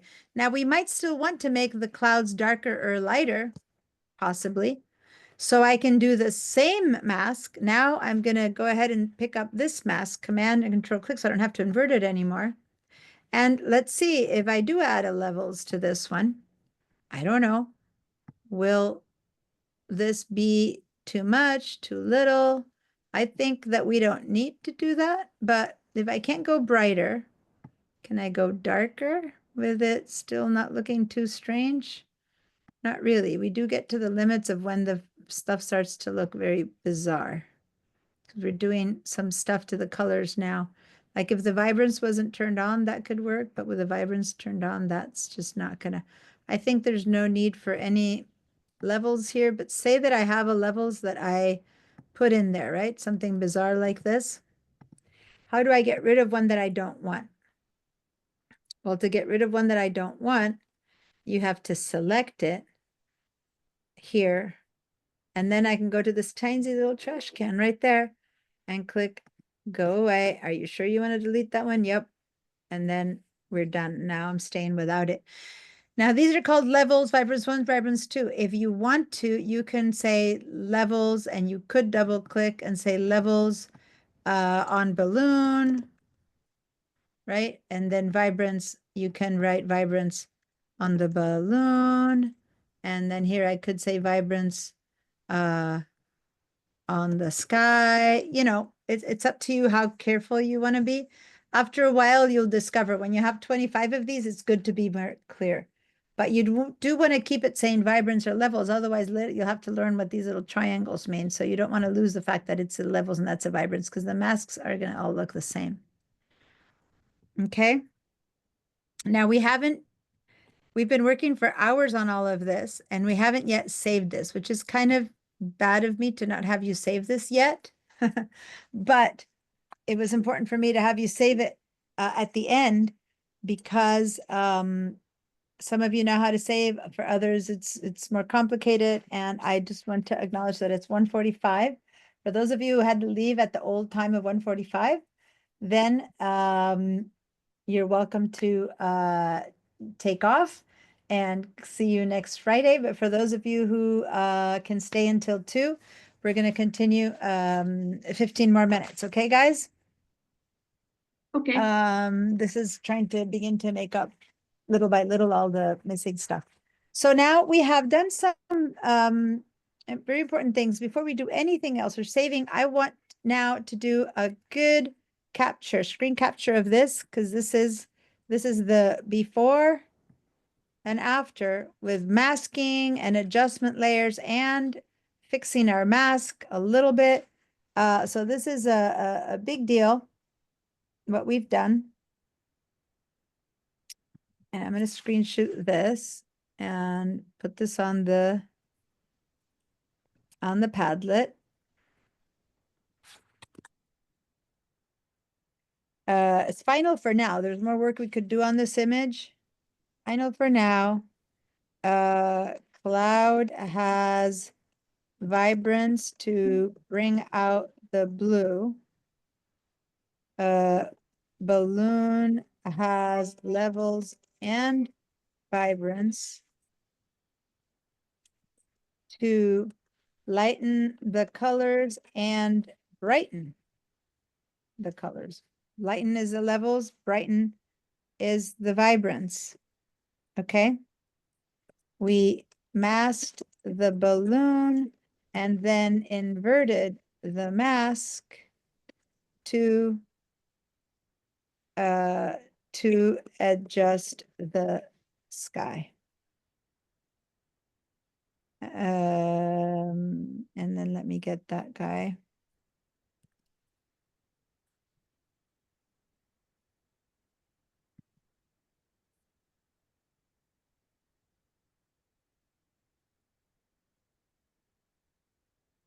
And there we go. So now, thank you, by the way, Rebecca. Option, click on the mask to see the mask. Thank you for putting that on. I should actually also say option, edit, sorry, command click on the mask to pick up the selection, to create a new mask. So that would be good if someone feels comfy with that, adding that, just like command click. And then when you see these lines, that's a little bit harder to see, but we could do something like that. And I'm going to put that one up.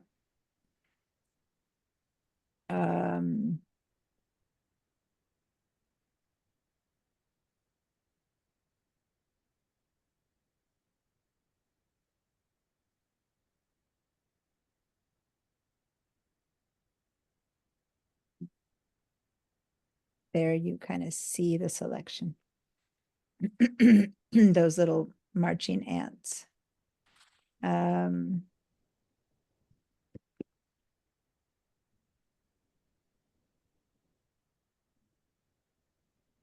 that's the selection. Invert shift for command I, perfect.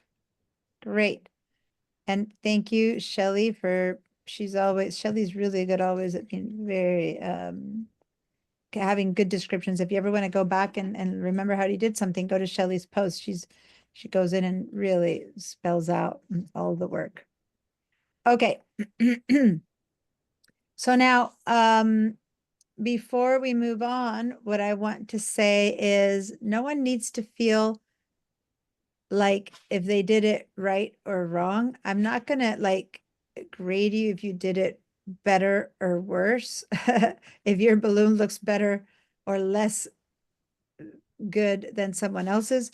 What I want you to show me is that you're doing the work. It takes practice, right? Like if you show me that you're doing the levels, doing the math, making mistakes, asking questions, that's participation, that's learning. The class is a pass, no pass. And in order to get a certificate, if you want the certificate, you need to pass. The basic thing for me is to see that you're doing the work. Some people start knowing more and they will have a better balloon by the end. Some people start knowing less and their balloon might not be as perfect, or in other cases, right? But the important thing is that you're learning the steps, following the steps, and then it's a lot of this is a matter of practice. So you don't get a higher or lesser grade because your balloon is better. Rather, you don't pass if you don't do the work, right? And to show me the work, you need to post it on the Padlet. All right. Cool. So now let's save this file. And for people at home, it'll be relatively simple.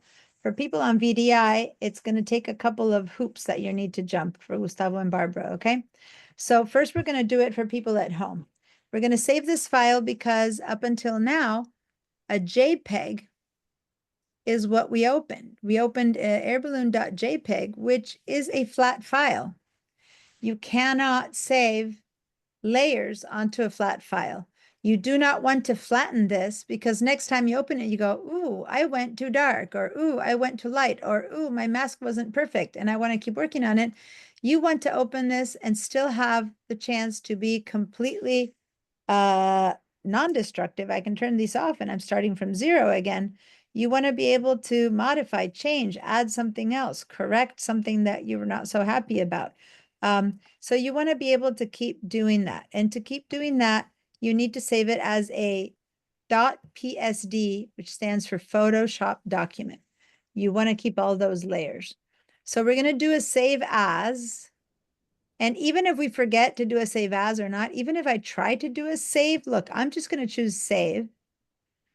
And my computer corrects that for me and says, no, no, no, no, no. I can't save a JPEG with layers, so I'm opening the save as for you, right?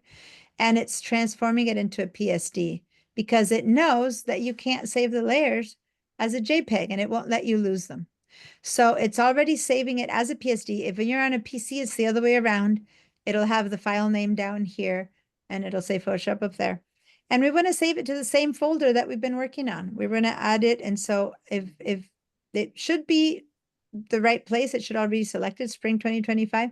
If it's not there, you can look for the folder in your downloads. I'll help you find it. But right now, that's all I need to do. The same one, only it's a PSD. I'm going to say save. And when it asks me, do you want to maximize compatibility? I'm always going to say okay.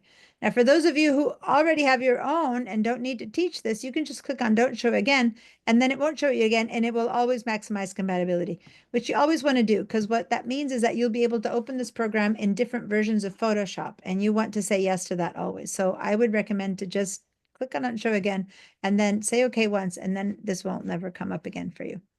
So that was easy for me because I had it already saved into the right spot. But if you've had any issues with saving it to your personal computers, let me know. Other than that, Barbara and Gustavo, let me show you how to save on VDI. So could you share your screen?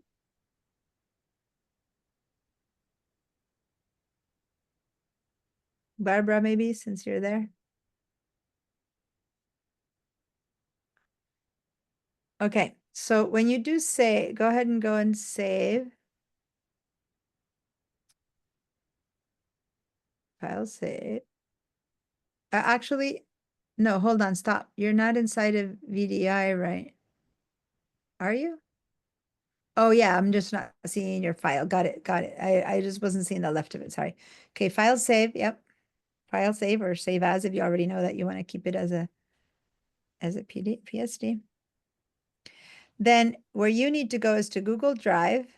They're on the left side. Back to My Drive. And then into your Photoshop class files. Good, now you can save in there. Say okay. Cool, perfect. Now I'm going to show you what we just did. If we look at Bridge, now we have the original air balloon JPEG and the new air balloon.psd right next to it. And this is the one that we've worked on. And this is the one that was the original one. It's still there, JPEG. We haven't saved over it, so our original isn't lost because sometimes it's really important to not lose that original, right? And then over here, you have the new one with the changes. Now in Bridge, if you want to see things bigger or smaller, you can go down here at the bottom and slide this up to see them bigger or smaller. Sometimes if you really want to see them, the changes, but if you see them much bigger, then you have to, you know, scroll up and down to see things much bigger. So you can also use the minus, minus, minus, or plus, plus, plus. I recommend that if you want to see it bigger, just hit the space bar, right? And see it really big, but actually going down a little bit helps to get a gander of all the files that we have in class. So let's go back to Photoshop because we had left behind this other one where we had 2 layers. And now you're beginning to see how this mask that we made on the Gerber daisies that wasn't as good, that we didn't notice before that it wasn't as good. We're going to, my homework for you guys, okay, this is homework. I want to see if you can remember, we're going to start practicing it now, and then I'm going to let you show me the results of it as homework, is I want you guys to zoom in to this mask, right? Zoom into this mask. Select the mask. Remember, if you wanted to see it, it's the shift, but the shift doesn't, sorry, not the shift, the command or control, but this won't let me see if it's well cut. That's why this one isn't that useful. I kind of need to still work in this mode where I can see that that's where it doesn't work. So now I'm going to go grab a brush again, and I'm going to go in here and I'm going to start trying to make this better. And with right now I'm using my finger because my mouse isn't working, and this is almost, I would say almost impossible with your fingers, but there you go. And start clicking and dragging and moving in. And most importantly, so everyone, I want you to guys to be doing this because I want to show you something important. So move over to this one. And what happens when you make a mistake and you go, ah, and you suddenly broke into the flower? If I turn this eyeball off, it'll be harder to see it, but you'll see I have more flour. If I turn this off, I have more flour. I just made a mistake. I broke into it. Ah, what I'm doing is this. I've made a mistake where I'm putting more black in this area. So it happens sometimes when your mouse shoots out from away from you. So all you need to do then to turn black into white is to make sure you have white ink now. So with the X key, or I can move that over, I can just paint over this and get white again, right? So watch. If this is what's happening in the real life, I can now cover all of this with white ink, and I go back to having all my flour, and then I need to go back to having black ink over there, and now I can take away the bad stuff again. And then I make a mistake and I lose that, and I'm like, ah. So then I shift again to white ink, and I bring that guy back. Does that make sense? But when you bring it back, you don't know what the edges are, so then you need to go back to black, and then you need to go ahead and click on this. So this is something that we're going to practice a little bit more, but I want to practice it today until the end of class on this flower to see if we can get a better result for this flower. And then you guys can keep working on it as homework. Okay? And the other homework I'm going to give you is to find another image of your own. And if you don't have another image of your own, then open up another of these images here and to try the same thing. I want you to isolate maybe this guy from the sky or the balloons from their background. Like I want you to practice to finish the flower and to practice on one more. So I see that there's a hand up. Give me a second. So the homework for day 2 is, I'm going to make this one yellow, is to keep practicing on, keep practicing masking and adding and taking away black and white from a mask using the brush tool. Use black or white ink on the mask to eliminate or add to the mask the wanted or unwanted areas.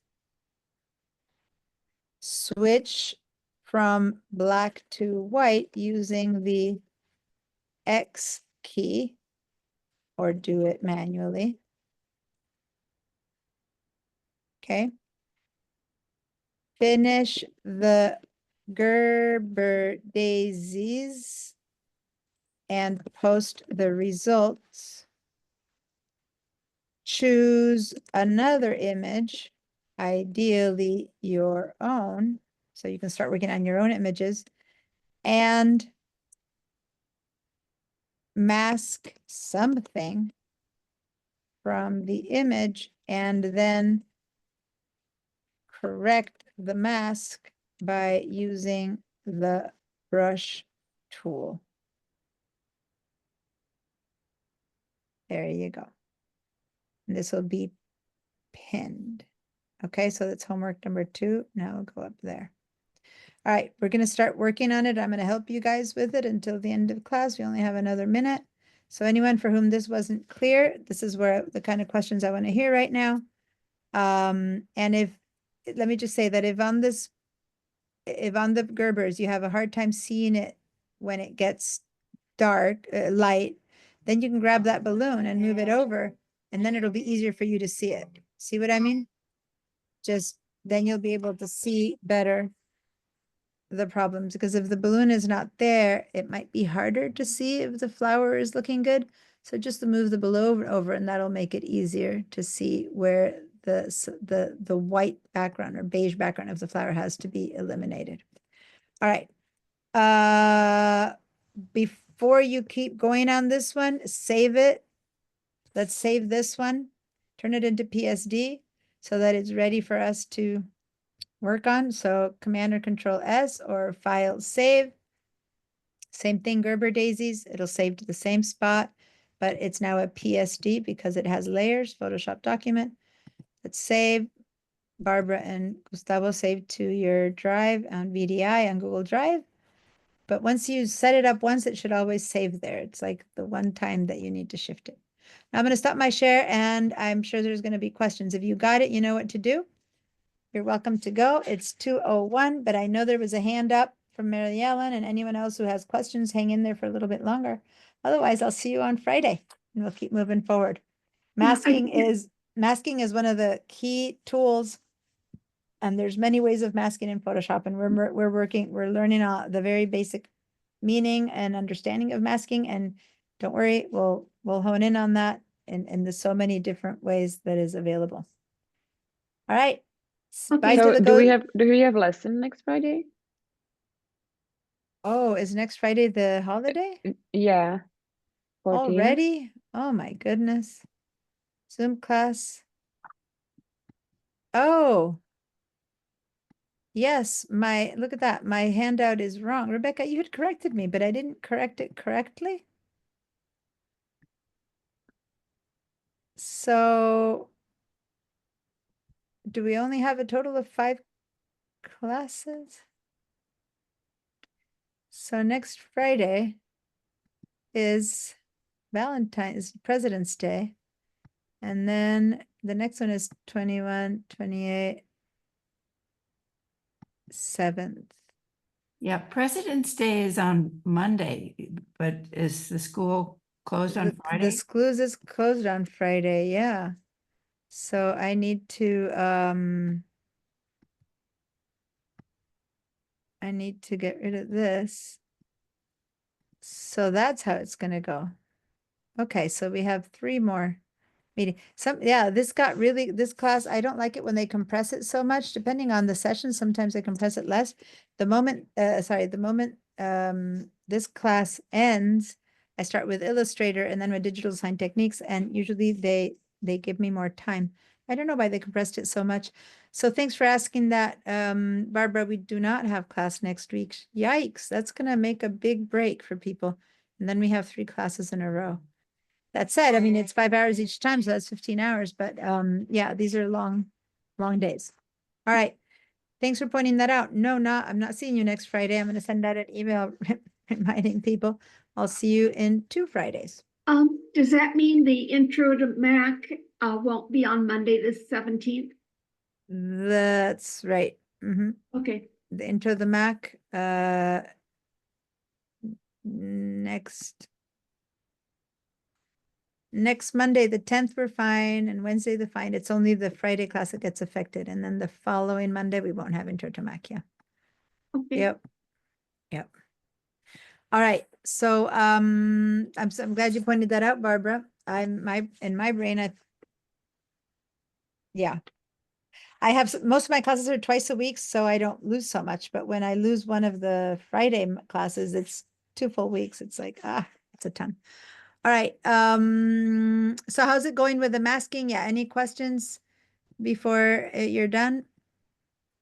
You're muted, Gustavo. So can you unmute yourself? Okay. Yes, I need your help because I'm having some problems with Yeah. my. Go ahead and share your screen. Okay. Yeah, because I was trying to save the. Yeah. So go back to Photoshop and say, okay. Oh, it's saved, but we don't know if it's saved to the right place. So let's go ahead and do a save as again, just to make sure we get it in the right place. Okay. Well. Save as. Okay, and it looks like it's okay because I'm looking, no, it went to the right place because I can see over here that you put it into your Google Drive, My Drive, Photoshop, Print. So you put it in the right place. So that's good. You're good with Okay. that. Okay, Okay. thank you, because I wasn't looking right here, but it's. Yeah, the thing is that since we opened it from the right place, Mhm. it knew to go to the right place. Sometimes people are opening them from a different folder and then they don't know where to save, but you had it Oh, all okay, set up okay. already. So there you go. You have your two balloons are right next to each other. So Okay, that's good. oh, yes, And thank you. now, and now the Gerber daisy, you need to save that one too, and you'll end up with another one here that has the balloon and has the masking. Oh, okay, oh, thank you, Dina. Okay, you're welcome. Okay. Anything else? Mary Ellen, you're good with saving, with masking? good. No, you're Yep, good? I'm All good. right. So we'll Thank see you you. guys in 2 weeks. Yikes. All right. See you guys in 2 weeks. Do a lot of good work in between. And you can ask me questions in the Padlet and stuff like that. Bye.